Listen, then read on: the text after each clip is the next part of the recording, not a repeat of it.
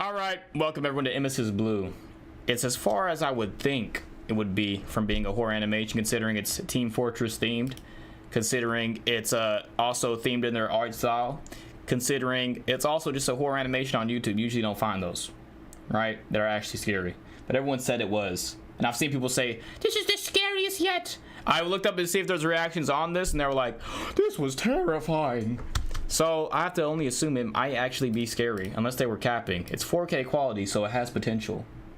Don't worry, guys. We're not watching the Sus Sans fight, all right? Let's get into it. It's 2 hours long. I've got an oatmeal cookie with me because I didn't want to make any other food because it would take time. But I'm making some pizza rolls mid-video.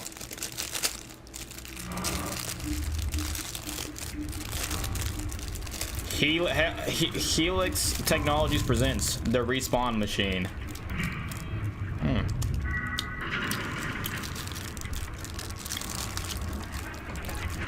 It's eternity in there.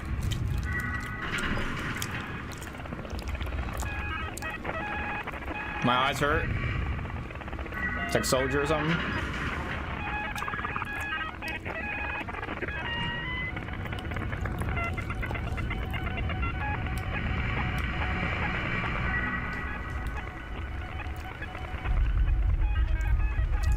I haven't really watched something that was anime that actually scared me in a long time.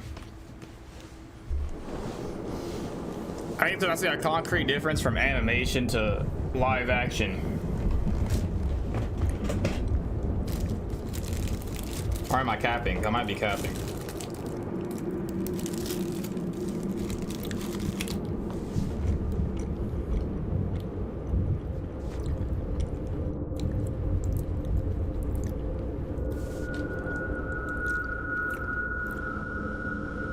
So we have a respawn machine.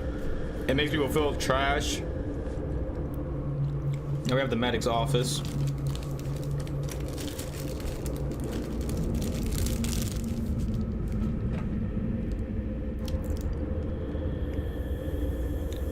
Bodies.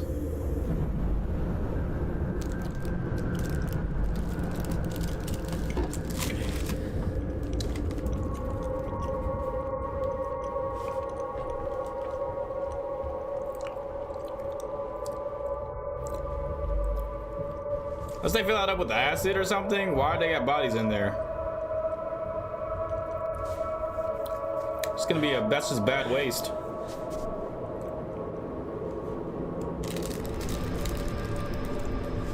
They did move last second though, like they came back to life.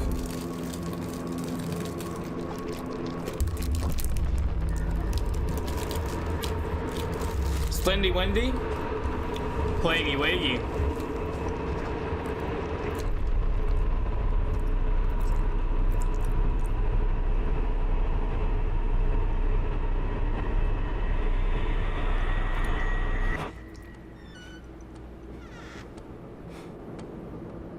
Hey boss, you alright? Got the medicine right there. I know it's late, but mind if I ask you something? You ever have bad dreams?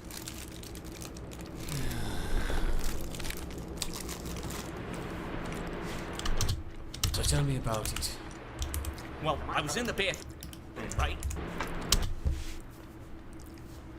The Mortem Post. Jules Archibald kidnapped. New Mexico governor disappears days before election. Police are working swiftly to locate the state governor. Throughout his career, Archibald collecting ties to financing Badlands area. Would not believe he has several enemies, maybe.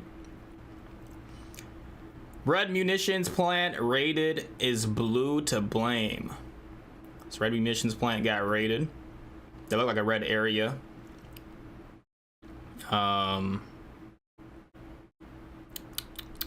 In that one scene we saw. I'm just breaking this down real quick so I get to know everything. Pictured above, Jules Archibald, governor of New Mexico. That's him. If red munitions got raided, let's say it was the thing where we saw the sewer pipes and all that, because it was completely red the whole time. I wonder if it was raided or if those bodies came back to life and then something happened, right? Not sure. Demolition discovered a break-in at one of their manufacturing facilities. CEO Redmond Mann has avoided disclosing details on what exactly was stolen. Oh, was the respawn machine stolen? But as a statement condemning the attack, pointing the finger squarely at a rival company, Builders League United. Blah blah blah blah blah blah. So tell me about it. Well, I was in the bathroom, right? And as I was brushing my teeth, My all my data teeth catalog. started to When? fall out. Oh, that junk's gonna scare me. Blood We do all need to do over that the though. You're right. basin. It was horrible. I'm at fair win. Are you worried about something? Yeah, Or I see how the actually. reaction did. You ever get the feeling like you're being watched? What do you mean? When I went to bed last night, I could swear there was someone standing outside my window. Oh, don't be ridiculous. Someone was just passing by. Doc, I was on the second floor. Have you spoken to your mother about this? She says it's all in my head. There's nothing wrong with your teeth. Here, take one of these tonight. This should help. Come on, Doc. I don't need this stuff. I think you do, Scout. This doesn't seem normal. You sound like my mother. Yeah. Help me out here. She must be thrilled you're moving back in with her. After being laid off? Are you kidding me? I'm gonna sue the hell out of Blue for what they did to me. Well, you wouldn't be the first. Doc, if they ever hit you with something, you hit back twice as hard, you hear me? Well, it's getting late. Come on, I'll give you a ride. Jeez, you got a whole video store in there. Yeah, a scar on his head. The scout What did. the hell could have done that?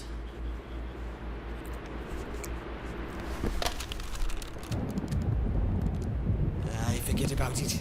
Come on, before it gets dark. Scout?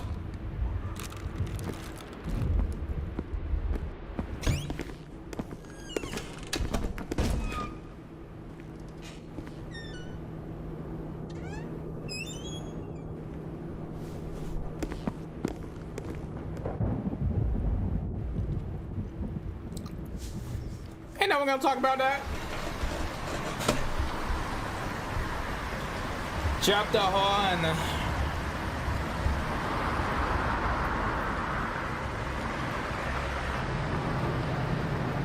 Soldier. I'm guessing these are gonna be like the OGs, like the OG soldier, the OG scout, maybe.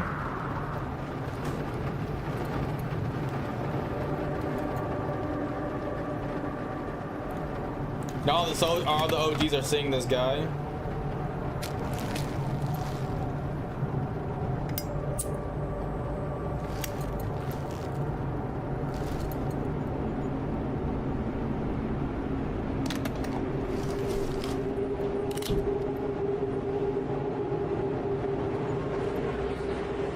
He's here. I need my... What the hell are you doing? Give me that before you hurt yourself. You told me to keep a lookout. I told you to wait in the car. Look, what if it's an ambush? He's alone. It shouldn't take long. That Rusky's twice your size. I just need to make him talk. What if he doesn't? Just keep an eye out for the police.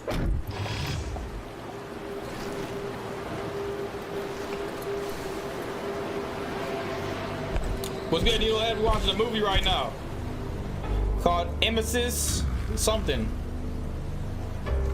Emesis Blue? Yeah.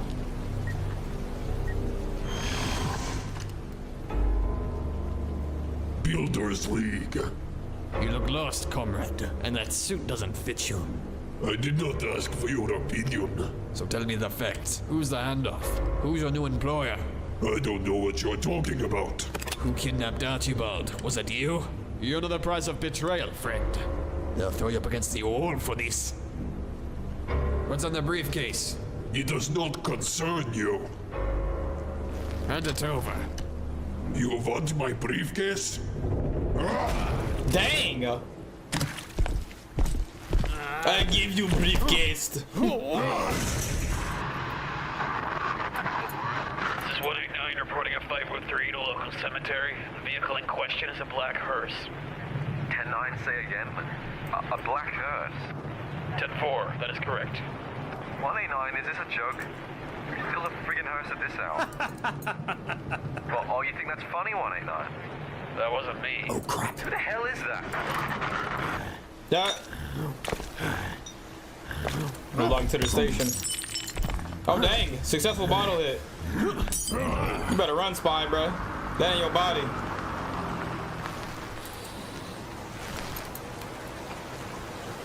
You do move slow though. You can outrun him. There's a blue. Oh, that's a hearse in question.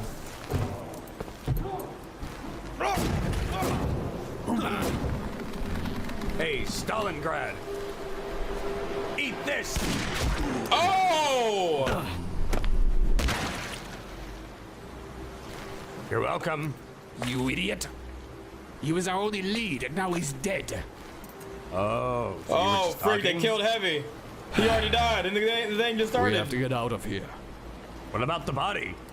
I left my camera in the car. Fetch it for me. Now.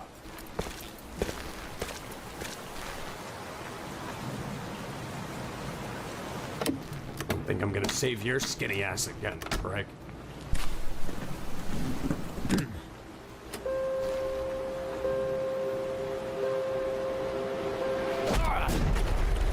Oh, freak.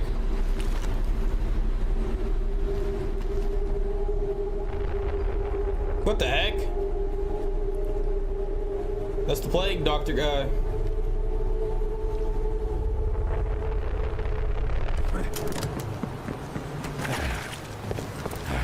What the hell happened? He took the briefcase. Good thing you got the camera. Oh, dang, guys already chopped their one. Black Flash on Jujutsu Kaisen. Hey, Nice, Doc. man. Yes? And Miss Blue is a What did you masterpiece. mean when you said I'm not the first? You talking about the accident? Not the first scout. Others. You telling me that this has happened before? Oh, Doc, never mind. what is wrong with the respawn machine? It doesn't always work like it's supposed to. Some get stuck inside trying to come through. What the hell are you talking about, Doc? I've only seen it happen once. On the front lines. He came through screaming horribly. When I ran in to see what happened, I... What did you see, Doc? You don't want to know.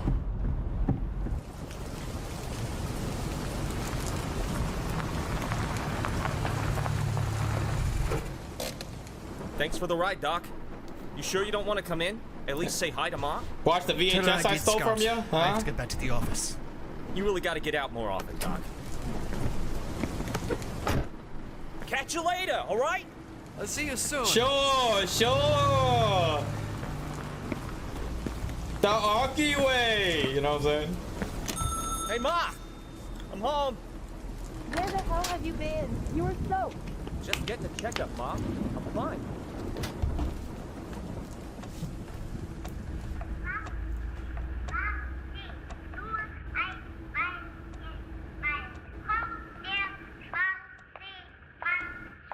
Soon the man in black will So how come. is Dr. Deere? Fine? Did you ask him to stop by? Tried. I feel bad for the guy. What's the matter with him? I think he's on something.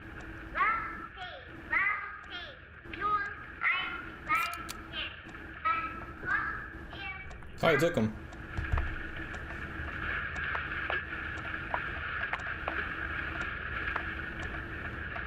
Du hast aber einen schönen Ball.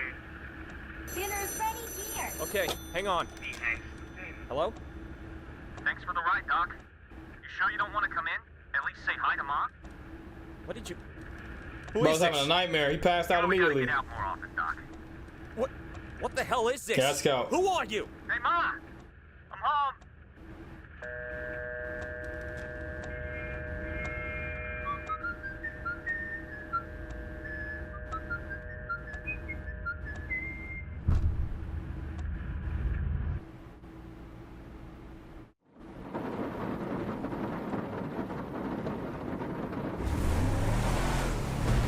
Bro shouldn't have took the pills, dog.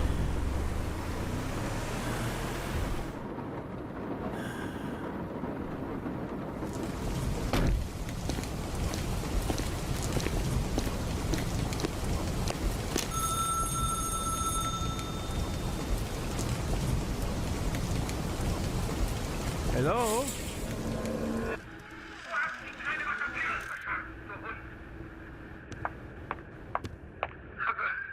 Die habe ich ja gar nicht gekannt. Die hast du gar nicht gekannt. Die auch nicht, was? Und die? Oh shoot, that was no hallucination. They actually got.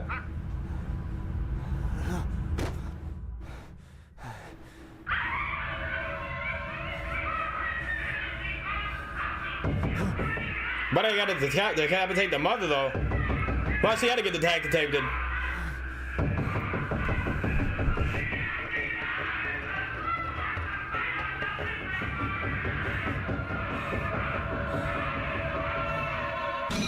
Dang! Oh no, he did. I'm sorry, bro. Yo head ain't hit the back of that goddamn counter that hard. You ain't dying, bro. That man's dead. What the freak? So the handoff was an undertaker? Almost. What could be in that briefcase? Money, gold, diamonds? I don't think this is about files. money. Is it a bomb? If it was, he wouldn't hit me over the head with one. What if it's Archibald's severed head? Enough, soldier. If we don't find out where he is, they'll have all our heads. What the hell do you think you're doing? I think I know what to ask. Soldier that only receives, it doesn't transmit. Breaker, this is 185. Gonna need an update on that stolen hearse. Roger, 185. This is 187. I have visual on a black hearse heading south on Brixton. 10-4. Tail it. He's pulling up on Purgatory Avenue. I'm gonna intercept him. Soldier. Sir, I'm gonna need you to roll down your window. I can't see your face.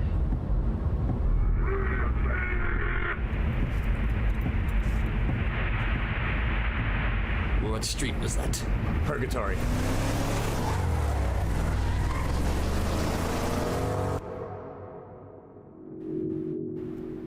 It's the first Team Fortress character with powers gone wrong. He overpowered everyone.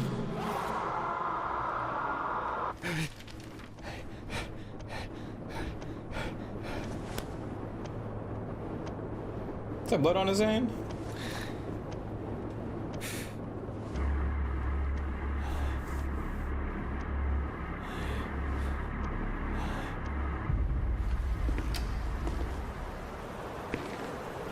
Can't see anything. Get it. We got it all units called downtown. Some night, huh?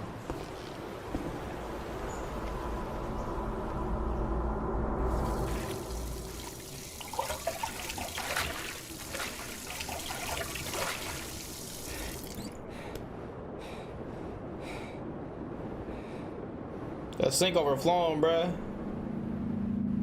You got blood in the. Oh shoot. Oh my god.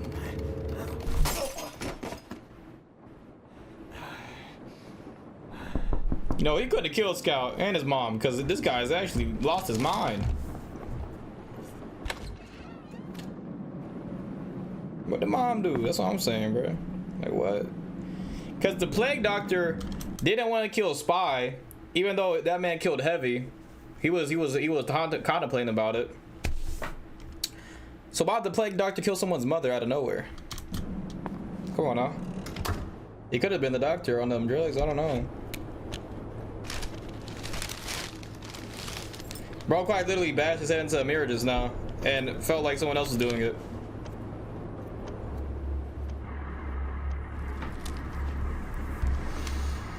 And then moved on like nothing happened.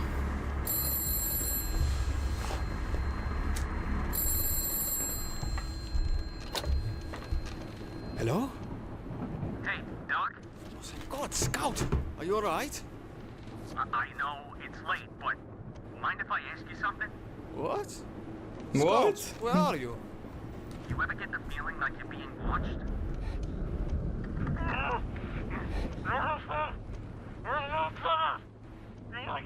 What the hell have you done with him?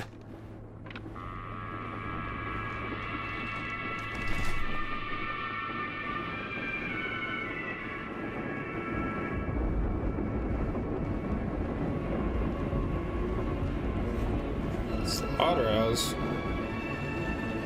Bro, this man's like extraterrestrial. He just, how are you talking to them like that?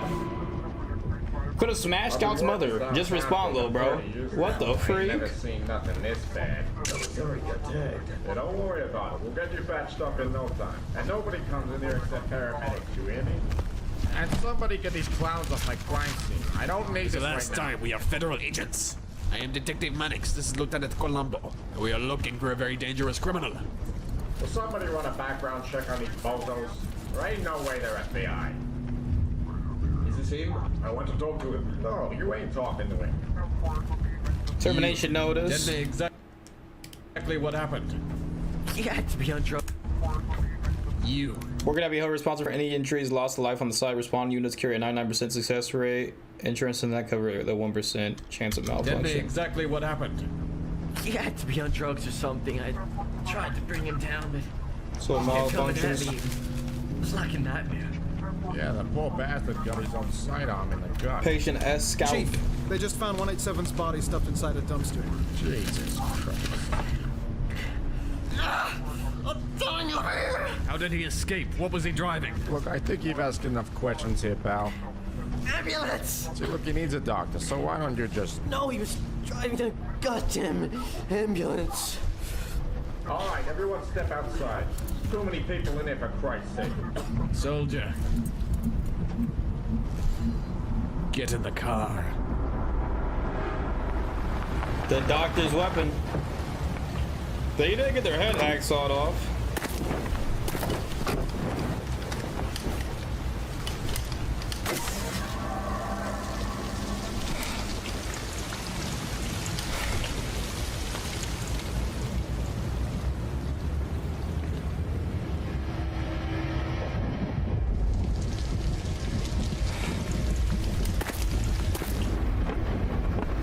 Is he gonna realize it was him because he's not gonna have his melee weapon or something? They'll be like, you missing something? He's like, that is mine. Oh, you killed him.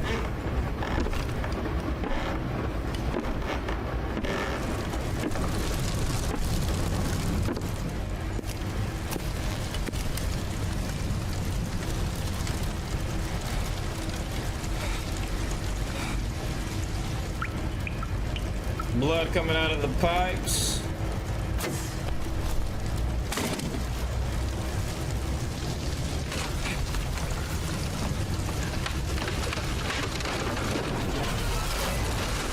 How convenient.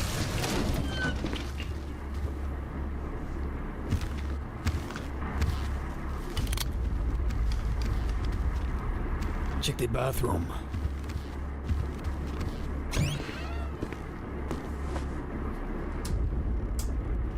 Storm's cut the power. Mirrors shattered. There's blood all over the sink. Christ. Must have been a fight or something. My God. It's as late as a victim. It's a model, you idiot. This is worse than I thought. You know, it made me think a bunch of this stuff. Said I was seeing things. And did the medication work? I don't know. I never Are these guys the malfunctions? took any of it. Right. Oh. Doctor seems like he was a malfunction, man. No, don't! Hello?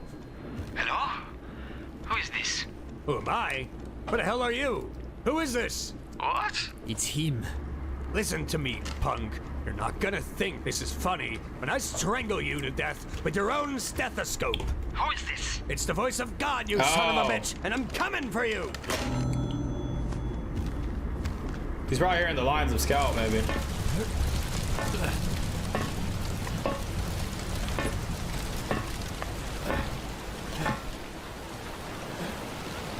That was probably when he picked up the... No, that wouldn't make sense. Because he wouldn't have got there after the crime scene. I was gonna say when he picked up the phone at Scout's house, but he wouldn't have got there after the crime scene. Oh, timing don't make too much sense.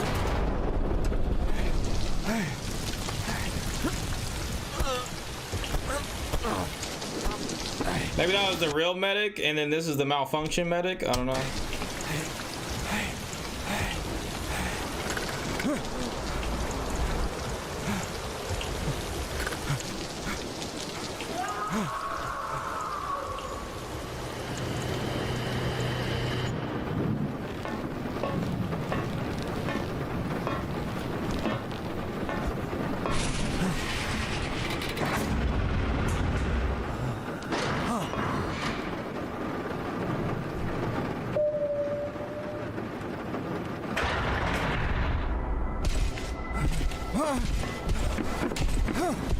Bro, respawn.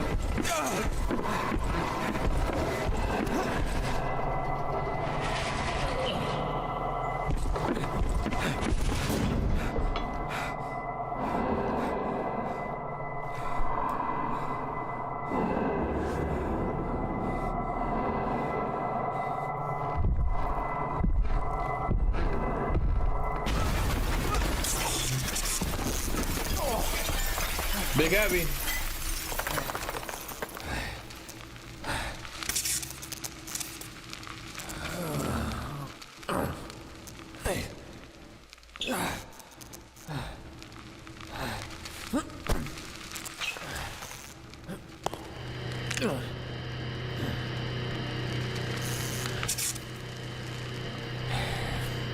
A new weapon, one of electricity.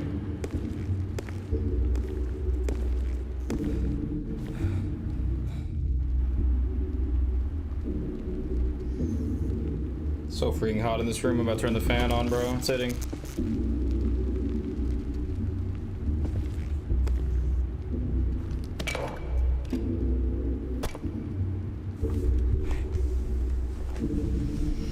An M for malfunction.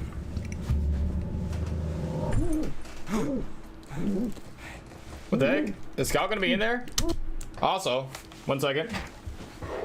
Let me turn this fan on. Oh, freak. It's freaking hot. There we go. So much better. Oh.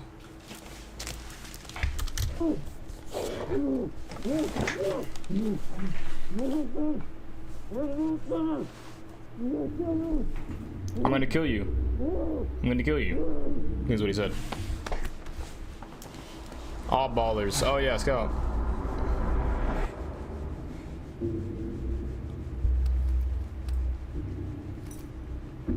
Yeah, you got the key, man. Yeah, you did that.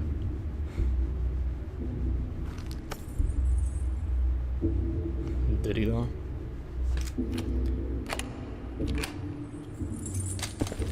Oh, ever since he smashed his head in the mirror, I felt like he could have done it.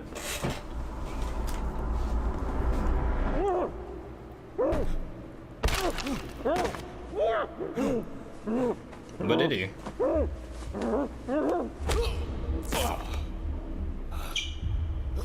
Wait, Scout! I'm trying to help you! If I had a gun, I'd shoot you, you sick bastard! No! Stop!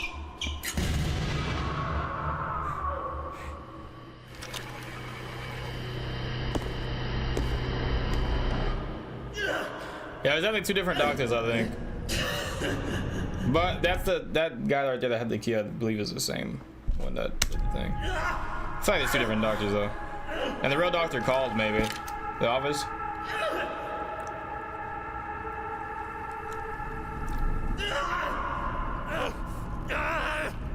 Oh, freak.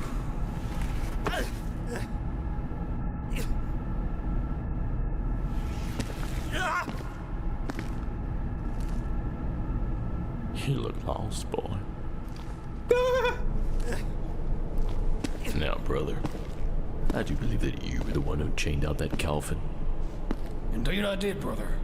Up to specification. So how'd he get out? Dumbass. Well, go on then. Say something.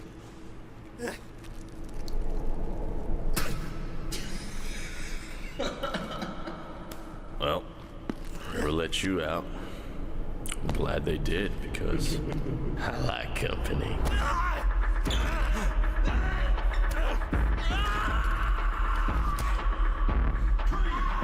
Why does he get to have all the fun?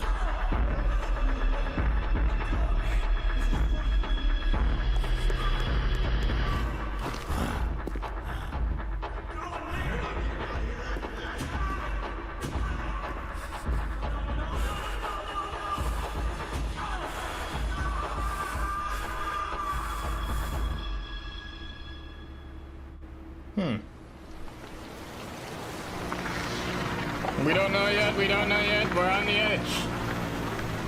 Man, at least got immediately clapped. Facts. God, I finally got out. What the heck? Who are you? You look lost, boy. Check the ambulance.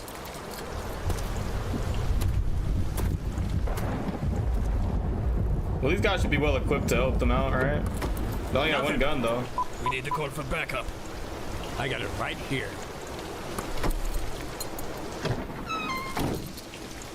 You've had that thing in my car this whole time. For emergencies. Just what do you plan to do with it? I'm gonna use it to jump across this ravine. You really have lost your mind, haven't you? What? I've done it before. Put that down before you get us killed. Nice. Nice. Get down!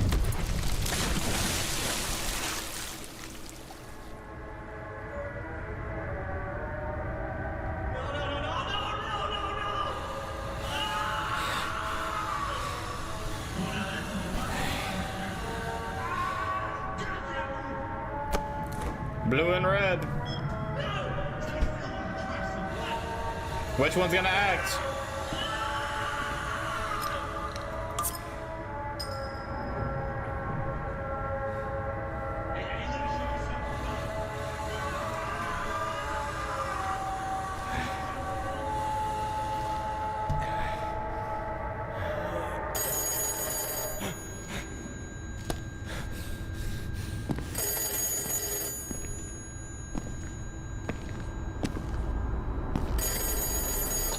Hey, Dell, you haven't called me in a while.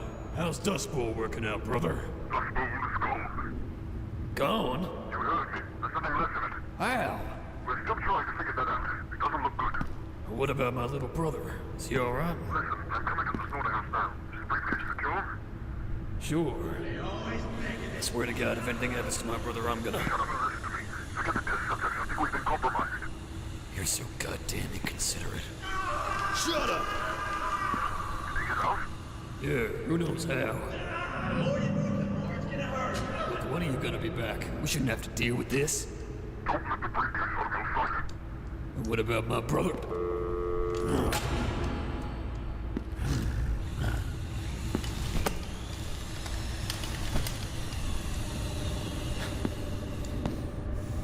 Too late, man. Too late.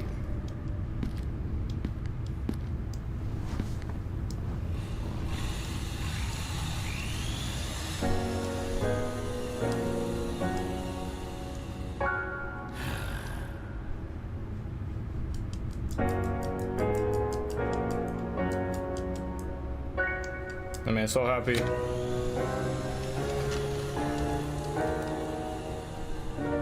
Strangle him.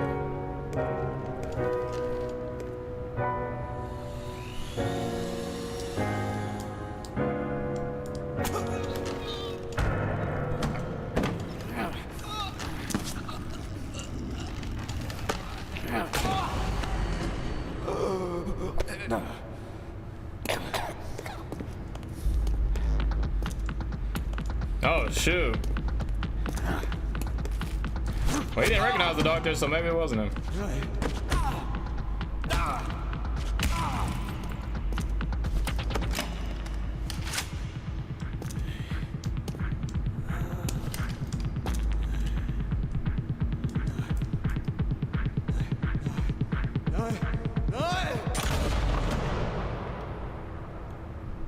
God dang!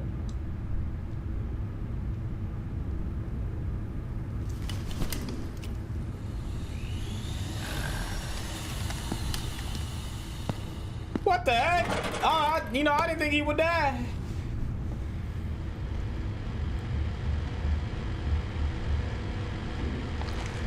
Oh, shoot. Okay, he's not.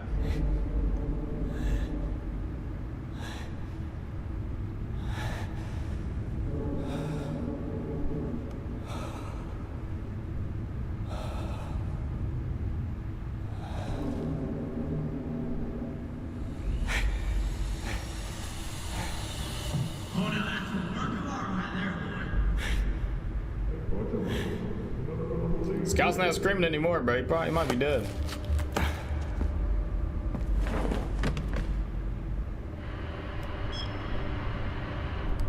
Round 2.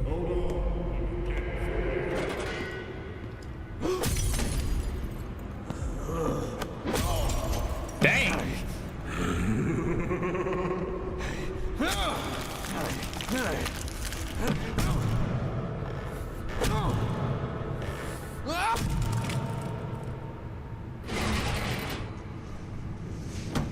My goodness.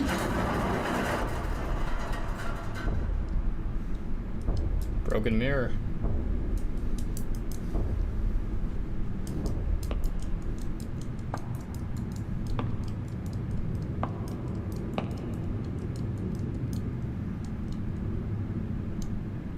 What the hell's going on in there? I asked you a question, dumbass. I said, what the hell are you... Now that ain't a toy, son. Put it down. I don't know what it does, so I haven't used that. Now don't do nothing stupid, boy. You got no idea who you're dealing with. Oh, shoot.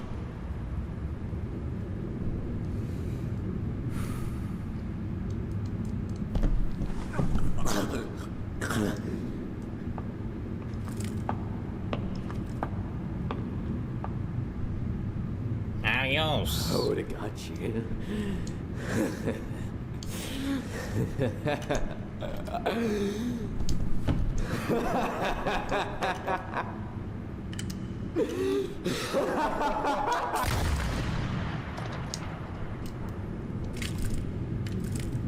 God dang. Rodney. This guy probably got off screened. Yeah, I think he's dead.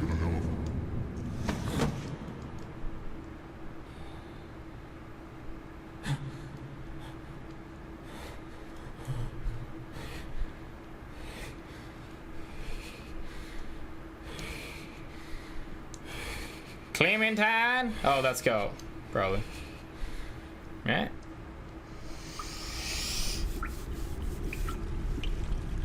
Yeah, man, get a bigger body.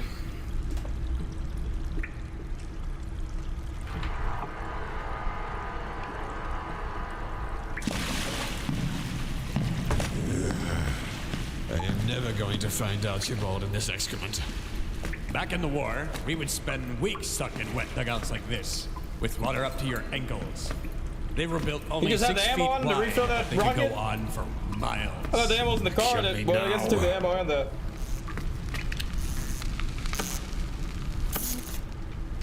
You have no comprehension of what you're getting into. I have a pretty damn good idea. We should Is that man just on the trigger the whole And time? what the hell do you think I'm doing? I just saved you from a bullet to the head. And who was it that told them we were coming? Who's been killing our leads and getting the police involved? You have compromised this entire operation. What about all those pictures? That's evidence we can use, right? They were in the car, you idiot! Now I have nothing!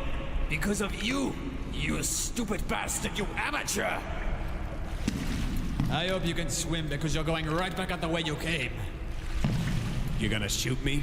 We're done. I don't care what wretched battalion you think you come from. You are not coming with me. You shot one of your own before? Get out of my way. Archibald teach you that?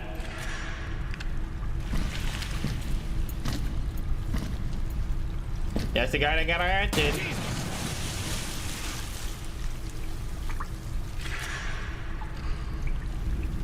Sniper. You better drop that rifle before I come over there and put my foot up your... Who the hell is out there? Looks like Ray Charles training the piano for an M40. What? I've got an idea.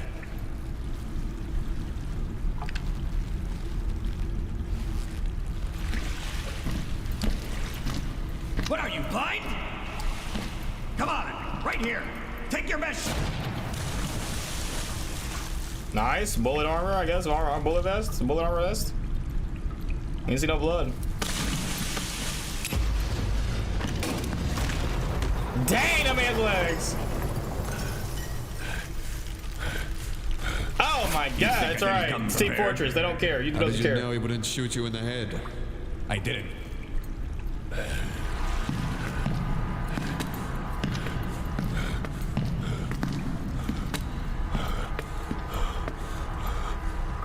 Let's finish him off right here and now. Let him bleed. Dang.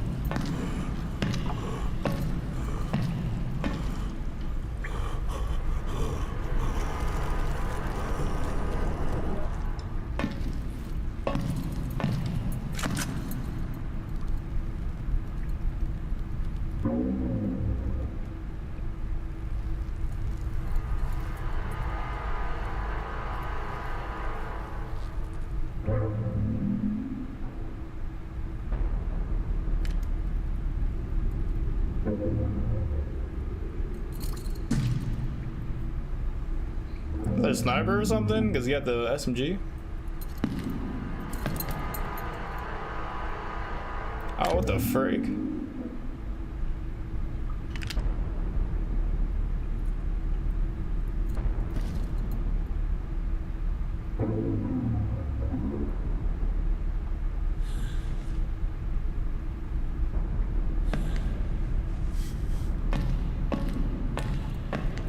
You drop it.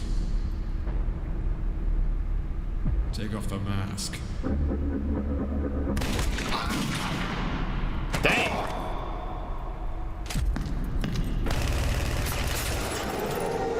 Soldier, don't leave me.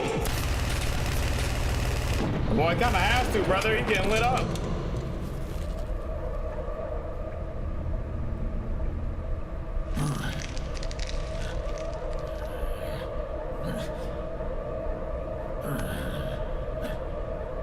Bro's gonna get the corruption.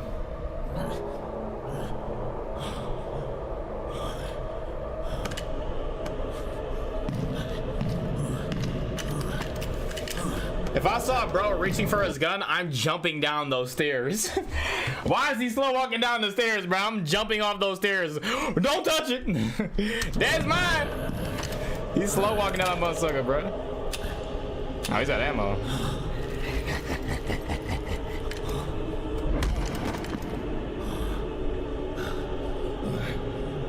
I guess he knew guns wouldn't work on him or something? What the heck?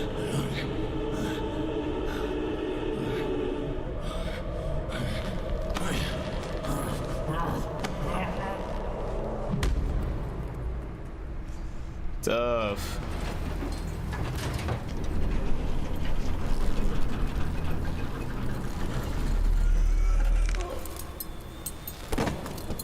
Man, popped him in his... I want to know what the hell is going on here. I don't know. That's probably mincemeat by now.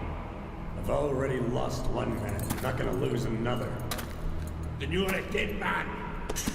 You haven't lost both eyes yet, Cyclops. So tell me what you've seen. What the freak? I don't have time for this. Wait, you gonna get me out of here. Why the hell should I?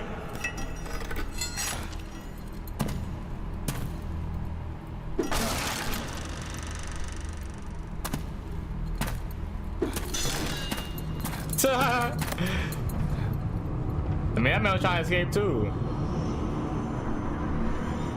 That don't look promising, my boy.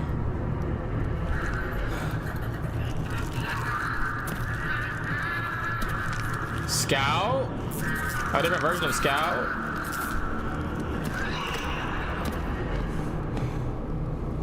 These are the malfunctions of the respawn machine. You might see Spot come out of that junk. He thinks he's in and at it. That's why he's slow walking down the stairs.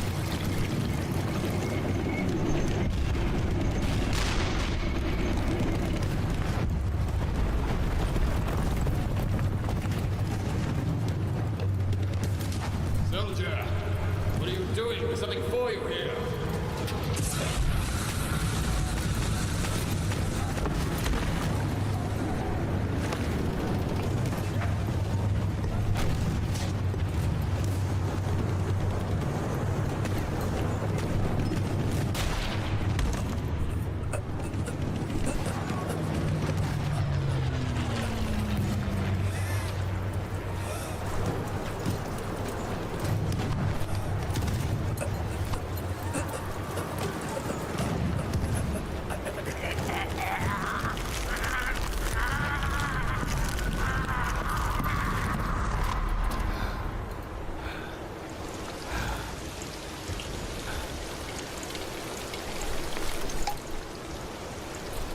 Is he having PTSD flashbacks? I don't know, bro. Maybe. Oi. You're gonna finish that?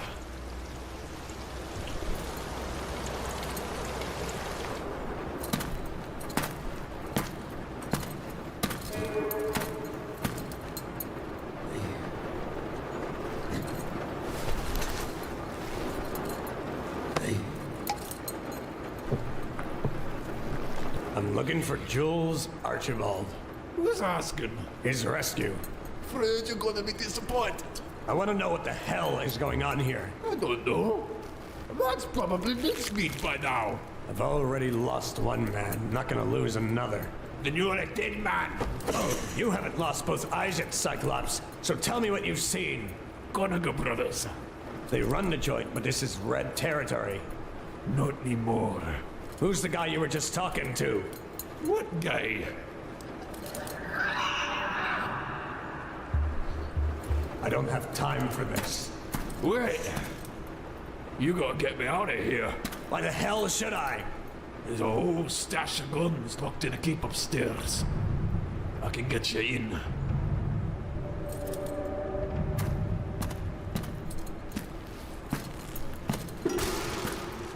Does he got the crowbar at him? Yeah.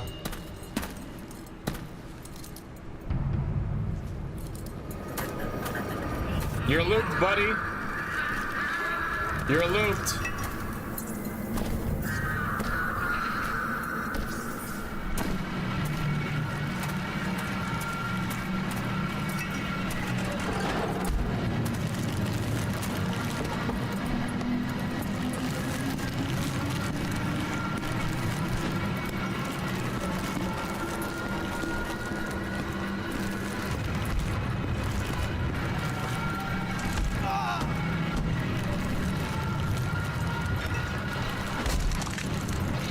Good thing you do the crowbar at him.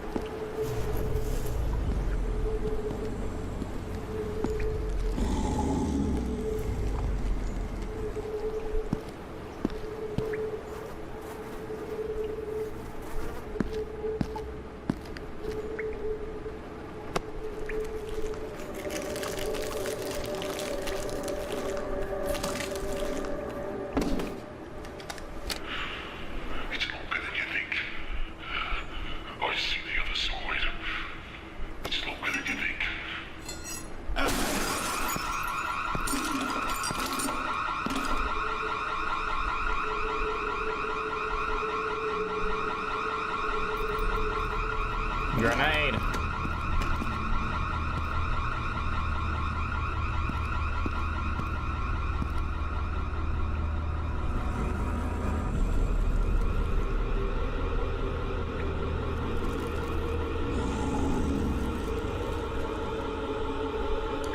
Call of Duty Zombies.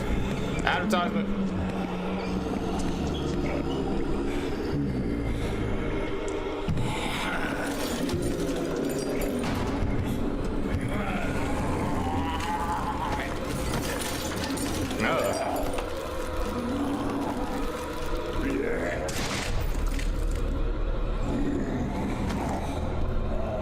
Somehow I don't think this is age restricted.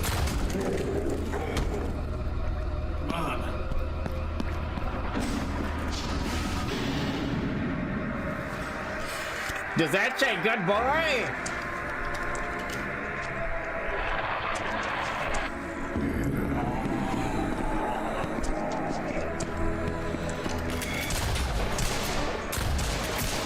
Aim for the head, heathen. That man's literally got a hole in his chest. I don't think the heart's gonna work. Oh, the helmet's in the way though.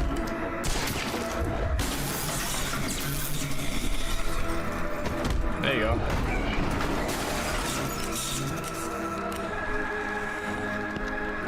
Burn him.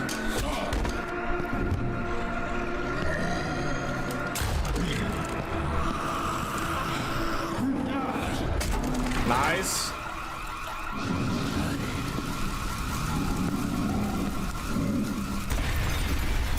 Oh.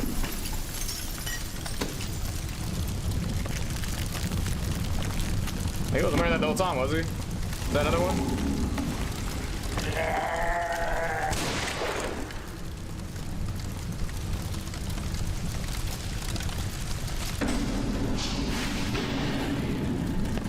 He's no longer wearing blue or red, he's wearing green. Oh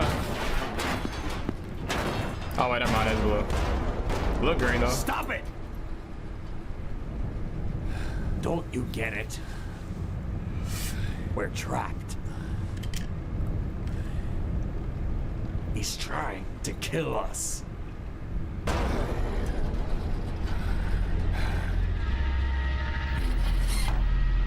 Helix.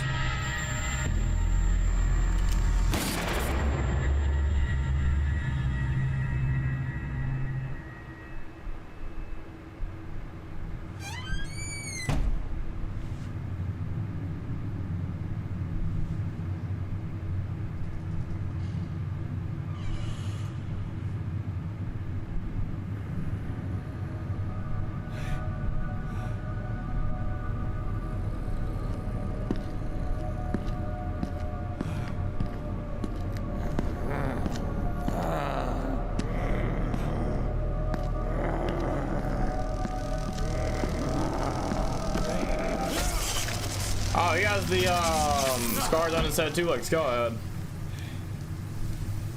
Oh, never mind, that thing is all the way through from his freaking top of his head.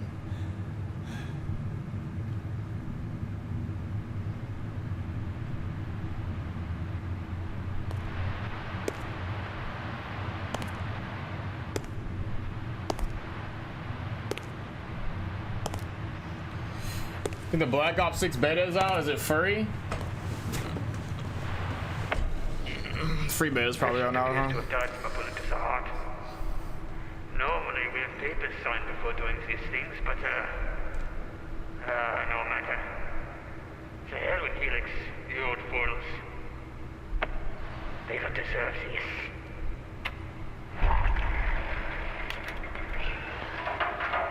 My God.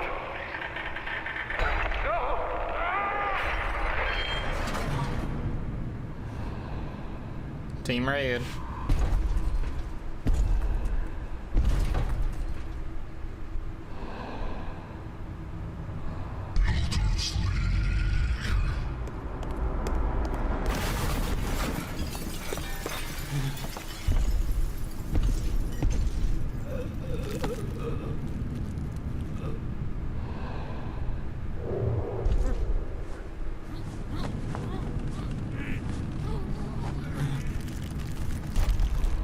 I think that's how he grabbed his head, but alright. I thought he grabbed his head like this, not like that. You know? Maybe like do a quick switch in between the scene.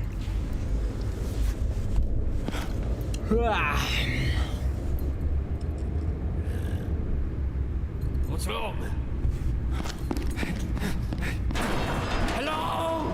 Someone help me!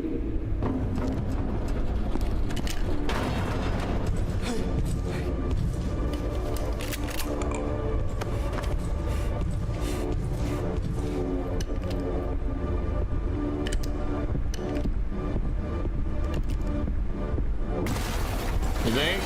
Okay. We might play it.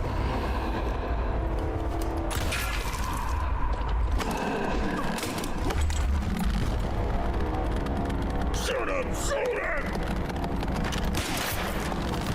Brother got a mask on, man.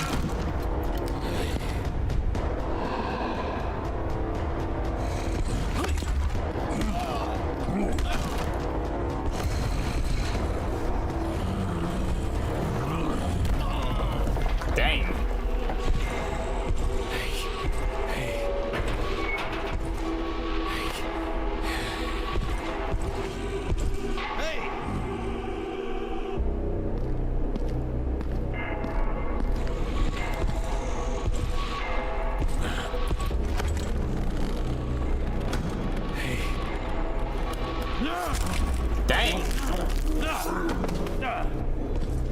Well, now, medic, soldier, and demo are together. Gotta split up here, though. Maybe. Not up there, together. Oh, what the heck? The freaking crackhead scout got him?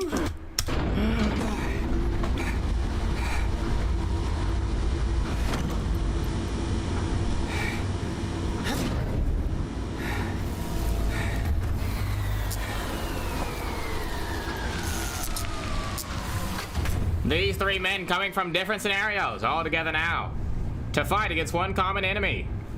Whatever the frick those things are.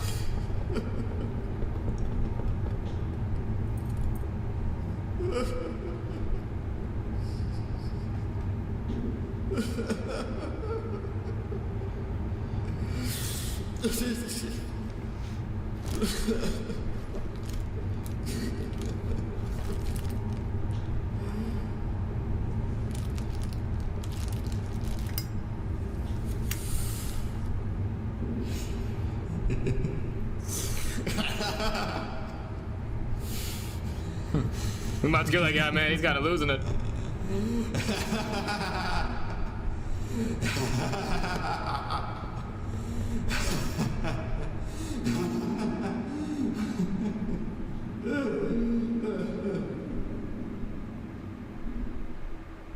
Hysteria filled the elevator. Chapter 5. The doorway.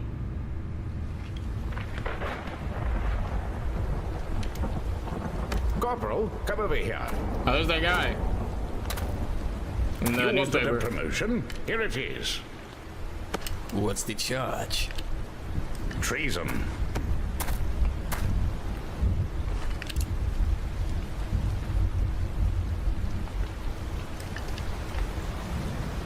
What's it going to take, Corporal? He did teach him how to kill a mother sucker. I want a new car. Oh, free. Anything else?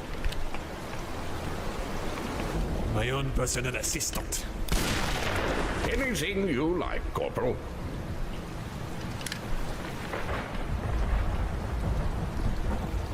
How about a vacation, old boy? I think I've earned it.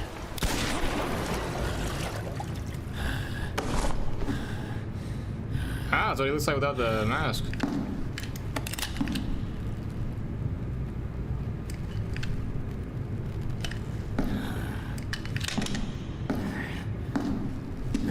You think you can get away with this? Yes? This league will destroy you for what you've done. Don't you get it, you mute freak? I'm a protected man. What do you want?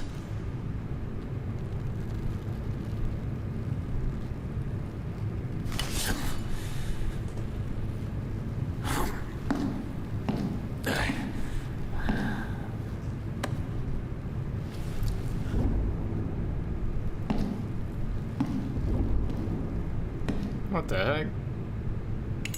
So he didn't want to use any of the tools? Oh, freak.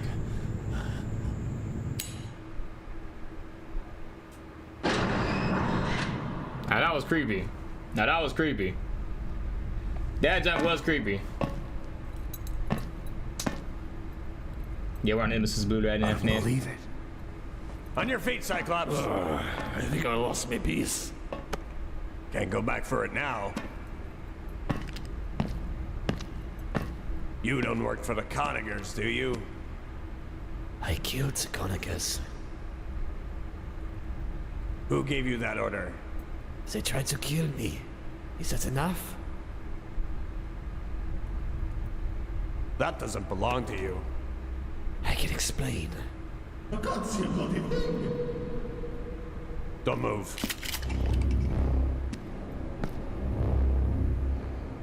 You know, I wouldn't trust him either. He was just maniacally laughing the whole time with that elevator. And crying at the same time. He's gotta be a sleeper agent. I know this. Oh, he took the demo's gun. He didn't forget it. Oh, freak. I saw the devil in them eyes, man.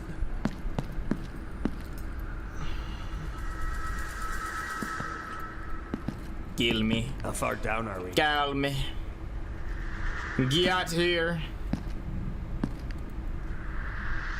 Ew. You hear that? And ews. Oh, it's him. Is it?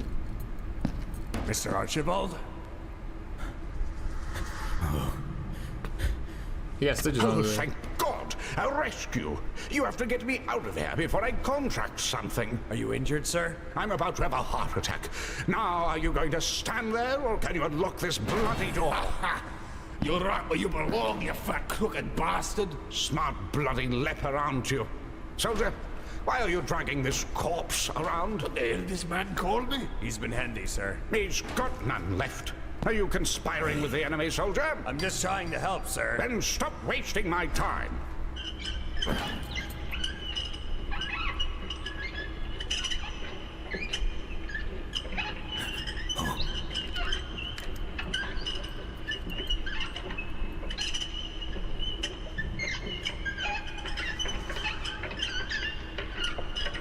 Ah, there goes the wheelchair scooting around again, man. Daily workout, you know what I'm saying? Don't mind that. That's not nothing.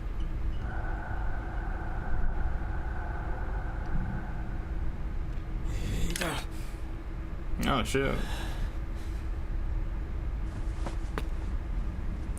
He was gonna test if he comes back alive, I'm pretty sure. You want me to do it, don't you? But I won't. You can't make me. You can't make me!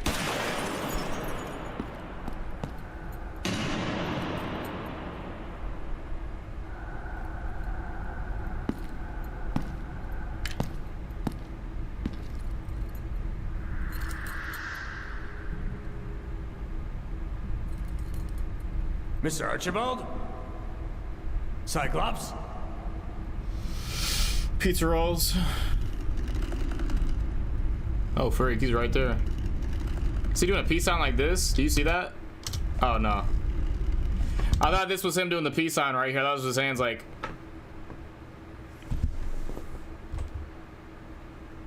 like that, you know what I'm saying?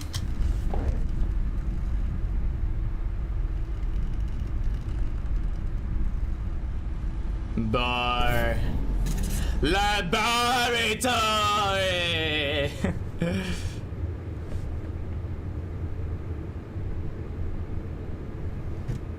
Hello, Bill. Long night, eh? Very Longer long. than you think. Care for a drink, bruh. Love one. I thought you were miles away, lad. Where you been hiding? And your thoughts? Who says I've been hiding? Your brothers thought you were dead.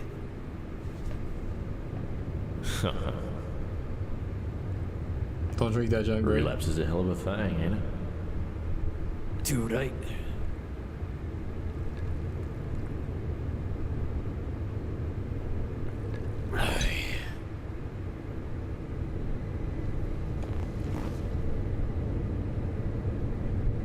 Longer than you think. It is. What? When they figured out how to bring us back, some of us would tell stories about what we saw on the other side. We saw old friends, family, mostly strangers. I spoke to my grandfather. He's been dead for 30 years. What'd he tell you? It's eternity in there.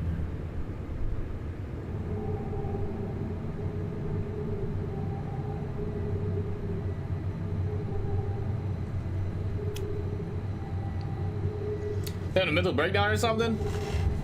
That guy's having a relapse, I think, from not drinking alcohol, and he's just imagining stuff. I don't know, bro. What the freak going on, bro? There's a lot of like going in from like imaginatory to real life. It's hard to pick out what it's what.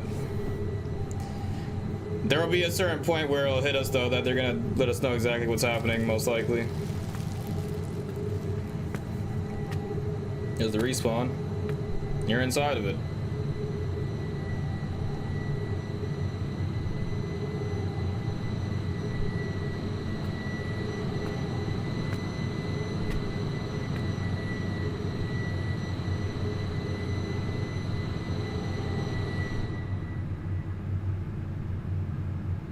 You know, I want to go inside that thing if that's where they come. Is Scout getting to respond?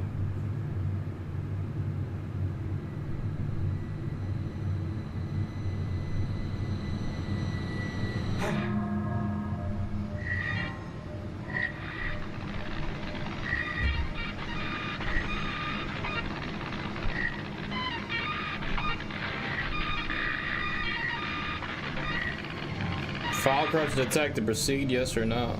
One file found.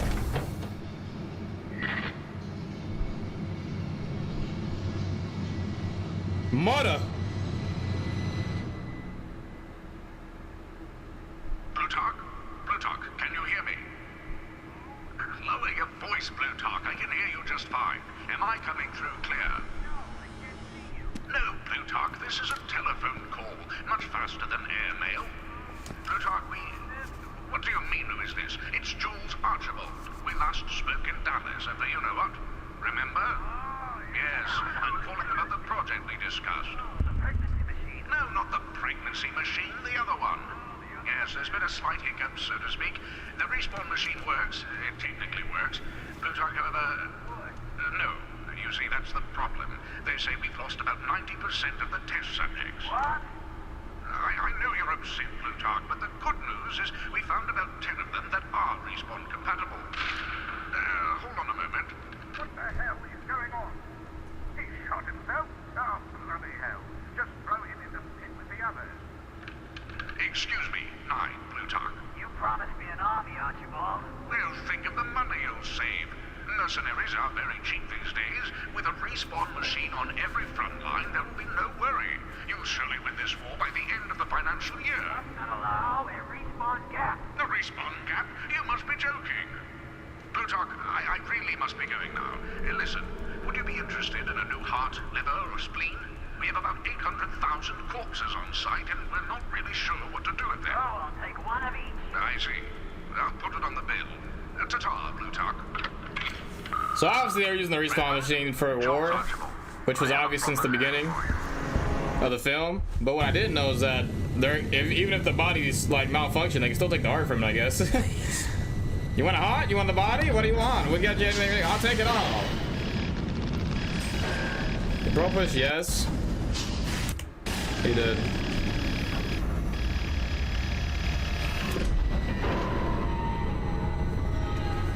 Well, GG's, man.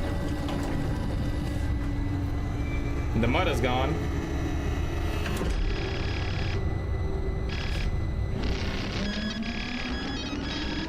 Oh, freak. I know who that is. Sans. Entity unknown.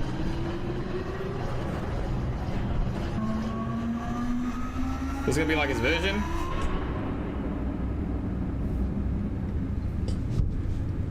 Yeah, the water's coming out.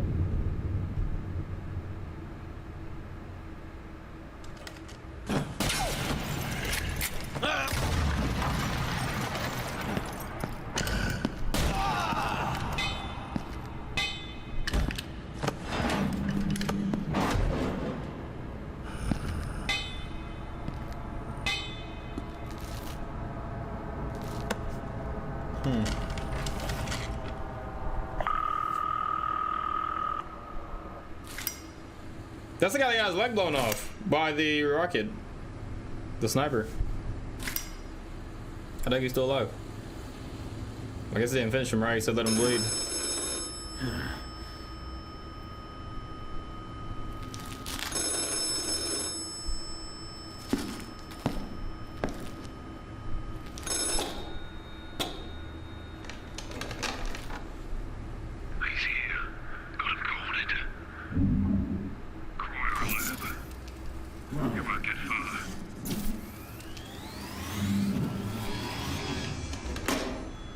Oh, it's back.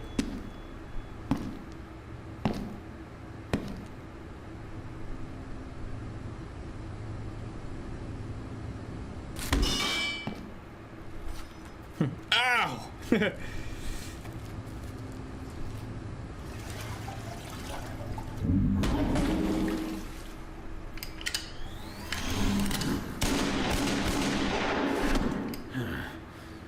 He uncloaked really quick.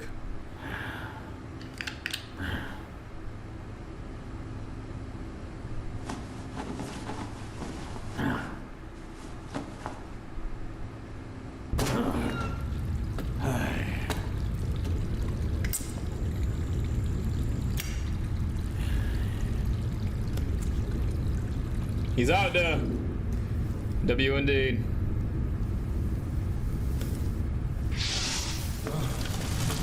Oh, he didn't mean to burn him alive. Oh, well, it's probably a good thing you did.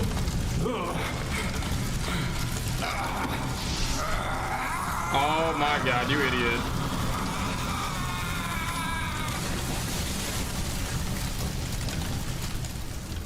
Well, it was a W until that happened.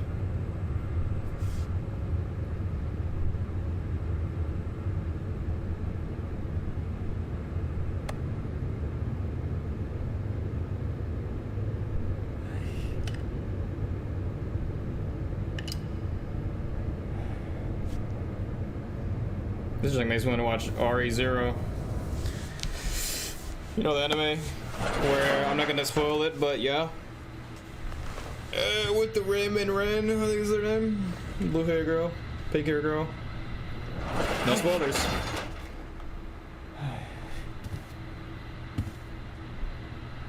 That was incredibly stupid, yeah.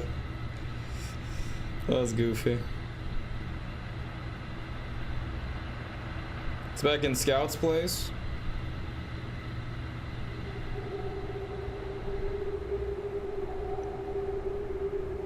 All you had to do was lock the door, Scout. All you had to do was lock the door. It would have never happened, I bet. Or maybe it would have.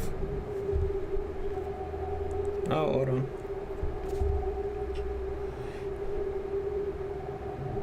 When I went to bed last night, I could swear there was someone standing.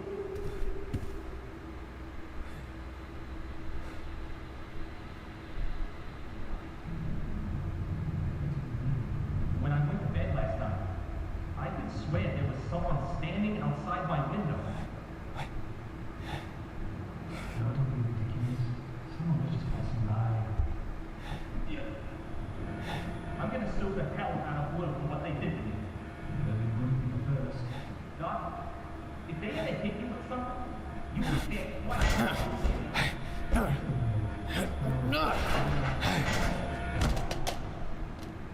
It was you. It's like the soldier had that moment where he threw the goddamn crowbar at him.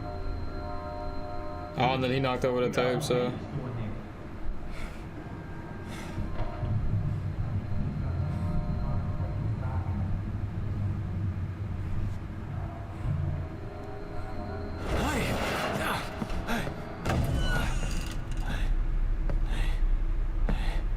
Let's open the double doors.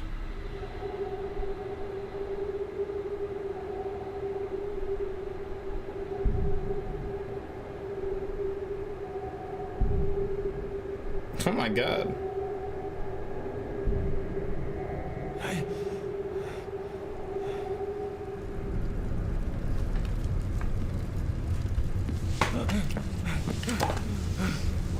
Natural selection.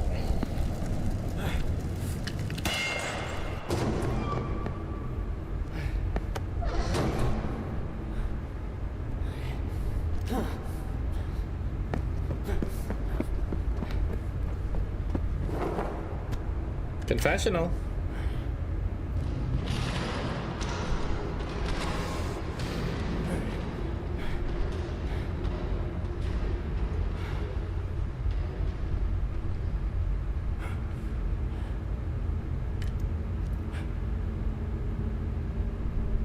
Jesus.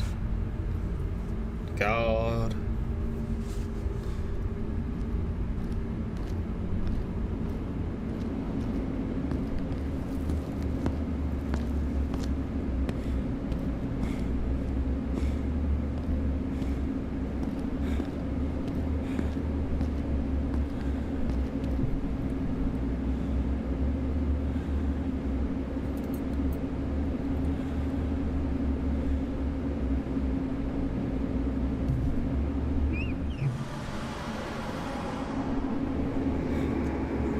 Soldier, you're being duplicated.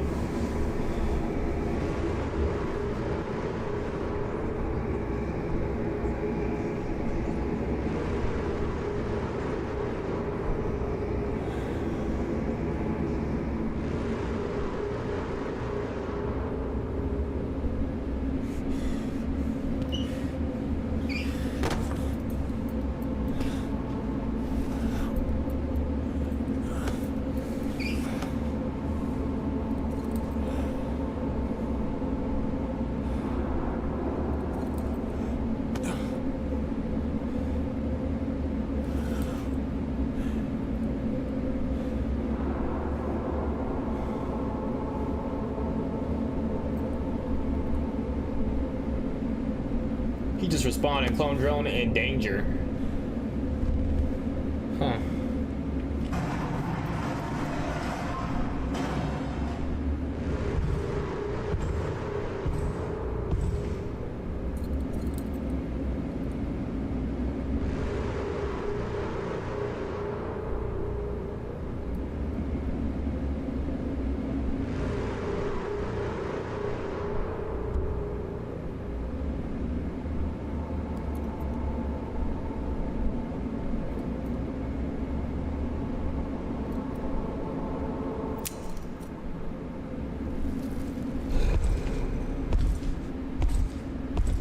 Trying to throw the demo man at him.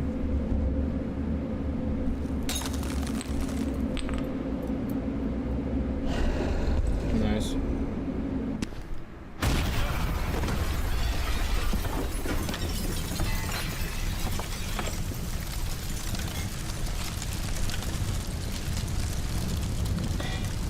No way he survived a friggin' grenade. Oh, bro. This friggin' sniper took his goddamn rocket launcher.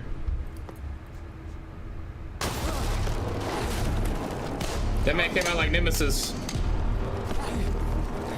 Or Mr. X, is that what his name was? For Resident Evil 2?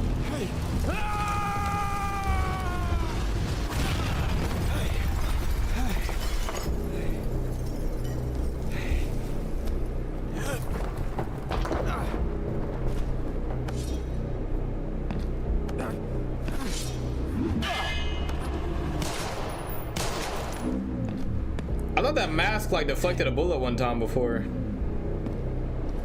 Is it not? Oh my god. Decapitation!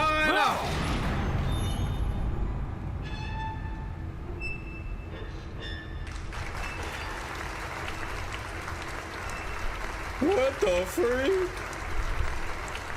Is that where he killed that scout's mother? No way, right? No way, that makes sense now. Goldman, I'm in a fix and you have to get me out of it. I cannot go to trial. I simply won't. It was a decapitation, though. I'm thin ice with the old man, and if any word gets out about that godforsaken asylum, I'll be sued into oblivion, maybe even hung. My chances for re-election will be ruined. I am not going down for a war crime. So what if I made a deal with the old man's brother? The war is their business, and mine is to drag it out for as long as humanly possible. That infernal, unholy game clone contraption is my drone in the lifeline, danger zone. What's happening, brother? As a last resort, but if I We're traveling dimensions right now. Multiverse. Where am I calling from? That's a stupid question. You know bloody hell where I am. I heard you've been kidnapped. What's going on? Kidnapped? I don't know anything about that. Listen very carefully, Goldman. I think there are people... The movie. Swap sides. The game. The movie. Very serious tone. Very dark. Very horror-esque. The game. Anime freaking profile picture players playing, smacking people with freaking spank sticks and hitting the gritty, driving around in a goofy toy car. That's the game. Meanwhile, the movie is this. Trying to kill me, and worse yet, I think this Valium is actually... Continue this call. Please deposit 5 cents. Oh, blast.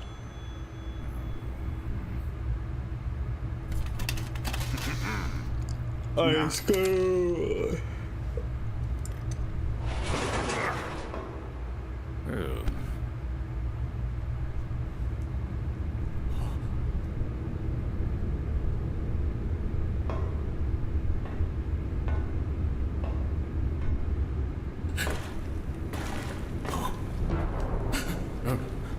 Who the hell are you? It's me, Jules. Oh, thank God, Corporal, you've come to save me. Have I? I've always been the one to save you, Archie. I did your dirty work and hid it from everyone, and look what it did to me. My God! I got burned. Who is there to save me, Jules? You've never cared about anyone but yourself. Corporal, no! Please, for God's sake!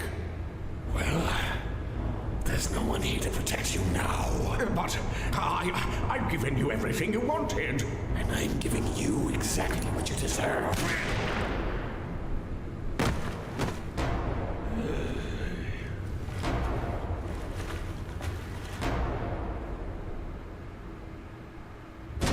You would have thought the fire would have burned his suit off. That made it just pure black. But you know, we'll take it.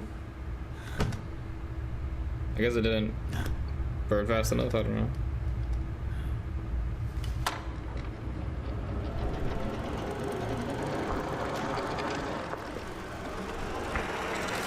I'm on?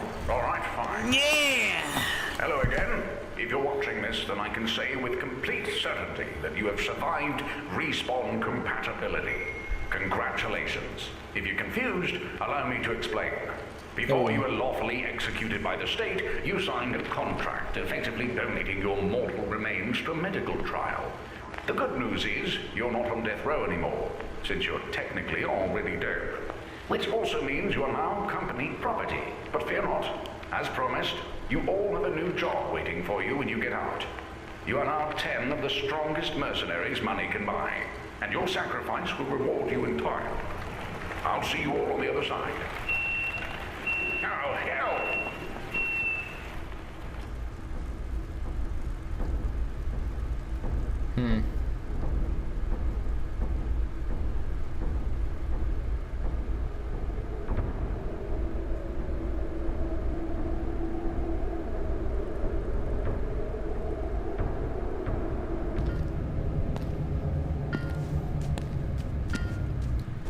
Bow bow. Bow bow.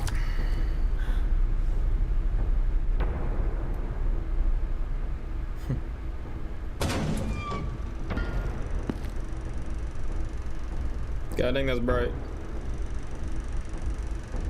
You really want to die for that fat bastard?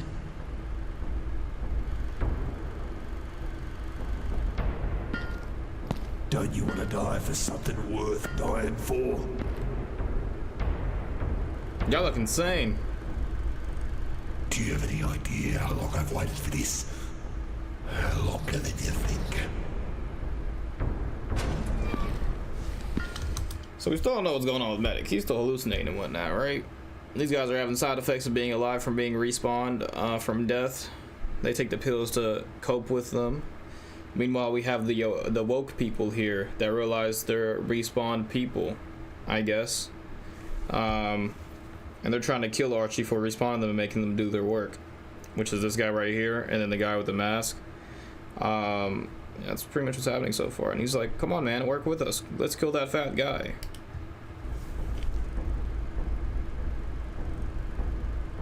What took you so long?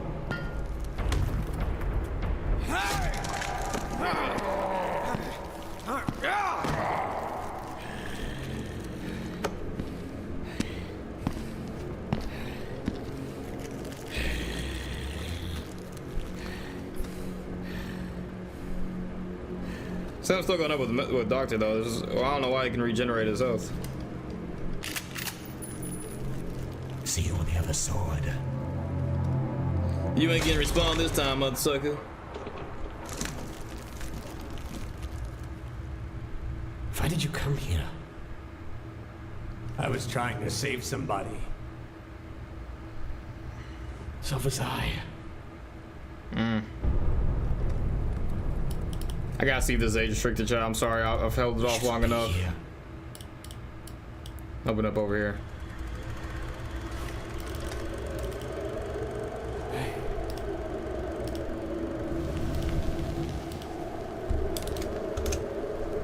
What was new? Nope, it's not. All right, cool. Team Fortress gets every freaking blow by. Team Fortress gets every pass of being age restricted. All right, I'll take it.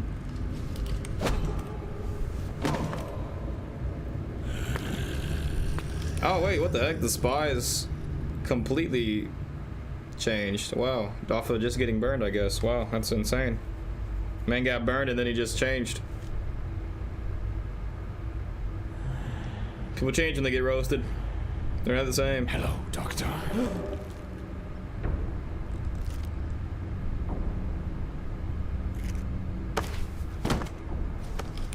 Open it. can't. I insist. It's not mine. Liar. Tell him how you got the case, Fritz. I stole it. Impossible. Forget this! Where is Archibald? Archibald is dead. Everything this man has told you is a lie. He killed him. And the boy. That's not true. What is true to you? Or you, who ran away? That man was getting suppressed fire. You wanted him to run into you with getting bullets in his goddamn body? Here. I took a bullet for you. I should have shot you myself.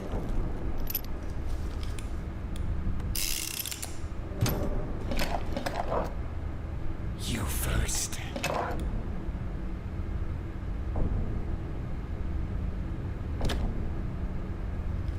Man, freaking. Why don't you just point at the freaking spy, brother? What? The spy's right there. If it lands on the medic, he's gonna get revived. Oh, what the heck? It's a gentleman's game, I see. Well, now it's a 50% chance. Since there's 6 chambers, I believe. You're gonna make it, Fritz. I know. No! It's alright, chat. He comes back. Dr. Ludwig. It's not. It doesn't hit the same if they can actually come back to life, which he can. So you know, don't worry. Now you know how it feels. You won. Go. And soldier, I'll see you at the funeral.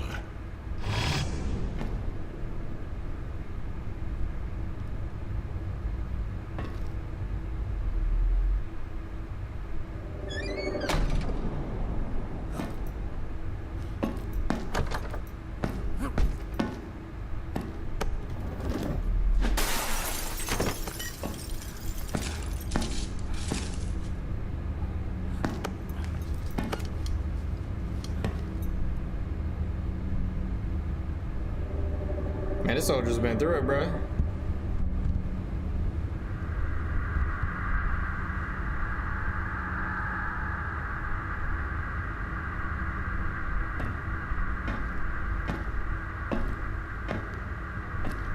Yeah, man, just gonna revive.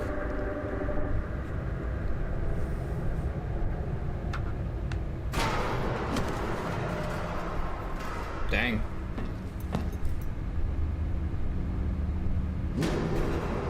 Oh, freak.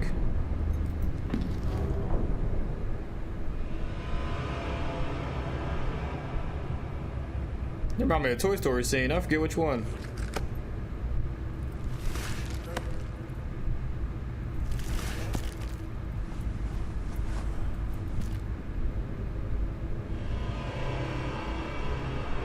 Now it's coming to Detroit Become Human.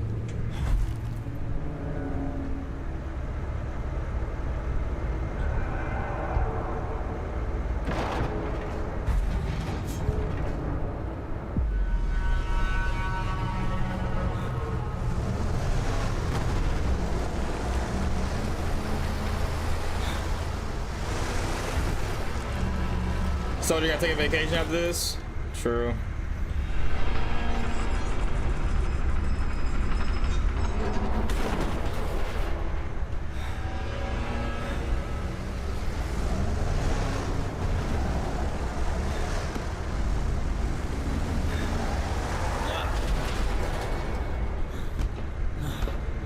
I would not go in there where they just dump bodies. What the freak? You're gonna get the bodies dumped on you.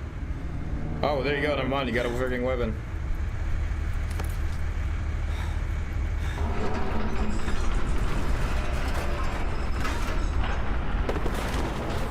How are you surprised?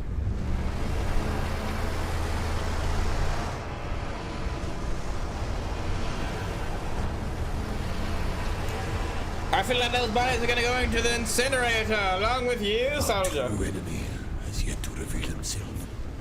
Oh. The medic? His dark side, I guess?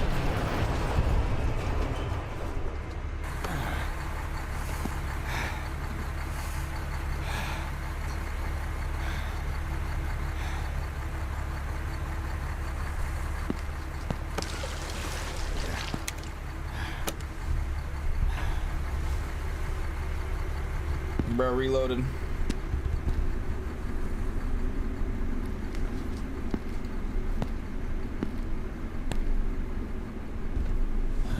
You broke the weight limit, I guess? Tipped over?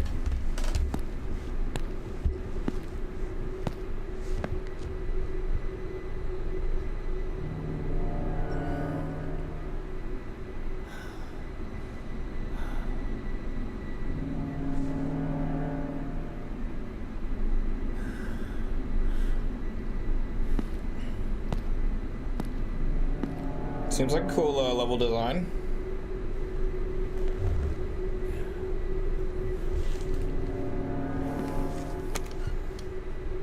There it is.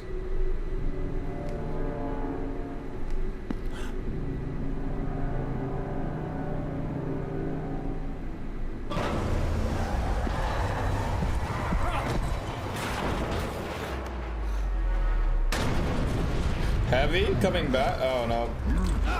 How's this guy still not dead, bro?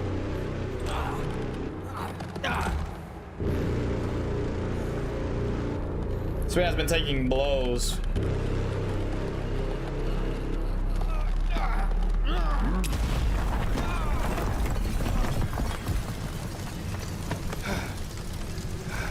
And I take an RPG to the chest.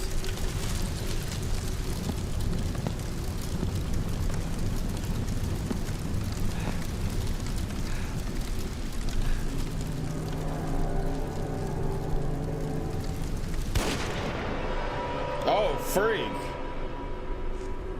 Shot you in the heart like he got shot in the heart. Dang, man. RP soldier. That's like a guy I really wanted to live.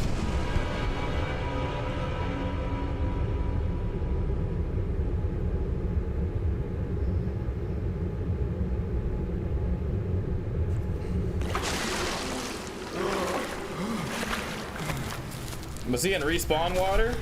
Or does he got the medic's ability? Oh, it shot his drink.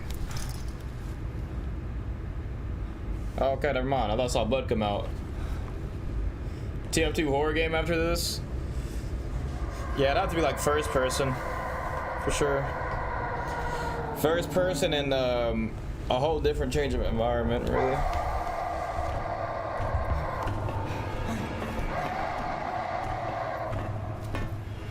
And some like Resident Evil 7 type stuff. Resident Evil 8 Village, I mean.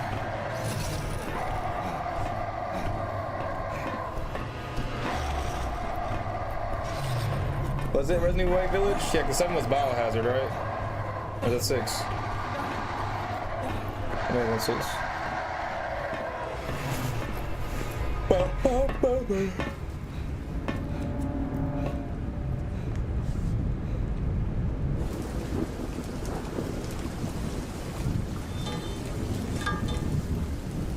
What's up, old man? Good to see you, man. Channel, pull a poll up before we do after this.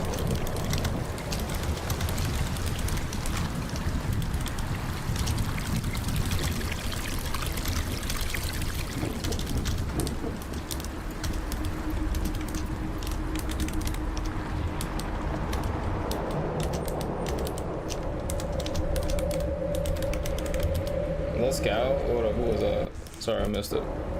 The scout and doctor.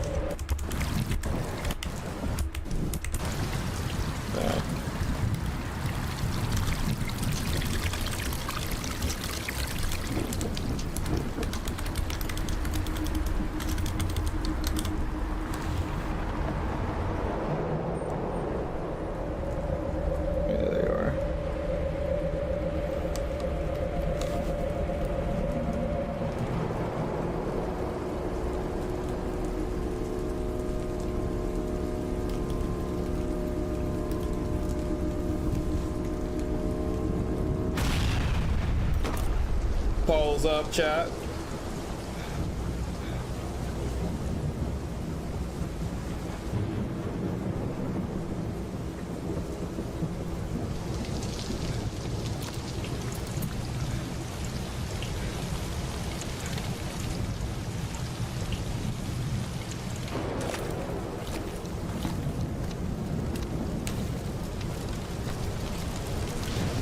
Did he make it out?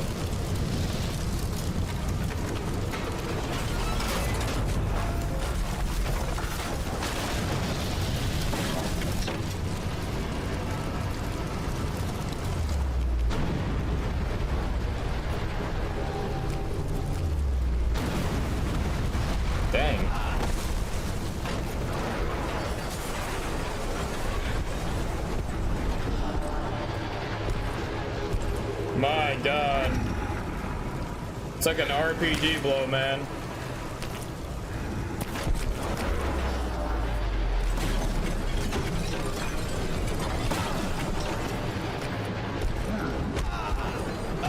Oh, he saved him. Look. The building's gonna fall off this guy's head. See? W-Mans, W-Mans. Oh, I got you, old man. Appreciate you stopping by, brother.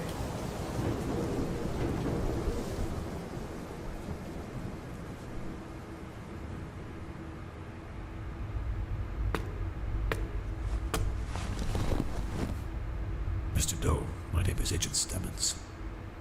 You don't know me, but I know all about you. I'm here to debrief you on the situation. Conacher Slaughterhouse is a dead zone. There's nothing left of it, and I think that's for the best. It was actually scheduled for demolition months ago, but Governor Archibald prevented that from happening. He had his secrets, Mr. Doe, but you discovered something that we find deeply disturbing. Something that threatens the foundation of this company. Whatever it was you saw inside Conacher Slaughterhouse, you are not to speak of it with anyone. Not a soul. Do I make myself clear? Good. I feel like he'd get killed instead of them just warning him. Anything else you want to tell me?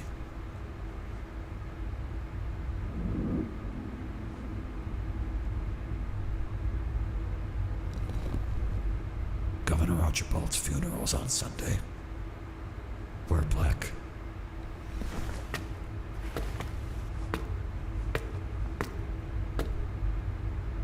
Cheer up, Mr. Doe. I think your friend will pull through.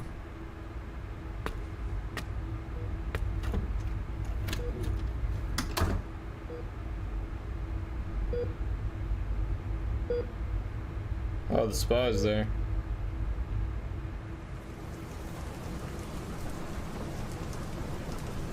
Blood brothers.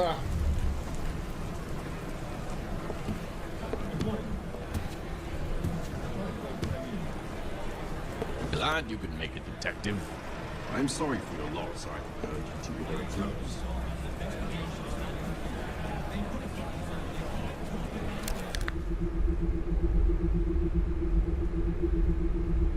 Ah, here he is. Follow the script. Man of the hour. You know who I am. Plutarch, man. Nice to finally meet you. You know my friend Jules. Better than anyone. 58 years old. He was just a kid. I met him in 1960, right after the election. He was going on and on. How do we get rid of the son of a bitch? Shall we find you a seat, Mr. Man? Oh, yes, I need to sit down.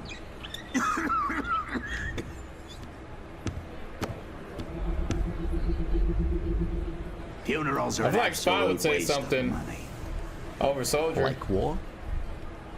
If I couldn't strike my brother down, I thought God would eventually do it for me. But I'm no closer to beating Redmond than I was 100 years ago. Speak of the devil, and he shall appear. I thought I smelled something dead in here.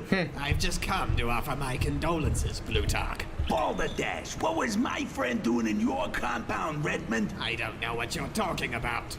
He was like the brother I never had. You slaughtered him. Admit it. Gentlemen.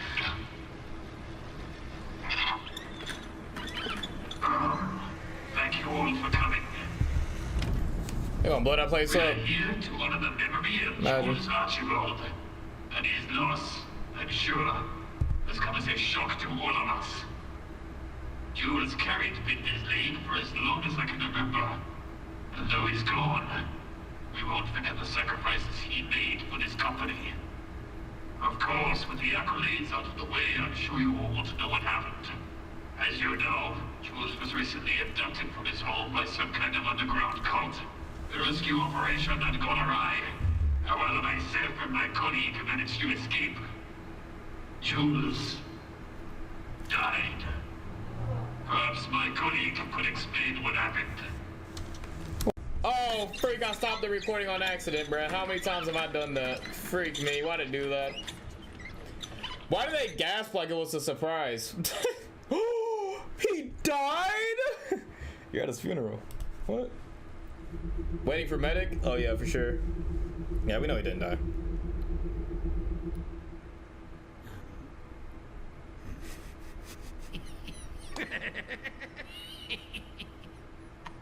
This is why they usually kill people that know too much, because this could happen.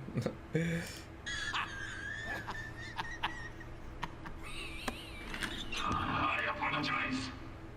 Jules Archibald was murdered. Murdered.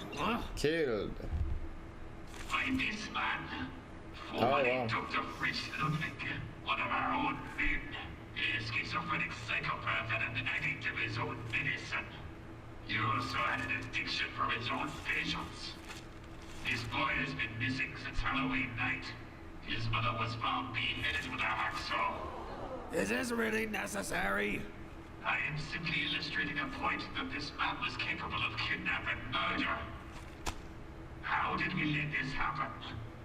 Archibald is dead because we failed him. Did you kill him? I beg your pardon? Did you kill the bastard or not? No.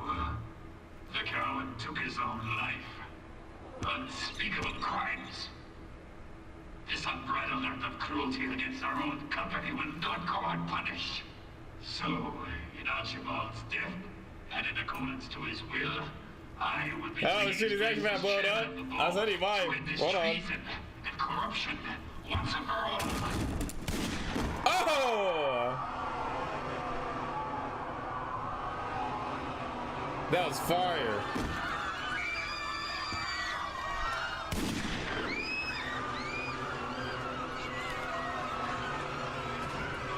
Get me out of here.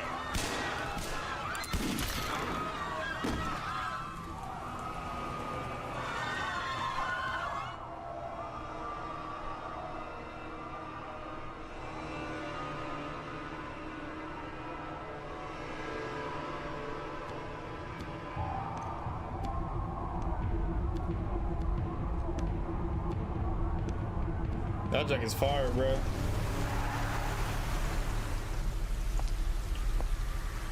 So he was in the coffin, that Archibald. Are they gonna try and respawn Archibald? Why was his body not in the coffin? How did he die again, actually?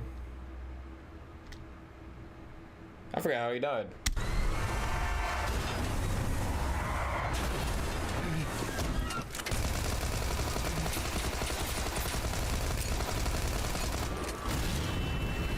There goes the grenade.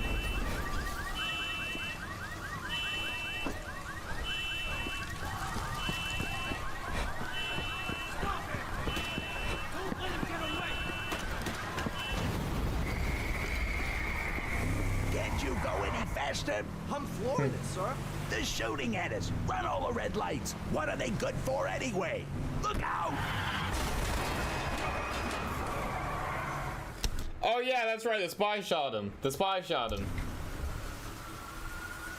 Help me.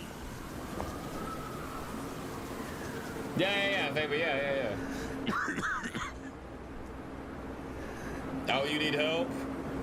How about this bullet gives me an assist? Wait, that's not really helping you though, is it?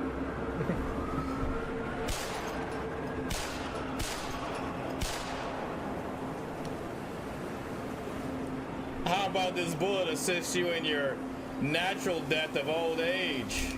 There's your help. Yeah, heck yeah, dude. That's so cool. Oh, dang.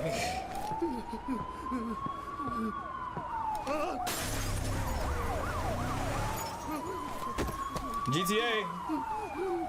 Don't kill me, man.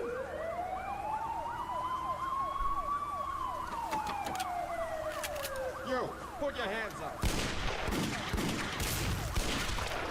God damn. What a shame. They know no better.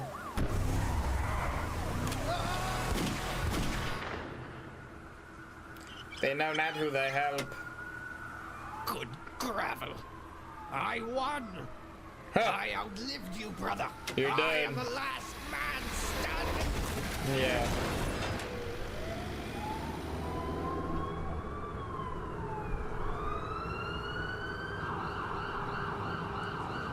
Whoa, Scout? This is the scene where he's driving in the car, right? That soldier saw? Oh, Scout's not there, though.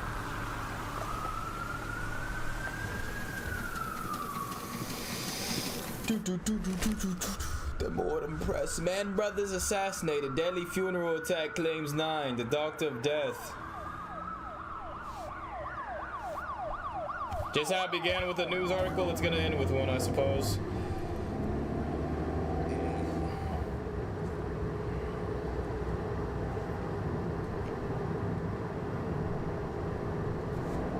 GTA hijack for real, bro.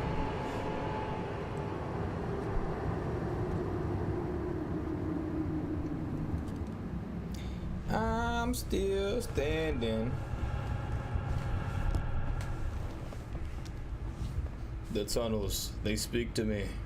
What do they say? Dells.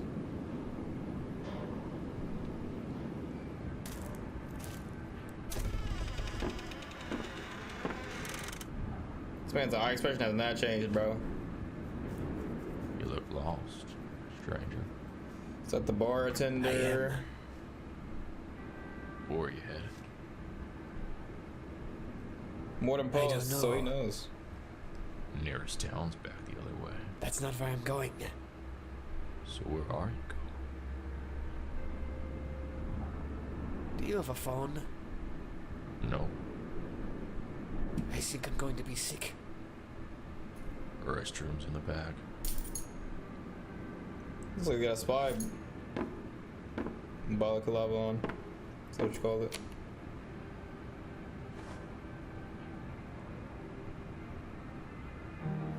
Oh no, it isn't. He's bald. Bald! Bald! M. And M is on the door. Amazon. Stop. I don't know what that was doing, but I saw it glowing. Yeah. New Roblox game, Shonen Smash. I bet we can check that out too. Hallucinations from guilt. Yeah. Could be.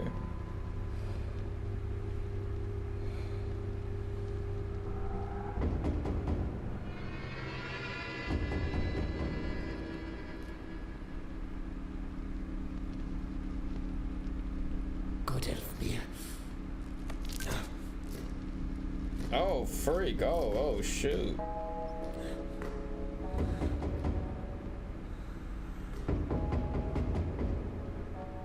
Now, we still know this man still has like 2 sides almost, so we still got to figure him out. It's not over. Freak.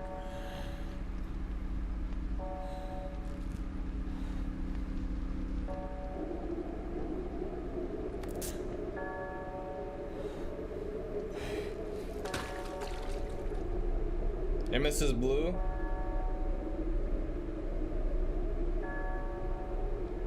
Emesis diazepam. What'd that mean?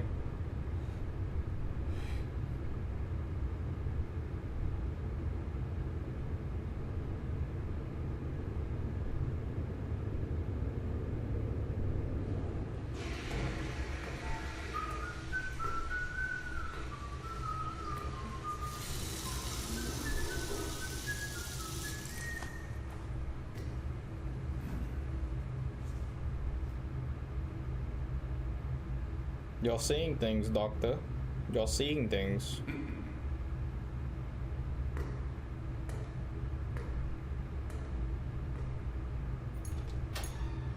Hey, Doc.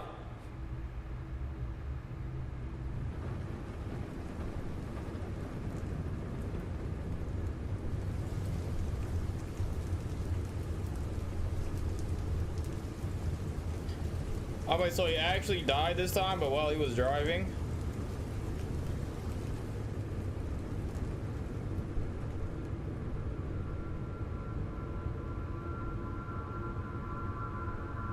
The briefcase.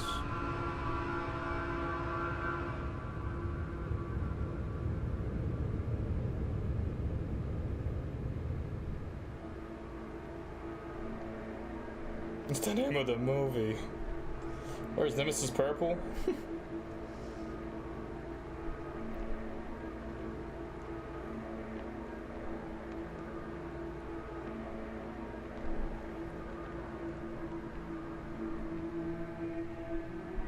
Chad Bane. What a Chad.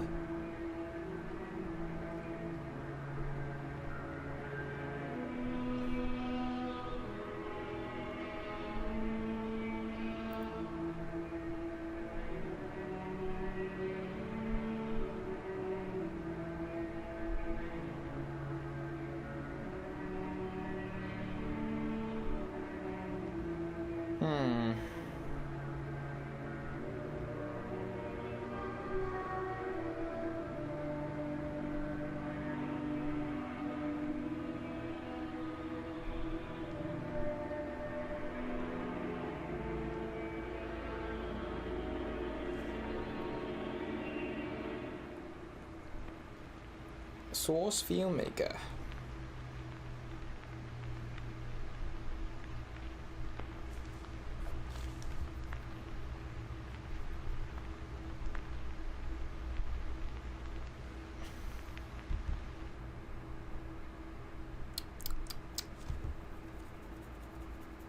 Okay, well, all right. What the freak was undertow here? Can I not escape this junk? Oh, this is something else. Went to the next video.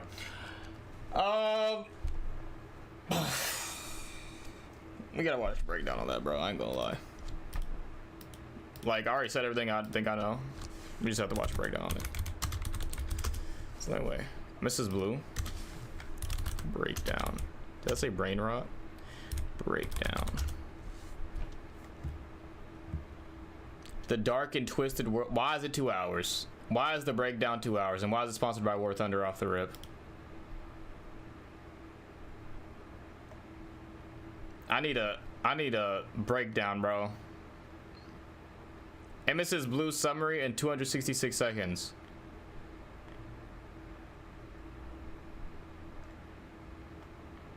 Mrs. Blue summarized in 16 seconds.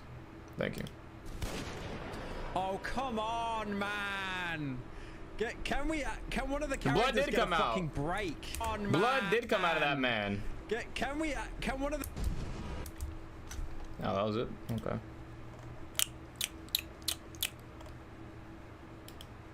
At Papa John's, get an There we go. extra Somewhere in large 266 New York seconds. style one-topping pizza for only $10.99.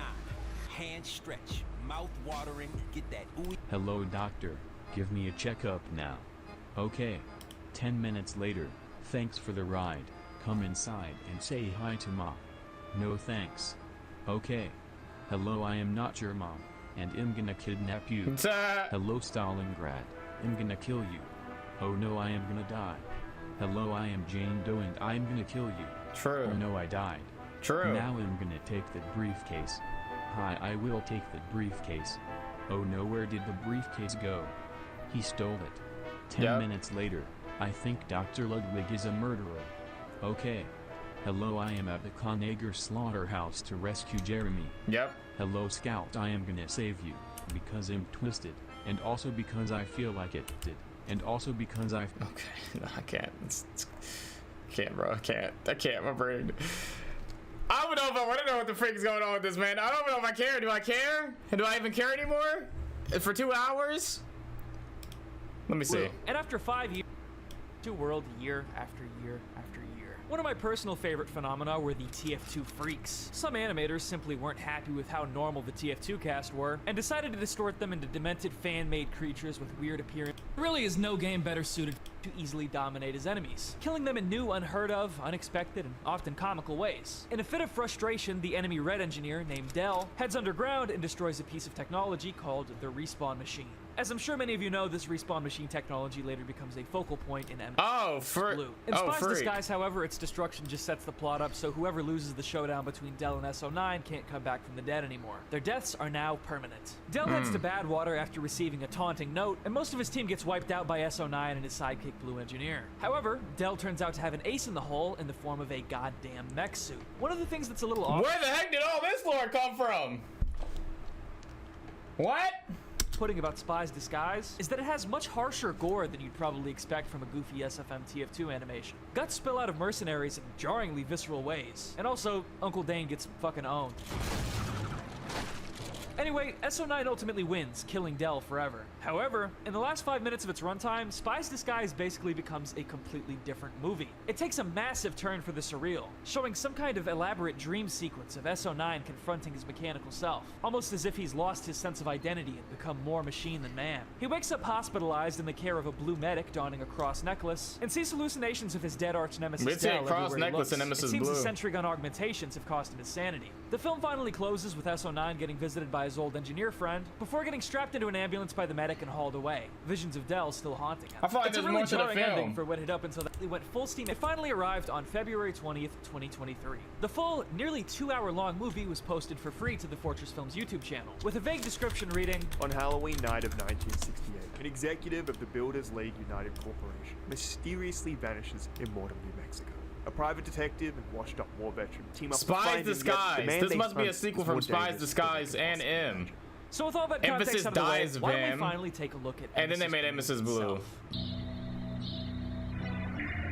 So this is a build-up, bro. We didn't get all the goddamn lore. We should have watched something before To we start watched us that. off, it'll save us a lot of headache if I give you a rundown of the film's star players now, instead of introducing them as they come. There's a number of characters that appear in Emesis Blue, but there's only a few that the plot seems to really revolve around. And for ease of explanation, I've split them into duos. First is Medic and Scout. In this film, Now I the gotta Christian watch Medic this. from Spy's Disguise returns as our main protagonist. He takes on his regular TF2 canon name, Dr. Ludwig, but also takes on a newly established first name, Fritz, a reference to Fritz Lang, a German director responsible for a German film from 1931 called M, which was a major source of inspiration for and also makes a direct appearance in Emesis Blue. Fritz is incredibly neurotic. His medical profession and the PTSD-inducing horrors he's witnessed are played very seriously, and his portrayal actually reminded me of Valve's official Meet the Medic outtakes that showed an extremely anxious medic dealing with the harsh realities of battlefield medicine. I'd almost given up. It had been my darkest moment.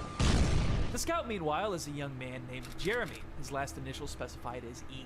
This is a reference to Germa 985, whose name on Google is listed as Jeremy Elbertson, and who some say was the inspiration for Scout being named Jeremy in actual TF2 canon. Jeremy's innocence and youth is basically the focal point of his character, with others in the film often referring to him as a boy and his relationship with his mother being stressed quite a lot. He even wears a hat that looks like something straight out of a child's wardrobe. Anyway, Fritz and Jeremy are two friends who have clearly known each other for a long time, as the medic's office is decorated with framed pictures of the two. However, there's a clear driving wedge between them. Jeremy is timid and paranoid, constantly seeking answers and seeming lost. Fritz, meanwhile, seems to know too much, and appears to be actively holding back some kind of information from Jeremy that casts an ominous cloud over many of their interactions. You'll see what I mean as soon as the film starts. The second duo, or I guess trio, is Jules Archibald and the Mann brothers. The Mann brothers, Redman Man and Blutarch Man, are background characters in actual TF2 canon. They're biological brothers and respective owners of the Red and Blue companies fighting over land in New Mexico, locked in a bitter blood feud over ownership of property their late father bestowed them in his will. They make an appearance in the flesh toward the end of the film's runtime and have a pretty decent bearing on its grander plot. They also both use these strange high-poly models that appear to be based on the G-Man from Half-Life Alyx, giving them a very uncanny, wrinkly appearance. Then there's a brand new original character, Jules Archibald.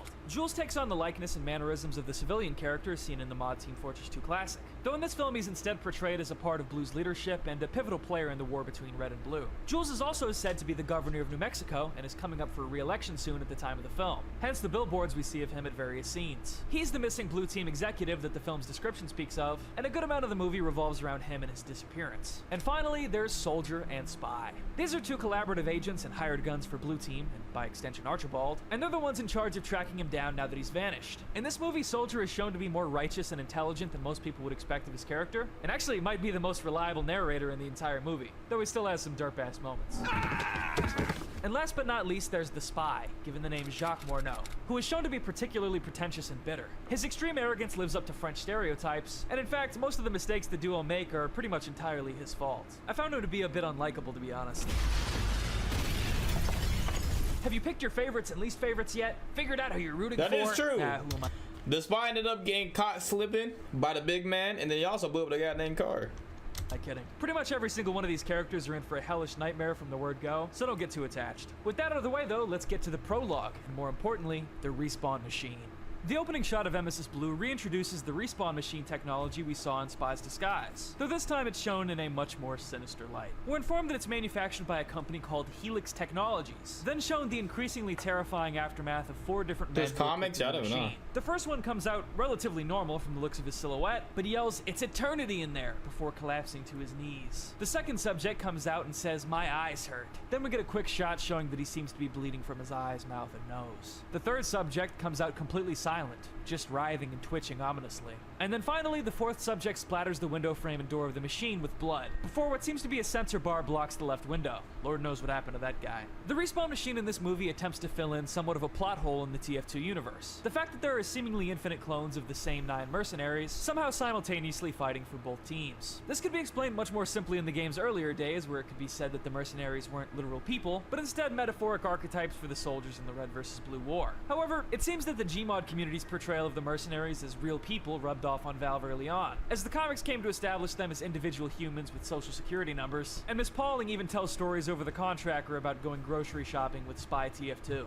According to Anton Pelozari, the film's producer, Emesis Blue is meant to portray a more grounded take on the Red vs. Blue conflict from TF2, with the main difference being that while TF2 casually ignores questions about these things, Emesis Blue takes the premise of these mercenary clone armies deathly seriously. It's a world where not all mercenaries are necessarily boots on the ground infantry either. There's non-combatant pencil-pushing mercs as well. For example, the medic character Fritz is said to be a particularly important clone who's in charge of the Blue Team's entire hospital, so we can assume he hasn't seen the battlefield much and is in more of an administrative position. And of course, the film goes as far as to introduce the idea of a respawn technology to explain why these mercenaries just keep coming back to life. It's important to note that, according to Anton, this respawning process isn't the same as being cloned. In the case of cloning, you'd be making more than one instance of the same person. With respawning, the mercenaries are literally just being brought back to life and reforged through the machine, which is apparently a lot more cost-effective than biologically reproducing them. That being said, cloning technology does exist in the Emesis Blue universe, and many of the characters we see in the film are still clones. It's a bit confusing, but it all comes together to ask some really freaky questions about these mercenary psychologies and senses of identity. And it's a really interesting take on the world, in my opinion. Anton has also confirmed that this 2-fort respawn machine we see here is nowhere near the only respawn machine in the Emesis Blue universe, which makes sense given the appearance of one made Red back in team Spy's needs one Disguise. too, right? However, it is apparently the only respawn machine that malfunctions in the way this prologue shows us. The others we can assume work just fine. It's just that, much like an actual TF2, those in the Emesis Blue universe lining up for 2-fort are in for a uniquely torturous experience. Sorry for the long-windedness there, but while the respawn machine is one of the most pivotal elements of the entire film, it's also a bit complex and confusing, especially if you've only seen the movie once or twice and haven't read any of the writers' Q&As. So I thought it was worth taking this opportunity to try and thoroughly explain the spin it puts on TF2's world.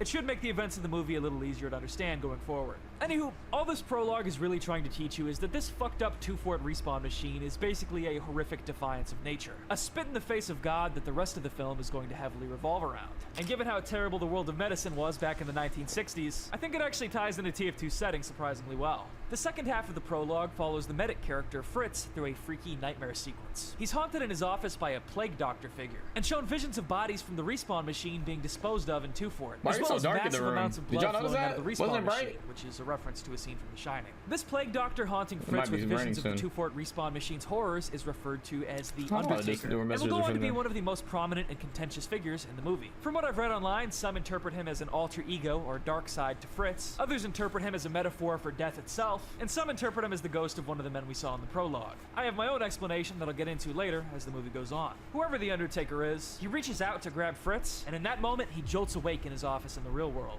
It turns out there is no spooky plague doctor in Fritz's Fritz's office. Only his good friend Jeremy. Based on the clock on the wall, Jeremy's arrived here around 9 p.m. He apologizes to Fritz for coming into his office so late in the day and asks him if he ever has bad dreams. Fritz sighs and grabs his glasses. And under a bottle of spilled pills, we see a newspaper telling us that Governor Jules Archibald has gone missing, presumed to have been kidnapped, with Redmond and Plutarch both blaming the abduction on one another. We cut away to Fritz giving Jeremy a medical checkup as he describes his aforementioned bad dreams. Teeth falling out of his mouth, spilling blood all over the sink.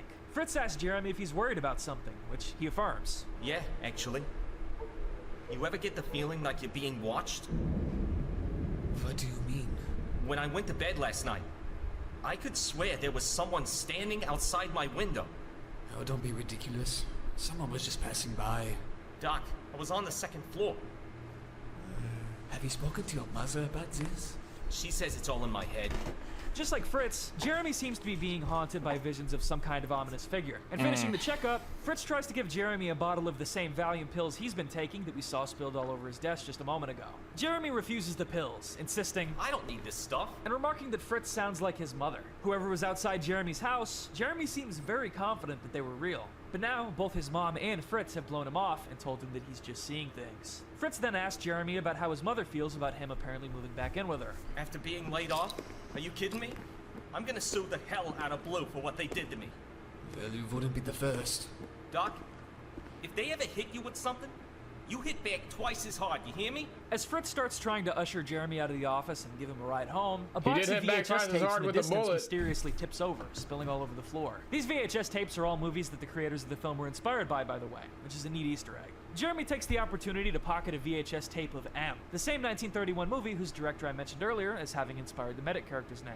However, as the two make their way out of Fritz's office, a pair of double doors randomly swing open behind them. Both of these characters seem to be having paranoid hallucinations of strange things. But whatever it is that's pushing stuff around in Fritz's office seems to be very real. Maybe their visions aren't so fake after all. Before we get any more context as to what Blue did to Jeremy, Fritz rushes him out, and we get the first real chapter of the film, Graveyard Shift. Hi, Dive! I only watched Oshinoko on that. I didn't see anything else. So it's a vampire movie. Or anime. Chapter 1, The Graveyard Shift. Chapter 1 starts off in the rainy streets, introducing us to Jacques and the soldier as they follow a lead on the previously established kidnapping of Jules Archibald. Soldier stays behind in the car and spots an ominous man in the distance staring at him. If you look closely at his silhouette, it almost looks like another soldier. He begins raising his pistol, but Jacques opens the door to scold him, telling him to just keep a lookout for the police while he heads out to that's where the soldier sees him at the end of the movie, by the way. Front their lead. In a nearby alley, Jacques confronts a heavy dressed in a black suit and holds him at gunpoint. Other than The Undertaker, this is the first character in the film shown to wear black, but it won't be the last. These black clothes represent a faction independent of red or blue. And it looks like prior to Jacques showing up, this heavy in black was planning to meet with someone to hand off the briefcase he's holding. This briefcase goes on to be a very important part of the plot. Based on the line, "You know the price of betrayal, friend." It also seems that this heavy is a former member of Blue, and Jacques believes him to be in some way linked to Archibald's kidnapping. Jacques fails miserably at taking the briefcase from the heavy, instead getting pummeled around while the soldier sits in the car listening to a police radio interceptor. It's here we get a funny but also very peculiar piece of dialogue. This is 189 reporting a 503 to local cemetery. The vehicle in question is a black hearse. 10-9, say again. A black hearse. 10-4, that is correct. 189, is this a joke? Still a friggin' hearse at this hour. Well, oh, you think that's funny, 189? That wasn't me. Oh, crap. Who the hell is that?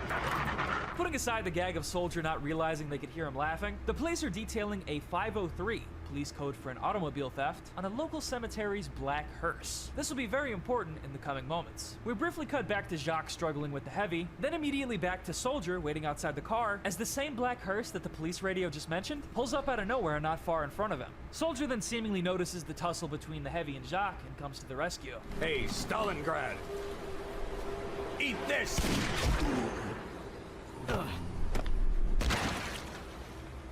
There you go. You're welcome. Funnily enough, in the credits, the writers actually do run with Stalingrad as the official name for this black heavy character. So we will too. Soldier shoots and kills Stalingrad, much to the chagrin of Jacques, who scolds him since Stalingrad was apparently their only lead on finding Archibald and is now dead. For some reason, Jacques orders Soldier to go fetch a camera from the car, and while he's gone, bends down to collect Stalingrad's elusive suitcase. However, he looks up to notice the same black hearse from earlier, and promptly gets pistol whipped by none other than the Undertaker.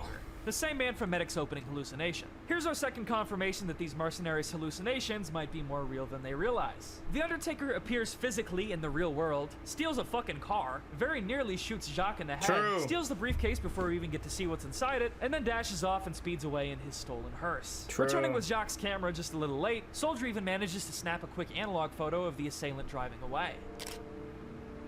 Stalingrad refused to specify who the handoff for the briefcase was, but since the Undertaker showed up mere moments after Soldier and Jacques' early ambush, and since him and Stalingrad both wear black as if in cahoots, it seems likely the briefcase was meant for the Plague Doctor's hands all along.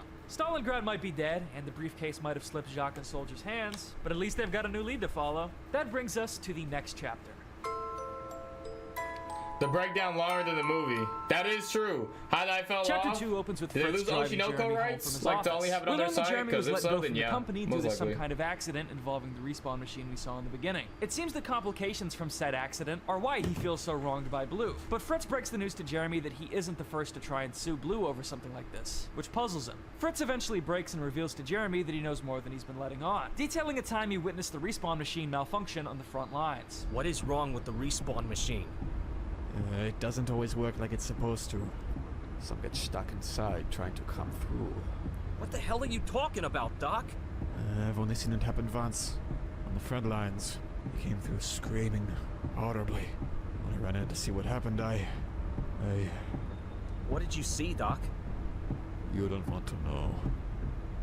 After the rest of what I'd assume was then a silent ride home, Fritz drops Jeremy off at his house, but declines to go in and say hi to his mom. Jeremy buzzes in, and his mom scolds him for getting home so late and for being soaking wet from the rain. The next scene, however, is a turning point in the story, and one of the best scenes in the film, in my opinion. I don't want to spoil it for anyone, so I'll just let it play for a minute. You're explaining the whole movie? What are you... Oh, okay. So how was the doctor here? Fine. Did you ask him to stop by? Tried. I feel bad for the guy. Looks like Drake Bell over there. Oh. I think he's on something.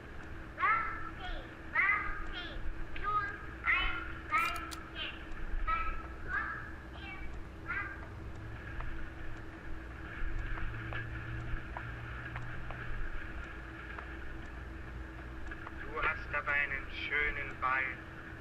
Dinner's ready here. Okay, hang on. Hello? Thanks for the ride, Doc. You sure you don't want to come in? At least say hi to Mom? What did you... Who is this? You really gotta get out more often, Doc. What the hell is this? Who are you? Hey, Ma! I'm home. We've already seen the scene, so... House is one of the most poignant moments in the entire film for a lot of reasons. Some obvious, some not. In case you didn't follow, Scout comes home to his mom who's got a lasagna cooking in the oven. He puts a horror movie on, the same M VHS tape that he stole from Fritz's office. Now's a good time to mention what this M movie is actually about. From what I've gleaned, M is a German thriller film about a serial child murderer named Hans Beckert, and how his killing spree sends his fellow townspeople and even other criminals into a paranoid hysteria. Notably, the murderer in the film is eventually caught due to another character bumping into him and leaving an M marking on his coat. And his appearances in the film are marked by him whistling in the Hall of the Mountain King.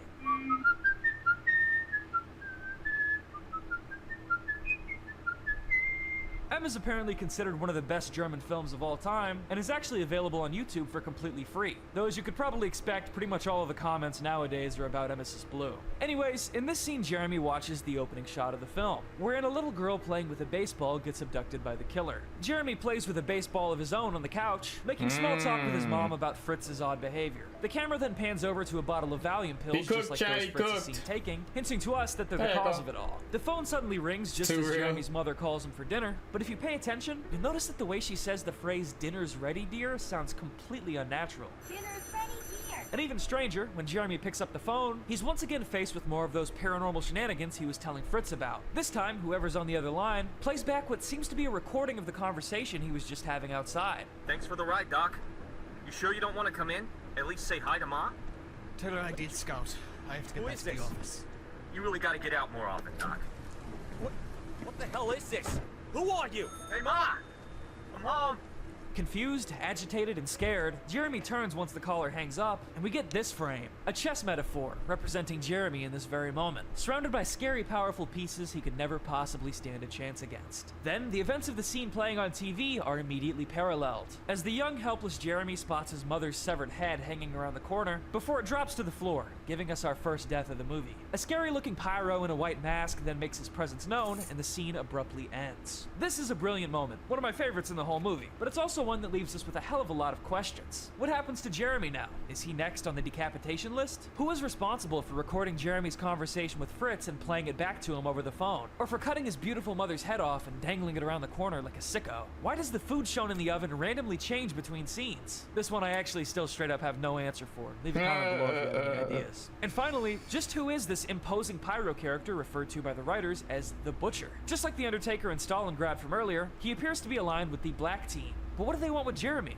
Why did they kill his mom? There's not a lot to go off right now, but one thing's for sure. Jeremy is in trouble. And maybe his mother and Fritz should have listened to him when he said he was being stalked. Also, this isn't related to the plot, but by this point you're probably noticing that Emesis Blue doesn't actually look all that much like TF2 outside of its characters. The world is much more dirty, grimy, dramatic, and often realistic looking than we're used to seeing in SFM shorts set in the TF2 world. This is because a lot of the movie's assets, including even the respawn machine subjects in the prologue, are ripped from less cartoony Source Engine games like Half-Life 2 and Day of Defeat Source. When I first watched this, I thought the team was just making do with a low budget and limited resources, but it turns out this was actually an intentional stylistic choice intended to give the film a more unique and chaotic identity while paying homage to the makeshift vibes of early Gmod and SFM machinimas from the early 2010s, which I think is really cool. Anyways, it's not clear at first, but between now and the next time we see him, Jeremy is kidnapped off screen by the Butcher and whoever was dangling that head around the corner. In the next scene, we follow Fritz as he awakens at the wheel of his ambulance, still parked outside in front of Jeremy's mom's house, which is weird. You'd think he would have heard the commotion, or that the duo responsible for the kidnapping and murder we just witnessed would have been a little less sloppy on this potential witness sitting right outside. In fact, didn't we see his ambulance pulling off as Jeremy walked up to the door? Huh. Maybe he's coming back later? Either way, rightfully concerned for Jeremy, Fritz gets out and goes up to try and buzz into the house, but gets no answer. So he instead forces his way into the house, finding the living room completely dark and empty, save for the M film lifted from his office still playing on the TV. Fritz follows his way toward the light in the kitchen and finds the decapitated head and corpse of Jeremy's poor mom. As he turns the corner, he collapses and gets bathed in an ominous red light as he lays eyes on an M engraved on the wall, just like the one used in the M movie to mark the murderer. The film playing in the living room suddenly gets loud as hell as someone starts banging on the front door. Fritz's eyes suddenly start switching from red to blue repeatedly before he faints and bangs his head on the kitchen counter. Fritz's eyes flickering between red and blue is most commonly interpreted as an inner struggle between a good side of Fritz's consciousness and a more unstable, almost demonic side induced by the pills he's taken. So wait, if Fritz was somehow there at the crime scene, and when he comes back to consciousness he's shocked by the aftermath of the killing, and faints while an inner struggle occurs, does this tell us that Fritz is the one who actually killed Jeremy's mother? This is what we was wondering. This is what we was wondering. It seems out of character, and doesn't account for the Butcher's appearance, but we've seen in the intro how much he can lose touch with reality. Is he really capable of such a terrible act? Especially against his own friend's mother? The scene from M playing on screen when Fritz walks in is from the last 10 minutes of the film, when the murderer confesses to his crimes, but stresses to his jury that he doesn't consciously choose to kill. It's an evil side of him that he can't actually control. Given the relevance the last scene had to the one playing on the TV in it, this parallel is very interesting to read into. Is Fritz trying to convince himself and the audience that he's not the one responsible for this murder, even though he actually is? Before we're given much time to think about it, we're back to the B-plot, Jacques and Soldier. Jacques and Soldier drive around, contemplating the possible contents of the briefcase that the Undertaker stole back from them, looking over the photo Soldier snapped earlier. Then, we get a pretty funny scene where Soldier cleverly uses what he learned in his blunder last chapter to find a new way to tail the Undertaker. What the hell do you think you're doing? I think I know what to ask. Soldier that only receives, it doesn't transmit. Brigger, this is 185. I'm gonna need an update on that stolen hearse. Roger, 185. This is 187. I have visual on a black hearse heading south of Brixton. 10-4. Tail it. He's pulling up on Purgatory Avenue. I'm gonna intercept. Soldier. Sir, I'm gonna need you to roll down your window. I can't see your face. Whoever that cop is, he just got fucked up bad. The scene ends as the two head out toward the street where the officer was attacked, Purgatory Avenue.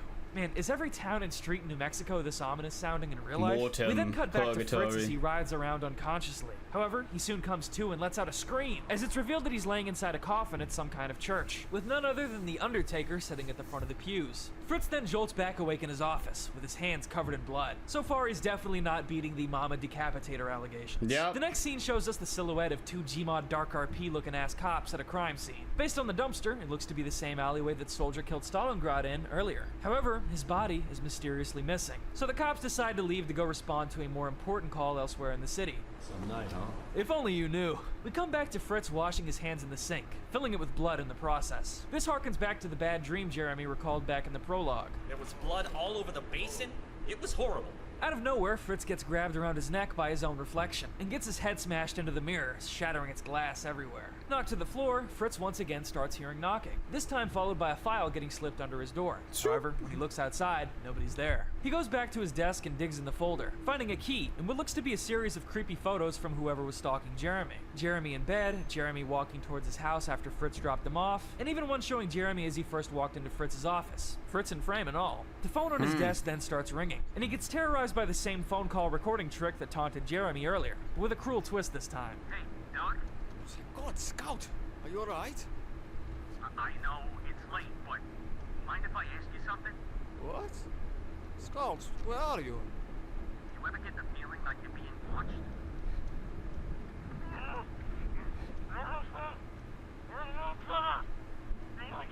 What the hell have you done with him? Fritz seems very relieved to hear Jeremy's voice, once again showing that he isn't sure what happened at the scene of the beheading. This time, the recording the caller plays is from the prologue scene when Jeremy first entered Fritz's office, around the same time that photo of them would have been taken. The muffled screaming at the end of the call is very hard to make out, but Fritz immediately recognizes it as Jeremy and asks where he's been taken. In a flash of thunder, the phrase Conager Slaughterhouse written in blood becomes visible on the wall, and that finally brings us into the third chapter. Chapter 3, Intel. Here we come to the more important call that those cops left for in the last chapter, the crime scene at Jeremy's mom's house. And immediately we see that Jacques and Soldier, under the aliases Detective Mannix and Lieutenant Columbo, have snuck their way onto the crime scene. As Jacques takes pictures and tries to convince the police they belong there, Soldier begins ruffling through drawers, finding the termination notice Blue gave to Jeremy, notably specifying that Jeremy was let go for being defective. While I was editing this video, I realized I should probably go into more detail on this termination file, because it actually tells us a lot more about what's going on with Jeremy than I initially thought. For one, it gives us the name of the Blue Team facility that oversaw Jeremy's termination, Oberhart Hospital, as well as the exact date he was let go, October 24th, just 1 week prior to the events of Emesis Blue. The file also directly explains why Jeremy was let go from the company. After going through the respawn machine, Jeremy was found unconscious, having suffered multiple seizures, incurring massive brain damage, and exhibiting symptoms of schizophrenia. His IQ after the fact was recorded at just 48, and he was diagnosed with brain atrophy, a condition indicating brain damage. So if this motherfucker got respawned, came out malfunctioning, but then they said, nah, we can let him go anyways, what's the storyline for his mother? His mother was just like, oh, you respawned my son, I'm glad to have him back. You know what I'm saying? Welcome back home, son. Like, what? What about the mother story? From a loss of neurons. He was thereby prescribed benzodiazepine, the generic name for the same diazepam pills we saw Fritz taking at the start of the movie. Earlier in the video, I somehow missed that in the living room scene, we do actually see Jeremy washing down these diazepam pills with some bonk. So it's not just Fritz taking these diazepam pills, but Jeremy as well. This file also spells out that Jeremy wasn't just moving in with his mom because he lost his job. He was just straight up not fit to live on his own due to his damaged psychological condition post-respawn. As a result, his mother had to be given full legal guardianship over him, which is actually quite sad knowing how her story ends. All of this casts an even more interesting light on Jeremy and Fritz's relationship, and explains some of Fritz's apprehensive behavior toward him. Fritz is showed to be the doctor who signed off on this termination notice, so he definitely knows about the details of Jeremy's case and is likely spending time with him out of pity. The guilt Fritz feels from being complacent in the medical process that used and threw away his once close friend is definitely at least part of why he's shown to be so distraught all the time. It's tragic stuff. Jacques begins talking to an officer who was injured at the scene named Pelazari, a reference to Emesis Blue's previously mentioned producer, Anton Pelazari, who also does the cop's voice acting. In fact, a lot of the voice acting in this film is done by Anton and the film's writer-director Chad Payne. They honestly do a pretty good job of hiding their Australian accents most of the time. Anyways, here's what Officer Pelazari has to say. He had to be on drugs or something. I tried to bring him down, but he kept coming at me. It's like a nightmare. Yeah, that poor bastard got his own sidearm in the gut. Putting our context clues together, Pelazari seems to have been the one who was knocking at the door when Fritz fainted at the murder scene earlier. Off-screen, Fritz must have woken up and attacked Officer Pelazari before making a run for it, escaping back to his office with Pelazari's blood still in his hands. The whole conversation is interrupted as another officer barges in to tell the police chief that an officer with the unit number 187 was found dead in a dumpster. However, despite what the cops might be thinking, this was not another victim of Fritz. 187 is actually the number of the unit that Soldier sent after the Undertaker earlier, before we heard his muffled, tortured screams over the radio. After killing that officer, Undertaker seems to have driven him off and disposed of him, with the cops only just now finding him. However, going forward, there's only one lead they managed to squeeze out of Pelazari as he bleeds. How did he escape? Good, what was he driving? Look, I think you've asked enough questions here, pal. Ambulance! See, look, he needs a doctor, so why don't you just... No, he was driving a goddamn ambulance. And when Jacques comes across a bloody bone saw at the scene, him and Soldier decide it's time to start tailing Fritz. We come back to Fritz as him and his previously mentioned ambulance finally arrive at the destination he's been told Jeremy is being held at, Conager Slaughterhouse. It seems that this place is the Emesis Blue universe's very dark and twisted take on Two Fort, or at least the red half of it. Fritz himself being blue, it definitely seems like he's entering enemy territory here. This is the place from his nightmares, the site of the demented respawn machine from the prologue, and the location a good chunk of the film will take place in going forward. Fritz walks across the bridge as he's watched from the field by what seems like some kind of sniper scope. We can see what looks like the Undertaker's black hearse from earlier burning right outside one of the entrances. Once Fritz makes it across, he witnesses blood dripping down from the building's downspout, communicating to him and the viewer that this place houses some serious evil. Unfortunately for our German friend, the bridge behind him was made in China, and as it collapses, he's left with no other option but to head inside. We then cut back to Jacques and the Soldier, who have now made their way to Fritz's office and have begun searching for clues regarding the briefcase stolen from them, the murders of Jeremy's mom in Unit 187, and the whereabouts of Fritz. However, the place is pretty uninviting. Jacques observes the same creep shots from the folder Fritz was given earlier. In this context, though, he probably assumes they were taken by Fritz himself. He then catches a glimpse of the Conager Slaughterhouse writing, while Soldier describes the aftermath of Fritz's freaky scene in the mirror earlier. Storms cut the power. Mirrors shattered. There's blood all over the sink.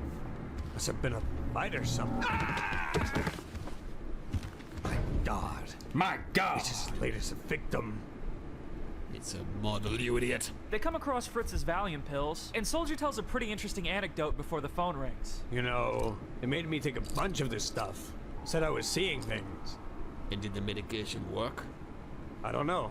I never took any of it. The way Soldier handles the phone call trick compared to Fritz and Jeremy is also pretty amusing. Hello? Hello? Who is this?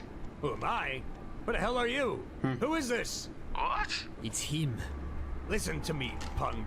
You're not gonna think this is funny when I strangle you to death with your own stethoscope. Who is this? It's the voice of God, you son of a bitch, and I'm coming for you. I think this movie was good at that was good. Action, comedy, Transformers. I gotta say, I think Fortress Films did a great job faithfully writing Soldier into a horror film in a way that doesn't subtract from the atmosphere or feel out of character. Anyways, with that, Soldier and Jacques head out to follow after Fritz to the Conager Slaughterhouse. Speaking of, what's going on there? With the front doors closed, Fritz uses a barrel and the rainwater pipe to just barely climb his way onto the sniper bay of the slaughterhouse, the pipe collapsing beneath him at the last second. Regaining his composure, he begins hearing Jeremy's screams in the distance. Following the noise, he makes his way toward the main spawn of Two Fort, just for a door to close behind him, locking him in.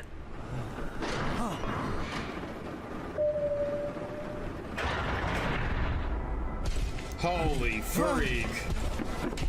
Fritz narrowly escapes what looks to be a revived and juiced up version of Stalingrad from earlier, which I suppose explains why his body wasn't present at the crime scene when the cops arrived. Hearing more god-awful screams from the depths of the basement, Fritz then does a prayer motion, which is the first hint the movie gives us that Fritz is the same Christian medic seen at the end of Spy's Disguise. Yeah. Unfortunately, Stalingrad punches the wall really good or something and sends Fritz tumbling down the stairs, destroying his medigun. He carries it forward with him anyway, dedicated to his duty of healing. If you thought the renovated metal floor of the main spawn entrance area was weird, the intel basement here is even stranger. Hooks hanging from the ceiling, chairs and statues, and boxes, all baked in an ominous red lighting. I noticed that there's another M engraving on the wall here too. Leaving his medigun on a desk, Fritz grabs a wrench to protect himself and notices a ball, Jeremy's ball, the same one he was playing with before he got abducted. Once again faced with an M, we see exactly where the muffled screams of Jeremy have been coming from, a chained up coffin. Fritz notices the lock on the coffin's chain, then remembers the key he found in the weird folder earlier. He takes it out and goes to rescue his old friend, untying him and letting him loose. However, the response he gets is not the one you'd hope for after risking your life to save a friend.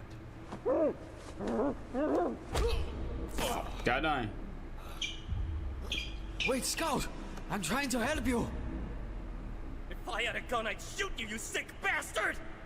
In a delirious stupor, Jeremy runs away from his savior right into the most predictable sentry spot on all of 240. Then we see its operator, an engineer named Maynard Conager. As he sets his Wrangler down, we see his brother Zed Conager sitting at the table. If you have trouble remembering who's who, just know Maynard is the fat one. These two characters' names are references to the serial killer and rapist duo from Pulp Fiction, who abduct the character Butch in one of that film's most gruesome scenes. More importantly, they are the namesake and presumably the operators of the hellish place that is the Conager slaughterhouse. As Jeremy writhes in pain from his gunshot wounds, Zed laughs. You look lost, boy.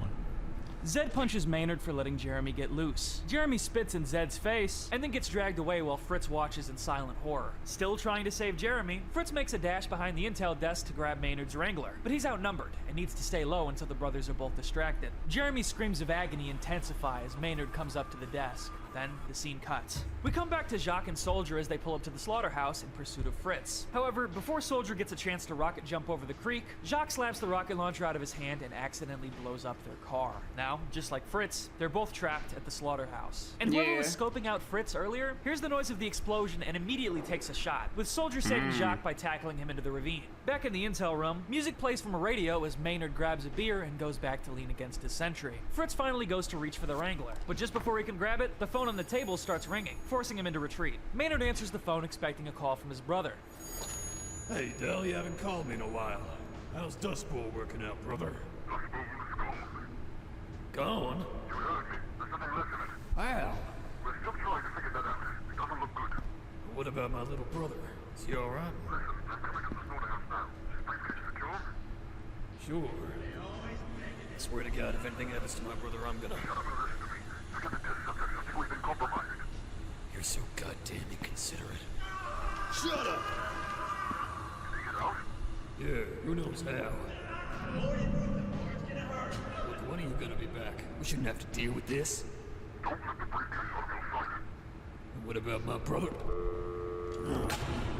Whoever picks up instead informs him that Dust Bowl, where his little brother has apparently been staying at, has been destroyed. And this is our second Spy's Disguise tie-in.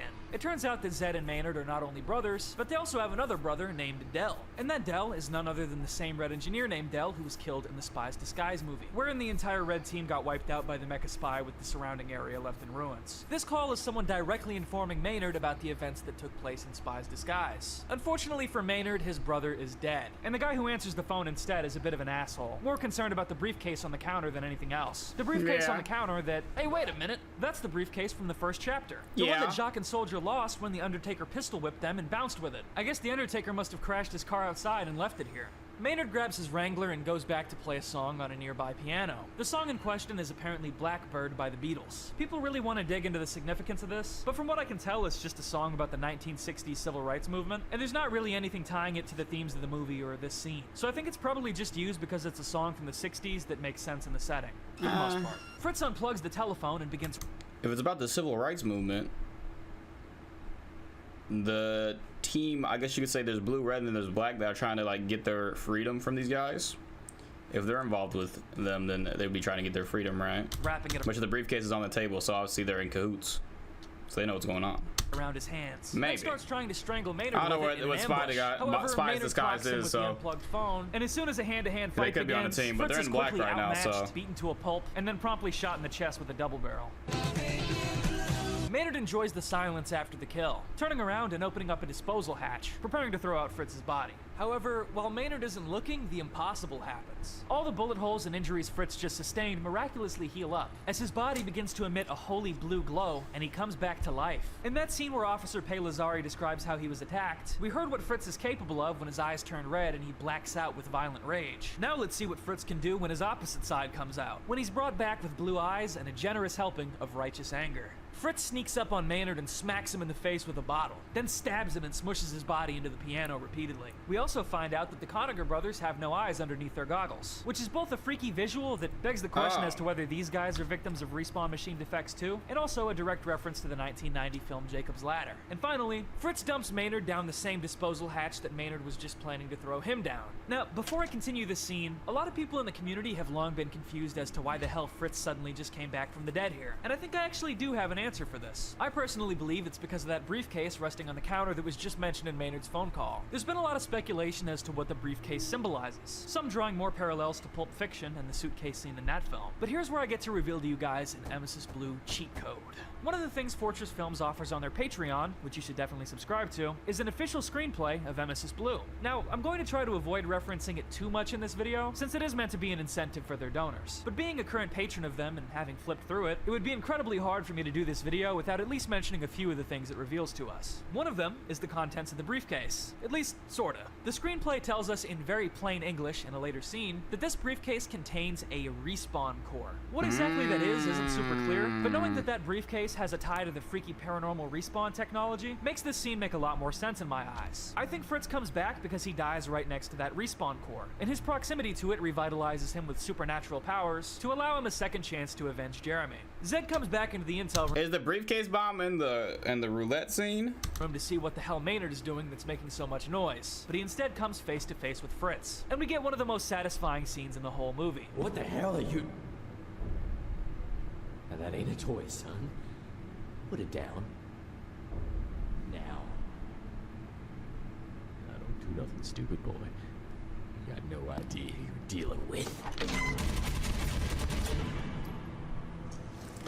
Fritz grabs the respawn core briefcase on his way out, but stops to finish Zed off with the same sawed-off that Maynard used on him earlier. With all three of the Conager brothers officially wiped out, Fritz is given time to relax, but instead hears a distorted voice echoing in his head. This is actually Jeremy's last words to him played in reverse. Falling to the floor, his momentary superpowers fleeting, Fritz spots the site of Jeremy's bloody torture and takes a moment to breathe and process the trauma of losing his friend.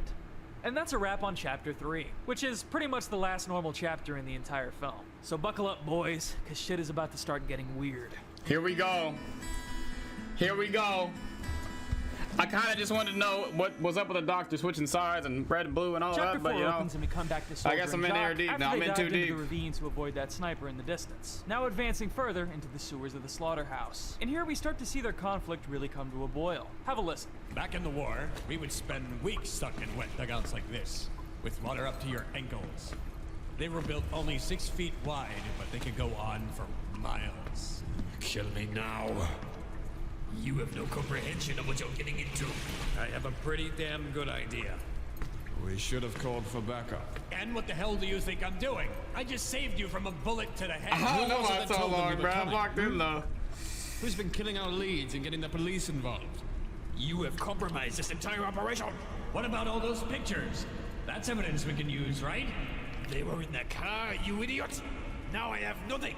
Because of you. You stupid bastard, you amateur! I hope you can swim because you're going He did right love the back up car. the way you came.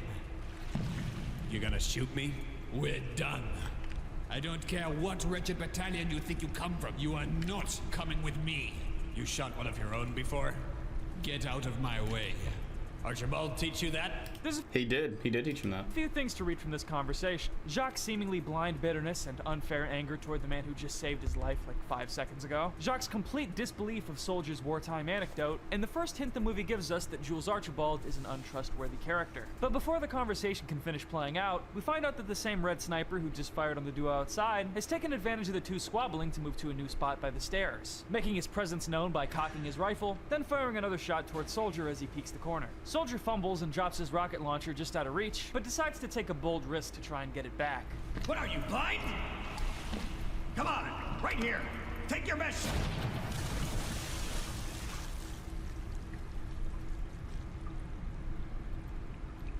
Surprise attack!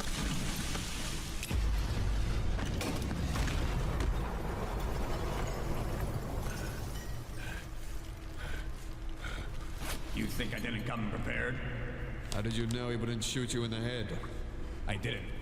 Jacques and the soldier, putting their differences aside, advance on the injured red sniper, but soldier tells Jacques to let him bleed. This will later turn out to be, at least in my opinion, the first real blunder that soldier makes in this movie. After soldier steps up the stairs, we hear a gun cock from behind him, and he drops his rocket launcher to the floor. As he turns around, it's revealed that the person holding him at gunpoint is none other than the same freaky Marble Hornets looking pyro we saw in Jeremy's house before he was kidnapped. The Butcher. Soldier falls to his knees, then Jacques does the stupidest thing imaginable. Okay, now pull a revolver on the guy with the submachine gun. Practical jokers.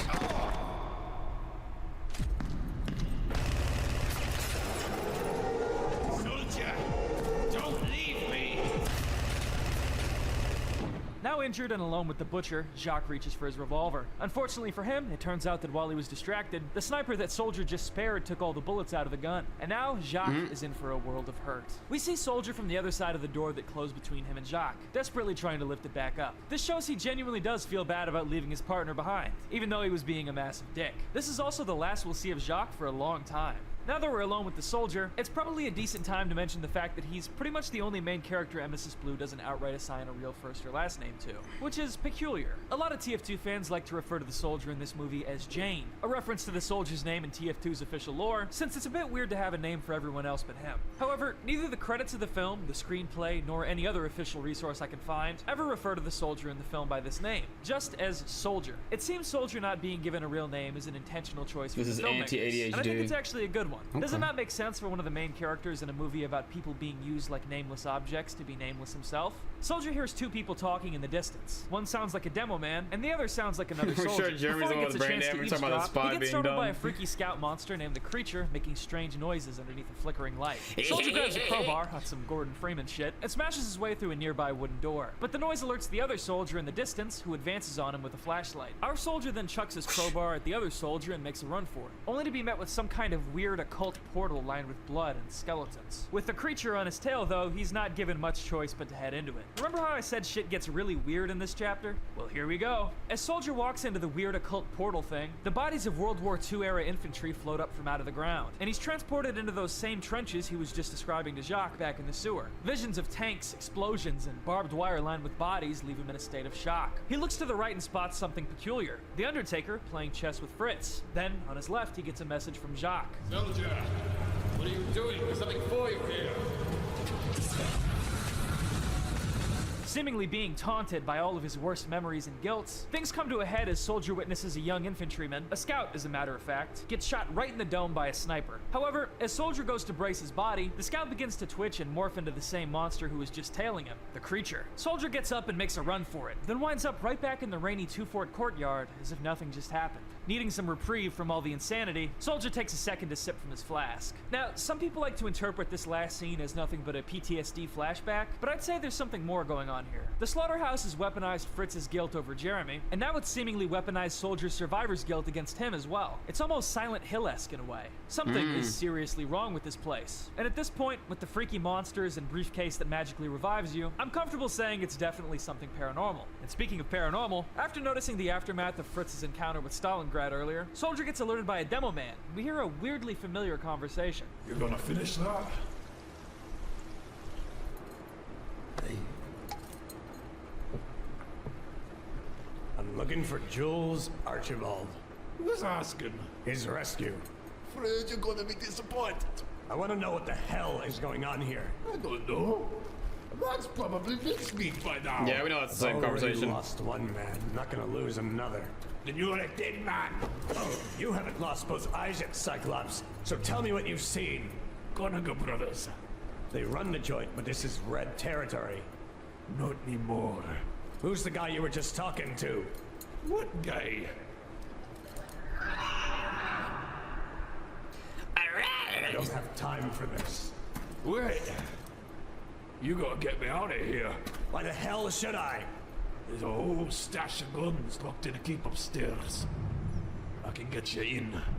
Soldier's got a new sidekick to replace Jacques, a one-armed red demo man who is being held prisoner by Zed and Maynard from earlier. This character, just like Stalingrad, is only referred to in the screenplay and credits as Soldier's nickname for him, Cyclops. In real TF2 lore, the war update and comic established an undying brotherhood between Demo Man and Soldier, and I think it's really cool that Emesis Blue reimagines that connection in a new, much darker context. Since Cyclops assumes Archibald to be dead, he and Soldier establish a new primary objective: head upstairs to get their hands on some weapons in a locked spawn room. However, completing a really bizarre time loop that only makes that war flashback scene even more confusing, Soldier gets whacked in the face with a crowbar by his past self, and once again comes face to face with the creature. But this time, there's no running. And oh my god, this part is fucking unsettling on a first watch through. Also, seizure warning.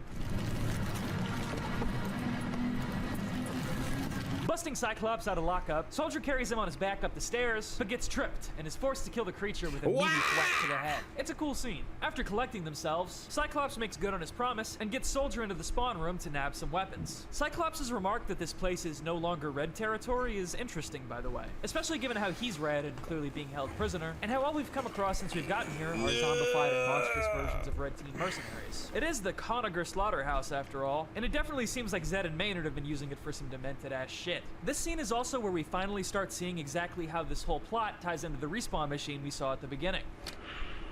It's longer than you think.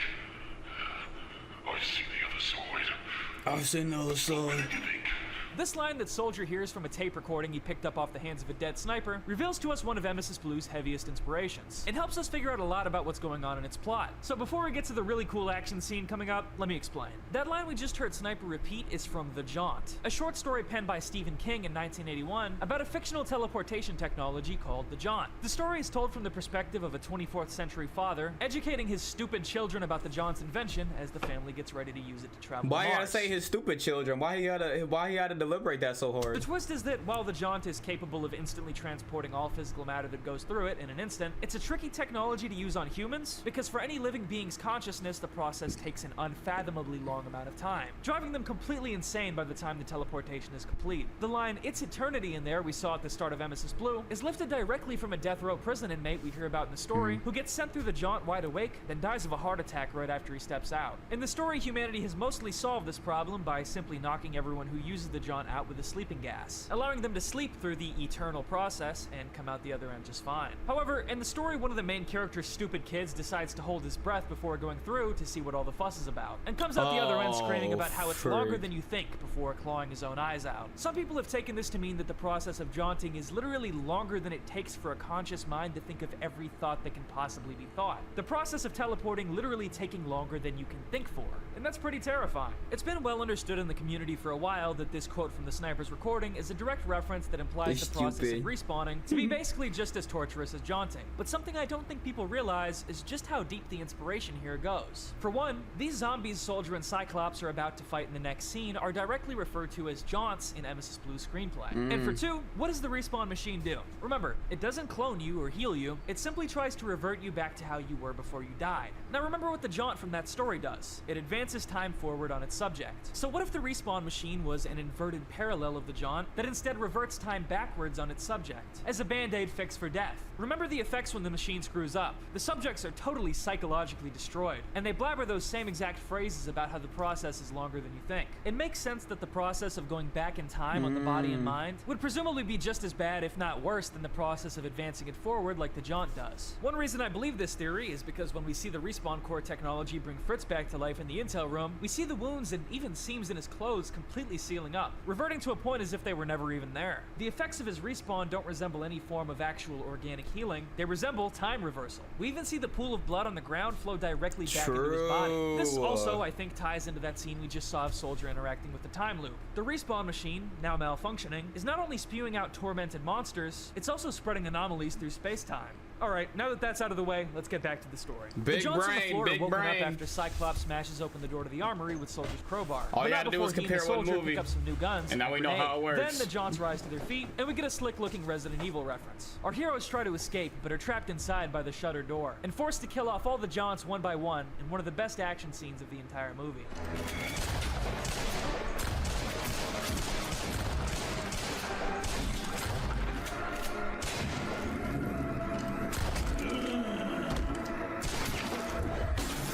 and Cyclops and Soldier are once again met with the open air. Cyclops begins trying to bust open the same door that sealed Fritz into the slaughterhouse, but to no avail. Stop it!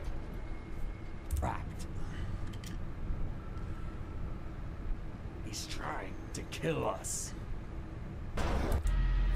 Is interesting. For one, we once again get our attention drawn to the Helix Company, which the intro specified as the manufacturers of the respawn machine. It seems that Zed and Maynard renovated this place with Helix's help, and that begs some questions about their involvement with this whole respawn machine freak show. Second of all, Soldier seems to think that someone in particular, on the viewing end of that security camera, wants the two of them dead. He probably thinks it's Fritz, but based on how we've seen the slaughterhouse victimize Fritz as well, it definitely doesn't seem so. Maybe, just maybe, One of the there's best. someone else involved with Helix who wants them dead. I didn't want to rewatch that action scene. He lays his dead friend Jeremy So back get in me the out of same here. coffin he just fought so One of hard the to best rescue action him from. scenes. Then he turns around and comes face to face with a new foe, a red medic with a big old stitch down his forehead called the Surgeon. Thinking fast, Fritz makes good use of his broken medigun from earlier. Fritz heads through the door the Surgeon apparently came from and sees a TV. He tunes in and sees a recording which reveals that the reason Stalingrad reappeared to chase Fritz earlier, despite being shot and killed by Soldier, is because the Surgeon revived him using some kind of serum, which turned out to be a really bad idea.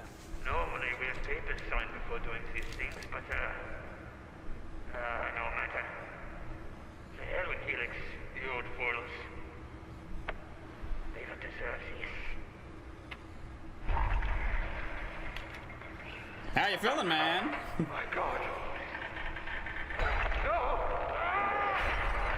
This scene reveals that the workers at the slaughterhouse were doing medical/respawn experiments underneath Helix's nose and behind their backs, which is actually kind of important and might be one of the reasons the respawn machine here started screwing up in the first place. Note the date and time on the recording, by the way. It's now just past midnight and no longer Halloween. Anyways, Fritz turns around from the TV and comes face to face with the hulking Stalingrad once again, and he's only gotten bigger since we last saw him.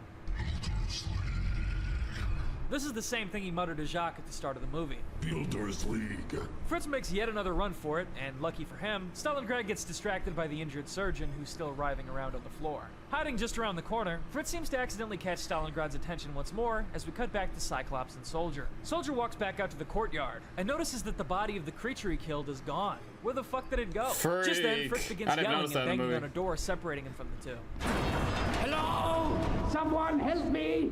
By, I guess, hiding in the corner, Fritz manages to barely slip the sight of Stalingrad, who then busts Not the the door open as our surgeon. protagonists finally meet. No, However, the Echo. occasion is hardly anything to celebrate. Shoot him! Shoot him! Oh, he shot his head off last time. That was Soldier and mass. Cyclops tussle with Stalingrad, but wind up stuck when a headless statue falls over on top of them, and things start to feel hopeless for our heroes. However, the elevator Stalingrad came out of earlier mysteriously opens, and Fritz musters some of his courage to yell out and distract Stalingrad. Hey!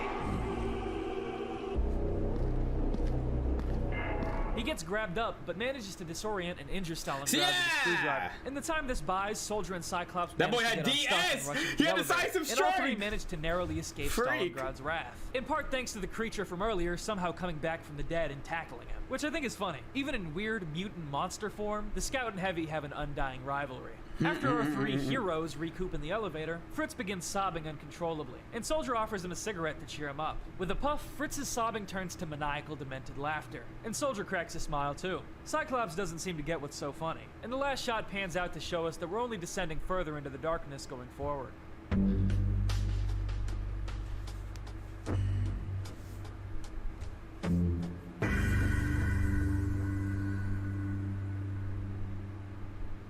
To begin Chapter 5, which is by far the longest chapter in the entire movie, we flash back to a time before Emesis Blue began. We see Jacques and, for the first time in the movie, Jules Archibald in the flesh, both preparing to execute 3 Blue Team mercenaries for quote-unquote treason back in Dust Bowl. While the way Jacques has That's some treated good stuff, Soldier Abel. throughout the film has made it obvious he isn't the nicest guy, here it becomes clear how self-centered he's always been, killing these helpless people expressly to further his own career.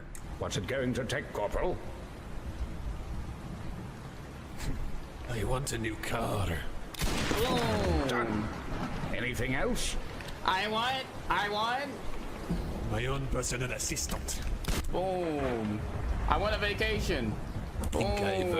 Ticket to a more comfortable life for himself. We also briefly see what appears to be Stalingrad in the background, though it's unclear if the corporal and his boss know he's even there. It is interesting though, given Jacques' remark earlier in the film implying that Stalingrad was a former Blue Team member. Jacques seems to be daydreaming about an old memory that fulfilled a power fantasy of his. But unfortunately, we cut back to his harsh reality. Him in the present day sat helplessly in the clutches of the Butcher after being left behind by Soldier an entire chapter ago. You could be forgiven for expecting him to be long dead by now, to be honest. Doused in gasoline with his mask removed, Jacques tries his best to threaten the maniac in front of him, who just straight up cannot be bothered to even react. Then the Butcher removes its own mask and steps back into the shadows, flicking on a lighter to briefly reveal its disfigured face, which should be very familiar to most of you who watch this channel. The head the filmmakers used here for the Butcher's face is from a model called Corpse 01, which is a Half-Life 2 asset that uses a forensics photograph of a real dead burnt body as part of its texture. Oh, wow. It's a real dead body. Duh. As the Butcher shows Jacques his dark and gritty secret, we return back to Soldier, Cyclops, and Fritz as their elevator finally reaches everyone's favorite part of 2 Fort, the fucked up prison dungeon. God, so many fun memories doing the conga down here and feeding friendly Pootis heavy sandwich. Soldier is the first one to break the silence, questioning Fritz's involvement in all this since he's the reason he wound up here in the first place. You don't work for the Conagers, do you?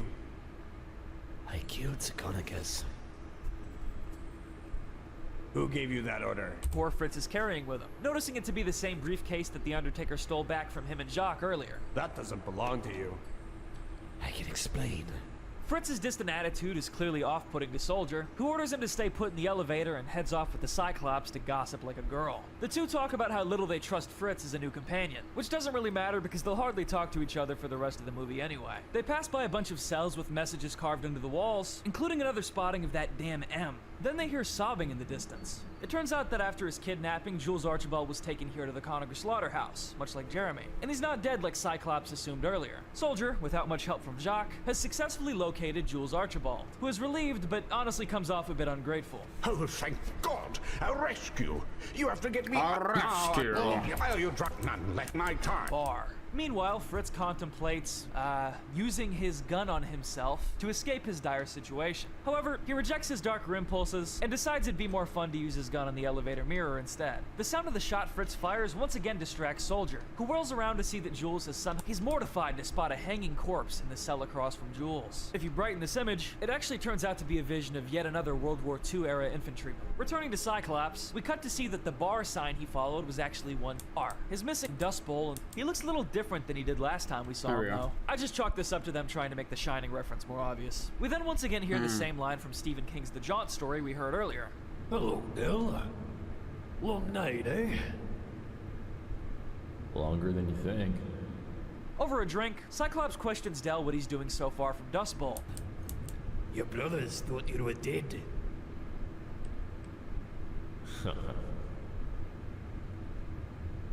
Relapse is a hell of a thing, ain't it? Too right. The two then begin discussing the respawn machine. Longer than you think. It is. What? When they figured out how to bring us back, some of us would tell stories about what we saw on the other side. We saw old friends, family, mostly strangers, for 30 years. The Cyclops is talking to someone who is definitely dead, and the fact that the bar he thought he saw wasn't real, it definitely seems like this scene depicts Cyclops either in or on his way to the afterlife. Either that or that drink Soldier gave him earlier was stronger than you think. House's actual respawn machine terminal, seemingly led there by a strange silhouette in the hallway. The terminal itself looks suspiciously similar to the monolith from 2001: A Space Odyssey. Fritz looks deep inside the machine and sees what looks like his fallen friend Jeremy deep inside it. He goes to reach out toward him, instead accidentally activating the terminal. It reads, Helix Technologies. So I'm skipping some of it. Running startup program, localizing data, like this. Searching. Time and time again prior to his termination, or at least some version of his dead friend. As Fritz contemplates the risk of using the respawn machine to bring a potentially injured or corrupted version of Jeremy back into the world, the ghost of Jeremy's mother stands machine to bring a... Why is the control so high up? And why is the shift there? What kind of keyboard is this? Is this old? Potentially injured or corrupted version of Jeremy back into the world, the ghost of Jeremy's mother stands ominously behind him. Catching back up with the Soldier, we see he's found his way into his own strange location. This time the war room from another room on the actual TF2 map, Cold Front. Very revealing taped phone call between... Discussed. If you consider... Another long scene. Its rival Redmond, and seems to prepare to give him the same exact offer.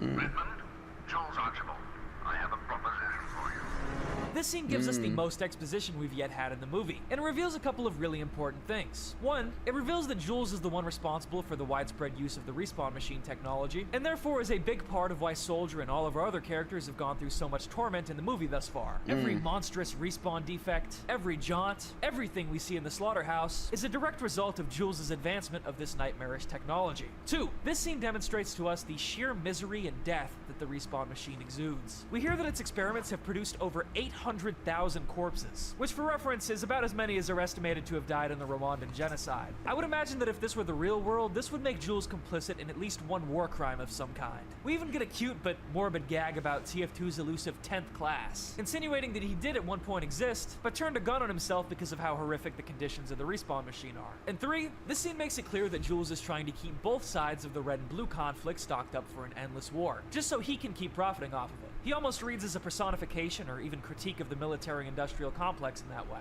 Almost. After learning all this, Soldier asking Jacques back in the sewer if he learned his treacherous and selfish ways from Archibald is making a lot more sense. With how untrustworthy this scene clearly shows Archibald to be, it even puts into question the legitimacy of his quote-unquote kidnapping, though we'll hear more about that a little later in the film. We then get a brief scene of Fritz, where he chooses to activate the respawn machine to bring back Jeremy. But something goes wrong. We hear a scream from inside the machine, and then we get yet another reference to The Shining. In fact, a rerun of the one we saw during Fritz's nightmare at the start of the movie, with heaps of blood pouring out of the respawn machine door. We cut back again to the Soldier in the command room, as he's suddenly shot at by the same red sniper he blew up earlier. Wouldn't you have to have Jeremy's body in there though to respawn him? From here on out, the screenplay starts referring to him as since it like reverts their body. I also noticed that the hat the Hunter wears is the same as that of the Christian brutal sniper TF2 freak I mentioned at the start of the video. However, I looked it up and the hat is apparently also just an official Halloween cosmetic in TF2, so I'm not sure if the reference is intentional. The Hunter licks a shot off in the Soldier's leg, paying him back for the one he lost, which we can see has now been replaced by a metal rod. The Soldier retreats into the same laboratory we saw Cyclops wander into earlier, while the Hunter goes to make a phone call. And who picks up but the Butcher, who makes the same mistake thousands of players do every day by turning his back on a spy. While he's distracted, Jacques activates his Invis watch and disappears into the air, chucking a gas can at the Butcher before blowing him away with his revolver. It's a satisfying scene, but because Jacques is kind of a dumbass, he then drops the cigarette right on top of the gasoline he just spilled and manages to light himself on fire, then plunging back into the 2-4 sewers to extinguish himself. Returning to Fritz, we see him curled up on the floor in front of the respawn machine. Was that scene from earlier of him trying to respawn Jeremy and making blood pour out of the machine real? It seems like it wasn't, because the floor is now bone dry and Fritz doesn't appear any bloodier than he already was. It seems Fritz's hallucinations and visions are only getting worse. Jeremy's baseball appears from nowhere and rolls into Fritz's foot, prompting him to once again investigate the machine. Opening up the shutter, he somehow finds himself back in Jeremy's home, dinner still cooking in the oven. As he rounds the corner, expecting to see the body of Jeremy's mother, he instead sees one of the medical dividers from his clinic, and peering through... Well, actually, no, because this junk did actually happen, so... Like, that junk got tipped over, you know? Trying to break free, he shoves the divider over and spills the box of tapes, just as we saw at the start of the movie. Fritz seems to have found himself in a time loop of his own, just like the tapes, just as... Except, that divider isn't tipped over in the natural scene, so did it actually... Did him tipping over the divider, was that actually, like... You know, some like time manipulation type things right there. We saw at the start of the movie. Fritz seems to have found himself in a time loop of his own, just like Soldiers from earlier. This scene is actually a direct reference to the Christopher Nolan film Interstellar, which makes sense since that movie plays with the concept of time loops as well. After Jeremy and Fritz's past self step out of the room, Fritz tries once more to break the loop and chase after them, swinging the doors behind them open. Again, just like we saw at the start of the movie. Yeah. But instead of being able to talk to his past self or Jeremy, he instead gets time-cocked and transported back to the scene of Jeremy's mother's murder. And we get a real horror show. Fritz sees another version of himself standing over her corpse. As he rises up, we see he's missing his eyes and many of his teeth, with blood pouring down his cheeks. One of the spookiest and most memorable shots in the entire film, in my opinion. Subscribe to Richter Overtime, or this man will visit you. Oh, keep this shot in mind, by the way. It'll be kind of important later. You should be able to remember it pretty easily because it's actually the film's 237th reference to The Shining. Fritz abruptly wakes up back in front of the respawn terminal, again bringing into question how much of what we've been seeing is at all real. In front of him is the Butcher, still on fire, slowly hobbling toward him like a slasher villain. Thinking fast, Fritz shoots the lock off of a door that just straight up wasn't there the last time we saw that spot, and flees into a massive church, complete with windows showing the night sky outside, despite how far below ground that elevator took him earlier. It's actually the same church we caught a glimpse of the Undertaker in way back in Chapter 2, when Fritz had that brief vision of himself being stuck in a coffin. He quickly ducks into a confessional booth to hide, looking up to see the solemn vow Hippocrates statue and its do not harm plaque. From the other side of the booth, somebody slides Fritz the cross necklace we saw him wear in Spy's disguise, which he takes and wears for most of the film going forward. Having retreated into the laboratory while running from the Hunter, Soldier finds himself in a frozen cryo chamber storage, and makes a horrifying discovery. What the fuck? I'm a fucking clone? Now, as shocking as this cloning discovery may be to him, it probably isn't that crazy to anybody watching because of all that exposition I gave at the start of the video. Still though, imagine walking into some psychotic cult barn house, and then when you get to the bottom, you find a chamber full of frozen replicas of yourself. In the movie, spooky. Soldier discovers Cyclops, either dead or dying, on the floor, frozen in place in the 6th reference to a Kubrick film within the last 15 minutes of this movie. Soldier stares into both of his eyes. You know, it makes sense for him to have them both back in the afterlife dream sequence, but I have no idea why he's got him back in the real world now too. Somehow, Stalingrad appears yet again, even bigger and seemingly unharmed from his battle with the scout creature earlier. Soldier pulls the pin on a grenade Cyclops was holding out for him before fleeing the room. Yeah, does that not look like his arm right there, bro? I guess not. Maybe not.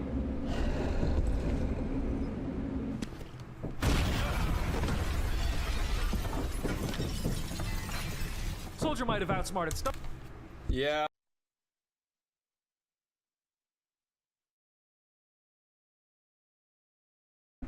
Stalingrad, but the Hunter returns and tries to hit him with a fancy laser-guided rocket launcher, just as Fritz puts on his new cross. The flaming Butcher then rips Fritz from the confession booth, palming Fritz's face with his burning hands. Who the freak tossed across to him? Aiming an M into his cheek. However, Fritz gains the upper hand when he gets his hands on a pistol and manages to shoot out both of the Butcher's eyes, which I think is probably a reference to Halloween 2. He then seals the deal by chopping off the Butcher's head with his own axe. And in one of the weirdest moments of the entire film, Fritz starts to hear applause. Whoa! He looks up and sees the church pews lined with people in black suits and white masks clapping. What does it mean? I kinda don't know. The best guess I can give you is that it represents the good side of Fritz's consciousness applauding him for triumphing over evil. But that feels a little cheap for how intently strange these ghostly apparitions are. It's probably the most bizarre scene in the entire film in my opinion. Even this man can't break down some of the hallucinations this guy has. The freaking cross, he's actually wearing it on his goddamn neck, like what? Here's one thing I noticed. Fortress Films Patreon includes 2 concept pieces that I think are from earlier drafts of this scene, and in them we get a much clearer look at these guys' faces. More importantly, we get some file names. The image of Fritz is labeled Caligari, and the image of the masked men, Caligari Masks. As far as I can tell, this is a reference to a 1920 German silent horror film called The Cabinet of Dr. Caligari, which looks to have been another one of Emesis Blue's major inspirations. It even appears amidst Fritz's VHS catalog that gets knocked over at the start of the movie. Wikipedia says that the film tells the story of an insane hypnotist who uses a brainwashed somnambulist to commit murders, which to me seems like it could have been an inspiration for the plot we followed between Fritz and the Undertaker. Somnambulist just means a sleepwalker, by the way. I had to look it up. But from what I've seen, there's not any scenes in the Cabinet of Dr. Caligari where a weird ghostly audience applauds a beheading. So if anyone watching has a better interpretation of this scene, I'm all ears in the comments. Anywho, we then finally catch up with Jules himself after he disappeared on Soldier in that prison dungeon earlier. He talks to his lawyer over the phone, whose name is Goldman. Some say him having a lawyer named Goldman is a reference to Saul Goodman? I don't know, maybe. Jules conveniently recaps much of what we learned from that phone recording earlier, and he and his lawyer even float the possibility of using the respawn machine as a means of escaping charges for his crimes, in full view of a security camera for any judge or jury who might happen to be watching. I've thought about it, surely, as a last resort, but if I can use it to disappear for a while, it's a chance I'll have to take. Jules then all but confirms that his entire kidnapping was staged to escape culpability for the horrors he unleashed using the respawn machine, before questioning what exactly these pills everyone in the movie seems to be taking are. And worse yet, I think this Valium is actually... Continue this call. Please deposit 5 cents. Oh, blast.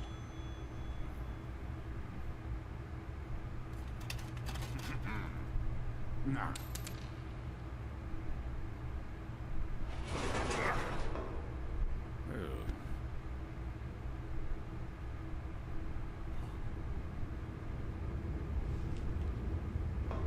whatever Jules sees beyond the shutter is enough to send him running, right into the company of none other than Jacques. Jacques appears charred and blackened from his fire accident earlier, and from here on out in the screenplay, he's referred to as just the Smoker. A lot like the Red Sniper who transformed into the Hunter earlier. Jacques confronts Jules over his selfishness and reveals his charred body. It doesn't end well for Jules as Jacques goes full Joker mode. You've never cared about anyone but yourself, Carl. No, please, for God's sake.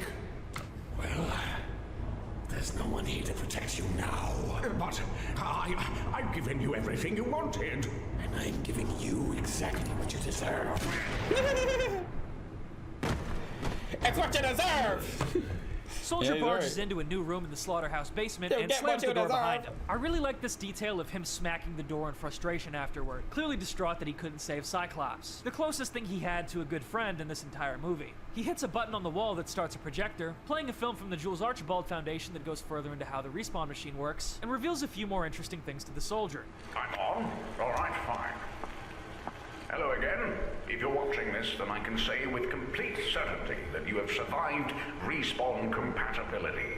Congratulations. If you're confused, allow me to explain. Before you were lawfully executed by the state, you signed a contract effectively donating your mortal remains to a medical trial. The good news is you're not on death row anymore, since you're technically already dead. Which also means you are now company property. But fear not. As promised, you all have a new job waiting for you when you get out. You are now 10 of the strongest mercenaries money can buy, and your sacrifice will reward you in time. I'll see you all on the other side.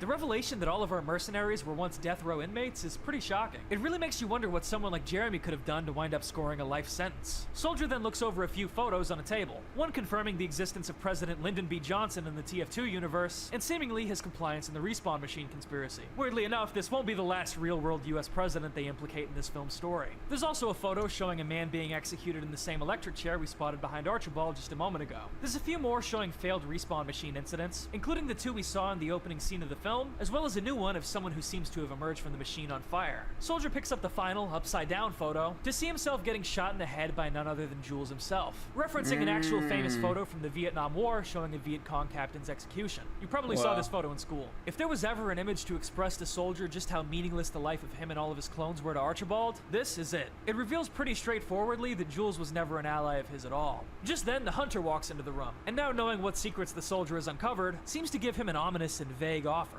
You really want to die for that fat bastard?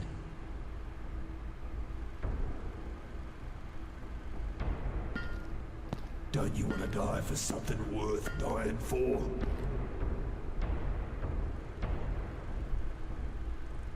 Do you have any idea how long I've waited for this?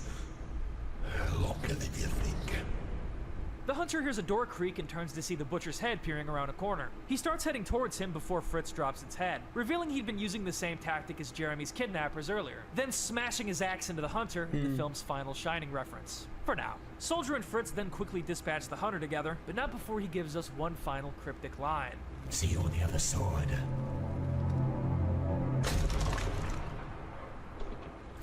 Was the Soldier the only one to survive? A film suddenly starts playing from the projector. It's from a company called Emesis Pharmaceuticals, a presumed collaborator of the Archibald Foundation and Helix Industries. The film shows human bodies flowing through coiled red tubes, much like blood cells and veins. It seems Emesis Pharmaceutical played a big part in the medical element of managing the respawn machine. While distracted, Fritz then gets knocked out, which makes you really wonder what happened to the Soldier in that 5-second window between the film on the wall starting and now.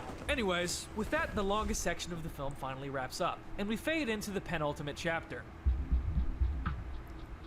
Catabasis. Fritz and Soldier both wake up in a room labeled as the execution floor, sitting at a table face to face with their kidnapper, who turns out to be none other than the Smoker. Clearly still believing Fritz and the Undertaker to be one and the same, the Smoker points his gun at Fritz and orders him to open his Respawn Corps briefcase, but Fritz refuses.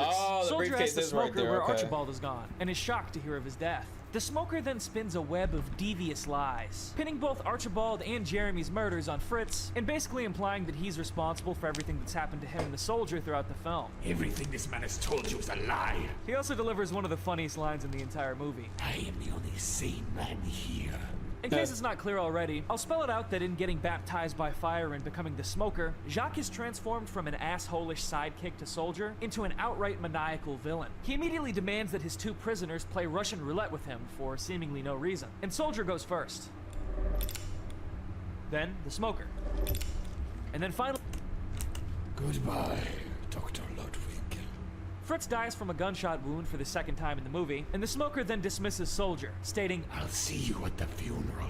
Before disappearing into thin air using his cloak. Now invisible, the Smoker quickly runs over to the exit door and locks it behind him, which is unnerving in the moment, but also kind of hilarious if you stop and imagine what he would look like actually doing that. Busting through a window to escape, the Soldier finds his rocket launcher next to Jules' corpse, sitting in the same electric chair we know he once used to execute people during his respawn machine trials. With nowhere else to go, Soldier makes his way toward the same shutter door we saw Jules stare in disbelief of earlier, and we finally get a glimpse of what he saw. An impossibly large hole filled with dead bodies. If our protagonists were just on the execution floor, then this must be the dumping ground for all the execution victims. Something starts trying to tear down a wall in the execution floor. So with nowhere else to go, execution victims. Something starts trying to tear down a wall in the Stalingrad again. Execution floor. So with nowhere else to go, the Soldier 1,000 bodies that Jules mentioned on the phone with Plutarch earlier. And it seems like most of them are clones of the Soldier. But why? Well, it could be because he's the most popular class in the game, at least according to this study from another YouTuber named Toofty. Or it could be referencing Meet the Medic, where a similar pile of blue soldier corpses covers the battlefield in its final shot. But me personally, I think it's because he'd probably be the most roundly useful mercenary to clone. He's not too frail and not too big. He's got boots on the ground military experience. And I mean, Lyndon B. Johnson had to be impressed with him for one reason or another. This whole theme of cloning and not knowing how many versions of you are out there being abused is actually something that a famous Half-Life 2 mod called Entropy 02 touches on, which is kind of funny since the two came out not long apart. Standing on a mound of bodies, Soldier spots a roaming dump truck and quickly hides. The back of the truck is full of his dead clones, and we see it stop.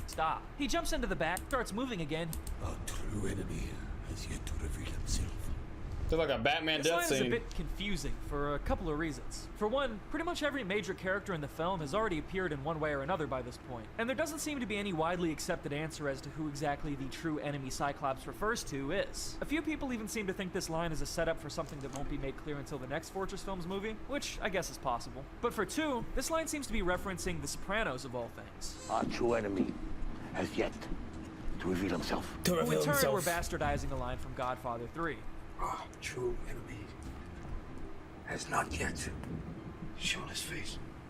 As far as I can tell, though, the line Emesis Blue uses is specifically the Sopranos twist on the quote, which is really weird. Most of the film's references thus far have been to other horror films and games, so it's a bit jarring for there to also be a reference to a random joke from a mafia drama show, especially since it also happens to be one of the most confusing, vague, and unexplainable lines in the entire movie. Maybe there's just something I'm missing here, I don't know. Anyway, Soldier jolts back awake after the dump truck he was in crashes on its side, and he climbs out to head forward on foot. But he doesn't get far, as it turns out the truck crashed directly in front of a broken bridge. Hits the this whole whip area and the here is a nay-nay. near-perfect Gangnam's... recreation of the ending scene of The House That Jack Built, a movie from 2018 that draws heavy inspiration from Dante's Inferno. In that movie's final scene, its protagonist Jack has entered hell, and comes across this broken bridge that's stationed directly above a pit leading down to its lowest depths. He's told that he can either accept his fate and spend eternity here, or he can attempt to cheat God by climbing the rock wall to the other side and accessing the stairway to heaven. Despite being warned that no other man before him has ever succeeded in making it to the other side of the broken bridge, Jack takes the chance and, like a dumbass, plummets into the flaming abyss below.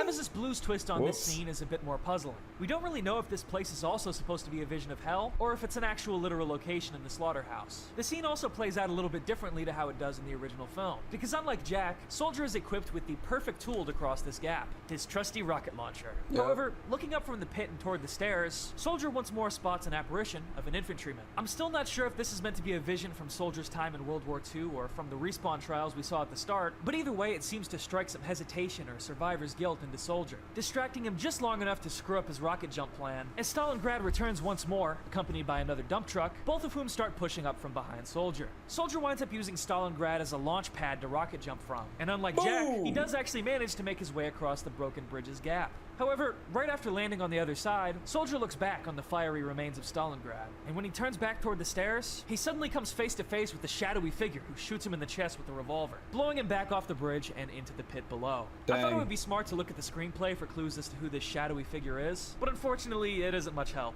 He stands to his feet and turns back to the stairs. Someone is standing there. Soldier recognizes him, but it doesn't make any sense. I originally figured that it was the Undertaker who shoots Soldier down, but I was surprised to learn that if you brighten the image, the shadow figure actually looks a lot more like Jules, with his little mustache and tie and everything. I guess that's why the screenplay says this scene doesn't make sense. Soldier just saw Jules dead in the electric chair a few seconds ago. So is this a respawn of Jules, a clone, or just a plain old ghost? Jules was by the briefcase, so therefore he could respawn, right?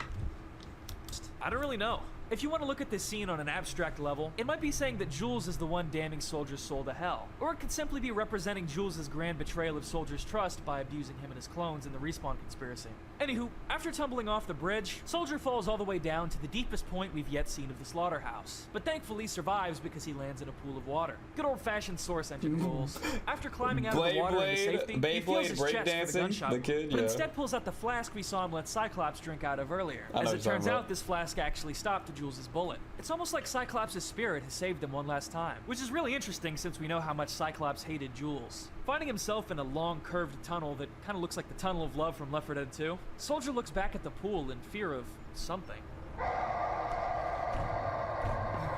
The tunnel itself seems to scream in agony at him as he begins to run away, every light burning out behind him as the darkness tries to envelop him. The screenplay describes him being chased by some kind of unseen entity, but the final film is much more ambiguous. Team Fortress 2 collab with Dead by Daylight? What Finding the a ladder heck? at the end of the tunnel, he climbs up a suspiciously short distance before arriving back on the surface through a manhole. Once he makes his way up, he sees that it's raining outside. And as the soldier gazes to a downspout on the side of a building, he sees the water traveling back up it from the street. There's probably something to be said about Fritz and Soldier both seeing anomalies with downspouts, but I can't really think of anything that would represent, so I'll leave that to the real film bros. Somehow, Fritz's ambulance drives by, with Jeremy sitting in the passenger seat. Then, Soldier looks across the street to see his past self sitting in Jacques' car. Apparently, he was the one who spooked himself during that scene at the start of the film, giving us yet another time loop, though here the sequence ends a little differently.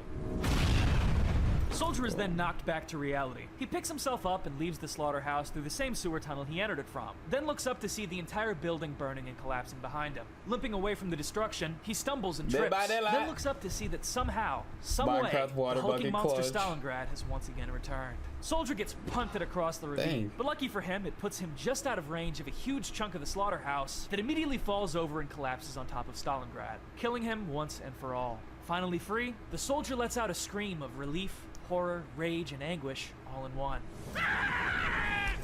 Or I guess taunts with his shovel. I don't remember that. After a fade to black, we come back to Soldier sometime after his escape from the slaughterhouse. He's in casual clothes, speaking to an agent of Builders League United named Stemmons, who gives him a Mike Ehrmantraut-esque rundown of what will happen going forward.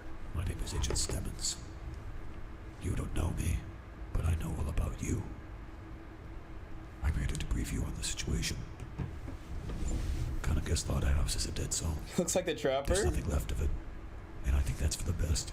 It's canon. It was actually scheduled for demolition months ago. Trapper's getting a DLC Governor Archibald cosmetic. From happening. He had his secrets, Mr. Doe, but you discovered something that we find deeply disturbing. Something that threatens the foundation of this company. Whatever it was you saw inside Conacher's slaughterhouse. You were not to speak for it with anyone. Lethal company. Not a soul. Do I make myself clear? Good. Yeah, man. Is there anything else you want to tell me? Nah, man. He then tells Soldier that Jules Archibald's funeral will be held on Sunday, and that his old friend Jacques also survived the slaughterhouse, somehow. Soldier goes to visit his old friend in the hospital, but it's not a pretty sight. Jacques' flesh is completely burnt off, and he's propped up in a position referencing a famous gruesome shock photo. A lot of people say this photo shows radiation victim Hisashi Ouchi, but there's a lot of inconsistencies between the image and the description of that case, so the photo probably just shows a very, very unfortunate burn victim. Don't go looking for it if you're squeamish, it's pretty unpleasant. The fact Jacques is still puffing a cigarette in his hospital bed is pretty funny though. I guess they don't call him the smoker for nothing. Anywho, as we officially leave the Conacher slaughterhouse for good, we finally made our way to the closing chapter of Emesis Blue. Emesis Blue. Blood Brothers. Chapter 7 opens at the aforementioned funeral of Jules Archibald. You know, since he was murdered in cold blood by the smoker back in the sewers of the slaughterhouse. Despite the condition we saw him in the last scene, the smoker himself manages to come to the funeral, now wearing a white mask to hide his disfigured face and sporting some kind of vocoder on his voice. And even though just a second ago we saw that Soldier escaped the slaughterhouse relatively unscathed, he arrives at this funeral in a wheelchair with a cast on his leg. It turns out that the cast and wheelchair are props supplied by the smoker, who's also given Soldier a card with text to read out loud. He's expecting Soldier to aid him in covering up his murder of Jules. The card itself reiterates the same lies the smoker told Soldier back during the Russian roulette game. It blames everything from Jeremy's kidnapping to Archibald's death and the slaughterhouse's destruction on the now deceased Fritz, smearing him as a violent cult leader and painting his death at the hands of that Russian roulette game as an intentional crazed suicide, when in reality, Fritz was a victim of the smoker just as Jules was. The other side of the card advises him to follow the script, but Soldier has another idea, as we'll see in just a second. Plutarch Mann arrives at the funeral, and seemingly implies that in this universe, Jules Archibald was the man behind John F. Kennedy's assassination. I met him in 1960, right after the election.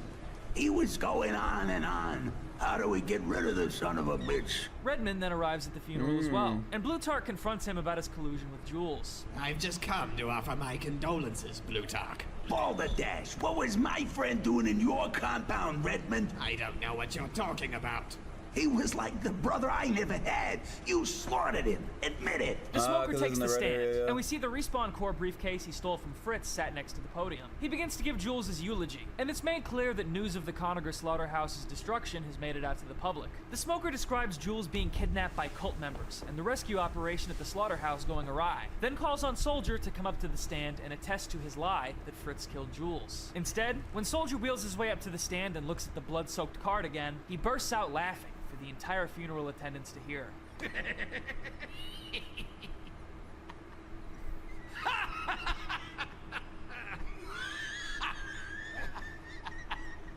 Embarrassed, the smoker pushes him back and shocks the audience with images of Jeremy's beheaded mother, pinning that murder on Fritz as well. Right as the smoker begins announcing that he's taking over Jules' position in his wake, Soldier prepares to pull the pin on a grenade in a kamikaze attack. But all of a sudden, despite all of our characters being miles away... So bro's still carrying the briefcase on him even though the job's already done. What did they know about the briefcase though? Why still got the briefcase on him? Something impossible happens. If they knew what it was and what it did and they had respawn people, then they would have did something. Fritz pops out of the casket and shoots the smoker in the head. Twice, actually. It calls back to one of the early lines of dialogue Jeremy said to Fritz in the prologue. If they ever hit you with something, you hit back twice as hard, you hear me? Ignoring the fact that Fritz has just come back from the dead for the second time in the movie, and popped out of another man's casket, no less, his visual appearance in this scene is really weird. He's much more pale, skinny, and gaunt looking than normal, with massive sunken rings around his eyes. His outfit appears to be inspired by the cabinet of Dr. Caligari, the same movie we mentioned earlier as an inspiration for the scene where the strange faces applauded Fritz beheading the butcher. However, this time Fritz's audience doesn't respond with applause. They respond in shock and horror. The people in the church pew, including Redmond and Plutarch, begin spilling out into the streets in a panic. Soldier, however, remains seated in his prop wheelchair, in awe of what he's just witnessed. A lone blue security guard pulls his pistol and tries to gun down Fritz, but fails miserably. As we see the crowd rushing out the front doors of the building, the Undertaker appears once more, and stares down Fritz in what reads to me as a silent satisfaction. Our two protagonists' eyes meet for a moment, and Fritz spares Soldier as he begins walking out after the crowd. As Fritz steps out onto the street, we see the Plague Doctor once more peeling off in his black hearse. Then 3 more armed men from Builders League, portrayed using the mercenary model from Open Fortress, arrive at the scene and crash their car before hopping out and opening fire at Fritz. Fritz gets pinned down, but out from the church comes Soldier's grenade from earlier, showing that the two have each other's backs. As the car full of goons blows up, Soldier tosses Fritz the Respawn Corps briefcase from the smoker's corpse. A few police officers arrive and open fire at Fritz as he flees the scene, and then we cut to Plutarch and his driver booking it away from the funeral. Can't you go any faster? I'm flooring it, sir. They're shooting at us. Run all the red lights. What are they good for anyway? Look out! As Plutarch bleeds out in the back of his car, Run the Soldier red walks light, up man. to the open What window. the freak? You After crashed. taking in the sight, Soldier draws a pistol and shoots the man at the top of Builders League 4 times, in his final act of revenge for the Respawn conspiracy. With Archibald, Jacques, and now Plutarch dead, we can assume the company has no future. Meanwhile, Fritz gets bumped over by a blue team branded ambulance, just like the one he used to drive. He holds the driver at gunpoint and smashes the window, pulling them out through the broken glass. Staring down the barrel of a gun, the doctor begins begging for his life. Fritz looks down at him, seemingly remembering remembering the innocent healer he once was, and ultimately spares him. Fritz's touching moment is interrupted by a squad of officers who roll up and draw guns on him. It's actually the same squad and chief we saw earlier in the film investigating the scene of Jeremy's mother's beheading. Fritz blows 2 of them away with his gun and drives off in the stolen ambulance. After Soldier's revenge, we see Redmond come up to Blutarch's crashed car and look in at what remains of his brother. Good gravel. I won. I won! am the last man standing. Goodbye. Fritz runs Redmond over, wiping out the head of the red team and most likely ending the gravel war entirely. Inside Fritz's ambulance, the camera pans over to show Jeremy watching him in the passenger seat, a bit like Jane at the end of El Camino. But he isn't there when Fritz looks over. We can probably assume this shows that, even now, Fritz is still acting to try and avenge Jeremy's spirit. I got you, we see a homie. newspaper from the Mortem Post confirming that 9 people, including the Mann brothers, were killed in the attack. We also catch a quick glimpse of Agent Stemmons looking out the window, probably pretty pissed that Soldier didn't stick to him in the Smoker's script, and the fact that with Blue gone, he's about to be out of a job. Quick editor's note, what I said here and earlier in the video about Agent Stemmons being a representative of Blue Team is apparently completely wrong. I missed this while researching the video, but the writers have outright confirmed that Stemmons is actually a CIA agent. I don't think I was too silly for assuming he worked for Blue, though. This line on screen definitely made it seem like he did. The next scene shows Fritz still driving on the road in his stolen ambulance sometime later. It's easy to assume that this scene takes place a few hours or maybe a day after the last one, but we see that Fritz is wearing different clothes now. And according to Anton, this weird glimmer in the background is actually SO9 from Spy's Disguise. Assuming that means the last part of Spy's Disguise with Fritz happens in between this scene and the last, that would mean that this is at least a few days later since SO9 spent so long in Fritz's care. I do think implying that goofy video happened in the midst of this nightmarish, evil paranormal journey is a little strange, but what can you do? Eventually, Fritz grows tired, the road outside looking a little Lost Highway-y, so he pulls over and stops at a bar. Dell's bar, actually. The same Dell from Spy's Disguise and who we saw serve Cyclops earlier. Fritz waltzes in, clearly just as confused as us, and looks to the bartender. Dell then echoes Zed's line to Jeremy from earlier. You look lost, stranger. I am. Where are you headed? I don't know. Nearest town's back the other way. That's not where I'm going. So where are you going? Do you have a phone? No. I think I'm going to be sick. Restroom's in the back. Fritz takes the key and goes to the bathroom, but not before looking over to see the deceased Maynard and Zed on the other side of the bar. Zed once again playing the piano. Very obviously, Fritz has entered the afterlife. He opens the men's room, another big M on the door, and heads through. Inside, Fritz locks the door and steps into the final Shining reference of the movie. As he stares into the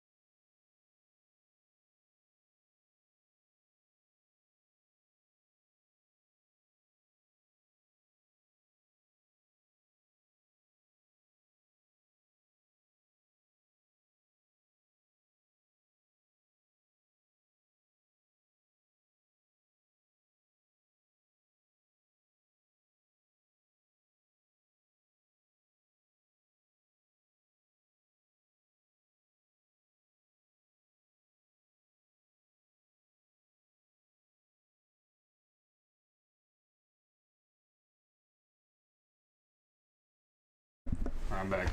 Yeah. We got food. We got food.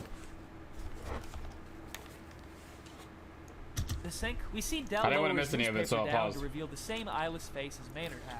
Dell pulls up a phone from under the bar and calls someone who we don't get to Here I hear. go. Fritz gazes deep into the mirror, and then someone starts banging on the locked bathroom door, just like we saw happen to him at the scene of Jeremy's mother's beheading. He looks down at the bottle of Valium he's been taking since the start of the movie and says, "God help me."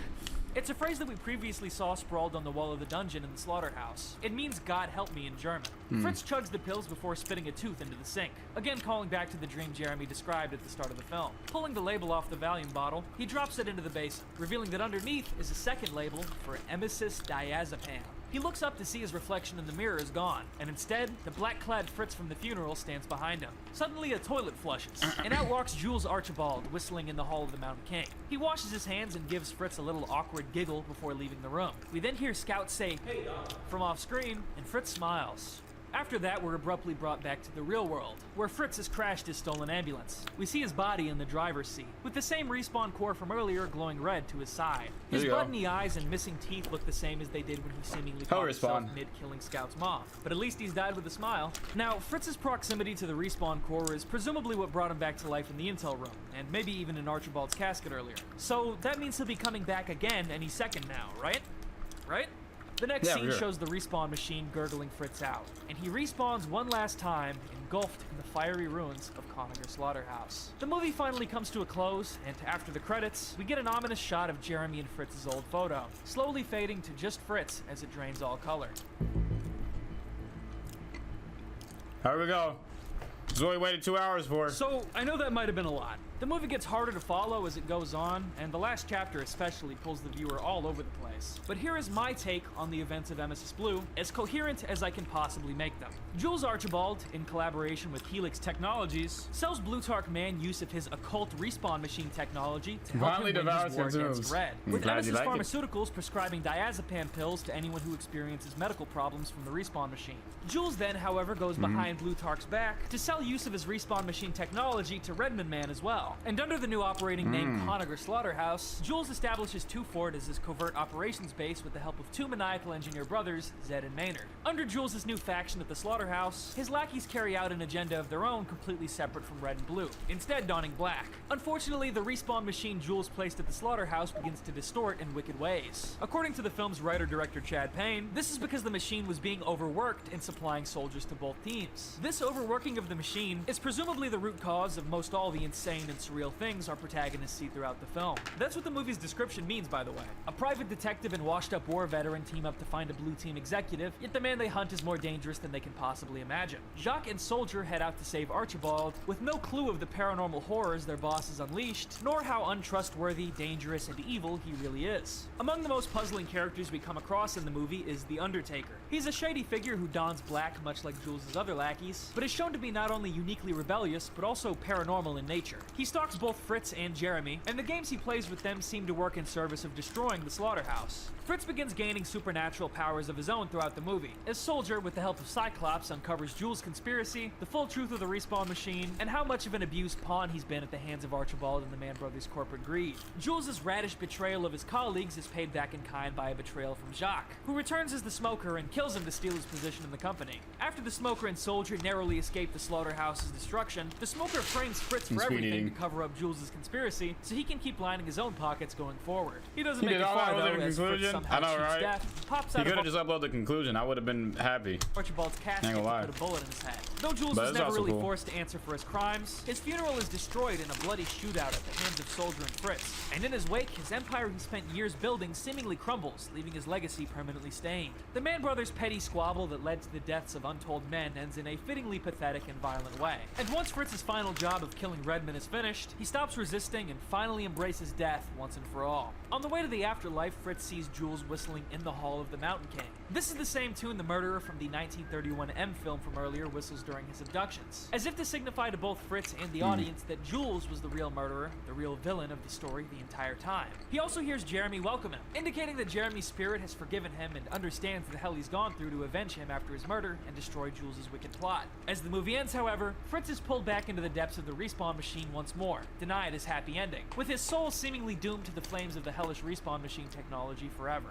Now, even with me trying to condense everything there into as neat of a box as I can, the story is still a bit confusing and there's a lot of scenes that still carry unanswered questions. One of the first things you're made to wonder about is who killed Jeremy's mother. At first, the movie seems to want you to think it's Fritz. Between the bloody bone saw Jacques finds at the crime scene, the nightmarish vision Fritz gets of himself standing over her body, and the eyewitness at the scene describing a violent assailant high on drugs fleeing in an ambulance, it's not hard to see how Jacques and Soldier initially concluded that Fritz was the culprit. We also later see Fritz do the same head dangling and whistling trick with the butcher's hat. However, I don't think Fritz is guilty of the beheading itself, at least not consciously. I think he simply stumbled across the scene of the crime afterward, heard a cop knocking at the door, and knew exactly what it was going to look like if they found him standing there. So he fought his way away from the scene in an unconscious panic, his manic blackouts leading even himself to not know whether he's guilty of the crime or not. Archibald's funeral scene pretty clearly shows us that Fritz serves as a scapegoat for many other horrific things in the movie he's not guilty of. And in their Discord, the filmmakers even seem to hint that Jeremy is mistaken about who killed his mother during his encounter with Fritz in the basement. And for those reasons, it's my interpretation that either the Undertaker killed Jeremy's mother but is framing Fritz for it, or that very literally the Undertaker possessed Fritz's body to make him commit the crime, mirroring the plot of that Dr. Caligari no film conclusion. I'm a crash out. Sleepwalker. It makes more sense for the Undertaker to collaborate with the Butcher in this gruesome act of violence than it does for Fritz to, and I think the Undertaker has a clear motive in trying to trick Fritz into believing he's the one responsible as a means of using his guilt to control him, just as he also uses Jeremy's kidnapping to control him,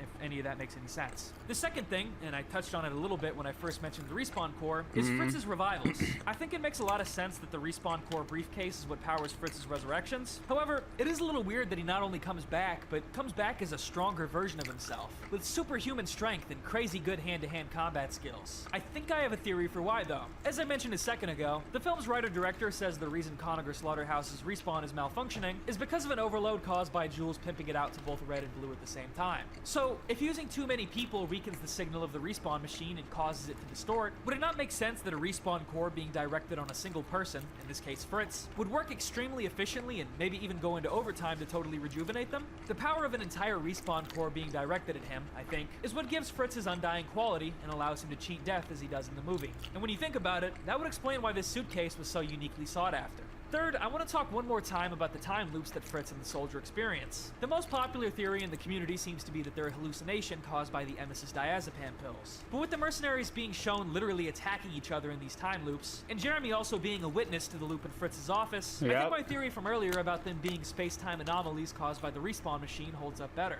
Additionally, Soldier experiences loops despite saying he never took any of the Freak it, it's an anomaly. pills. Some rationalize this by saying his hallucinations come from his wartime PTSD instead, but I feel like that doesn't make much sense. I know people with PTSD in real life, and even they don't chuck crowbars at future versions of themselves. So yeah, I think the time loops are just fuck-ups caused by the occult Respawn machine that plays with time being overloaded. On a more meta level though, I think they serve mainly as hints to the audience that the events of the film can and are actively being affected by future versions of characters. Which brings me to The Undertaker. The Undertaker is probably the most confusing character in the entire movie. As I mentioned a second ago, despite repping the Slaughterhouse's signature black color on his clothes, the things he drives Fritz to do throughout the movie seem almost expressly intended to accelerate the Slaughterhouse's destruction. And that's the other thing too. He's clearly somehow related to Fritz. The use of a doctor mask directly links him to Fritz's identity as a healer. The black hearse he drives and crashes directly parallels the ambulance that Fritz drives and crashes. And of course, Jacques and Soldier believe the two to be one and the same early on in the movie.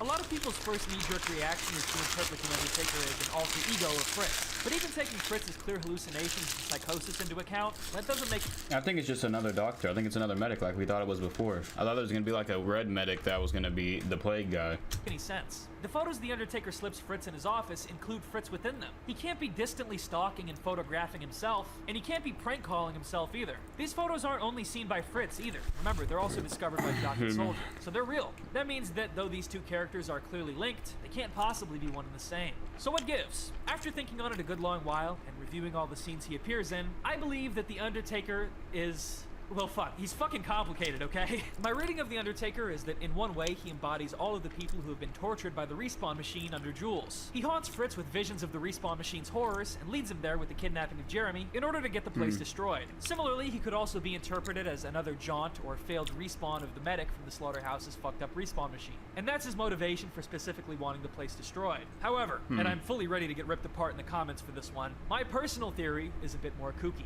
Throughout the movie, there are two characters who we see combust and come back with ominous titles. I'm referring to this red sniper, who returns as the hunter after being blown It's the medic that returned. up by Soldier, and Jacques, who returns as the smoker after going up in flames because of his cigarette like a dumbass. There's also the Butcher, who is a pyro, the class most closely associated with fire. It seems that once reincarnated, baptized by fire if you will, these characters all begin donning black just as Jules' lackeys do. I eventually realized that the Undertaker sounds suspiciously similar to these other characters' titles. Now there's only one character that it would make sense for the Undertaker to be a reincarnation of, and it's Fritz. Because of this, I view the Undertaker as the future ghost of Fritz. Think about it. Fritz dies in a fiery crash, and we see him respawn once more in the fiery depths of the respawn machine. This is the moment he gets baptized by fire, just as the other characters. They let him cook. They let him cook. They let him cook. But why does he get to be magical? I guess because the respawn machine continuously gives him more powers. So he's gonna theorize that the next string of powers he got from being revived from the freaking respawn core was to be goddamn Slenderman powers. Faba predicted it. W Faba. That's what it is, man. That's what it is. This man's extraterrestrial, though. Were before they were reborn. This new respawned version of Fritz is sent back using the demonic contortions of time and space that the respawn machine creates, and commits heinous actions to lead Fritz along not only to help avenge Jeremy, but also to help avoid a paradox and ensure his own genesis. It probably sounds a bit out there, but pay attention to the fact that Fritz starts taking after the Undertaker more and more as the movie goes on. After reviving for the first time in the intel room, he gains quick hand-to-hand combat skills just like those we see of the Undertaker. After reviving for the second time at Jules' funeral, he slims down to a more slender build and starts wearing black instead of blue, just like the Undertaker does. Even the gun Fritz shoots Jacques with in that funeral scene is the same one we see the Undertaker wielding in the first chapter, though to be fair, Soldier is shown to have one too. Note how ruthless Fritz becomes in the last chapter as well. He starts killing innocent cops, exactly like we heard the Undertaker do on Soldier's police radio at the start. And in the afterlife scene, the black turtleneck-wearing apparition of himself appears behind Fritz in the mirror once his reflection disappears, which I think symbolizes Fritz losing his real identity as he prepares to don the Undertaker persona. Saying it's Fritz preventing a paradox might seem a little cheap at first, but if you look deep, I do think it genuinely offers a very interesting answer for the Undertaker's motivations. In the first chapter, we see him steal the respawn core from Jacques, and where does he seemingly leave it the next time we see it? Inside the Conager Slaughterhouse intel room, just right next to where Fritz dies, so that he can respawn and then take it out of the slaughterhouse with him. Yeah, because from just right.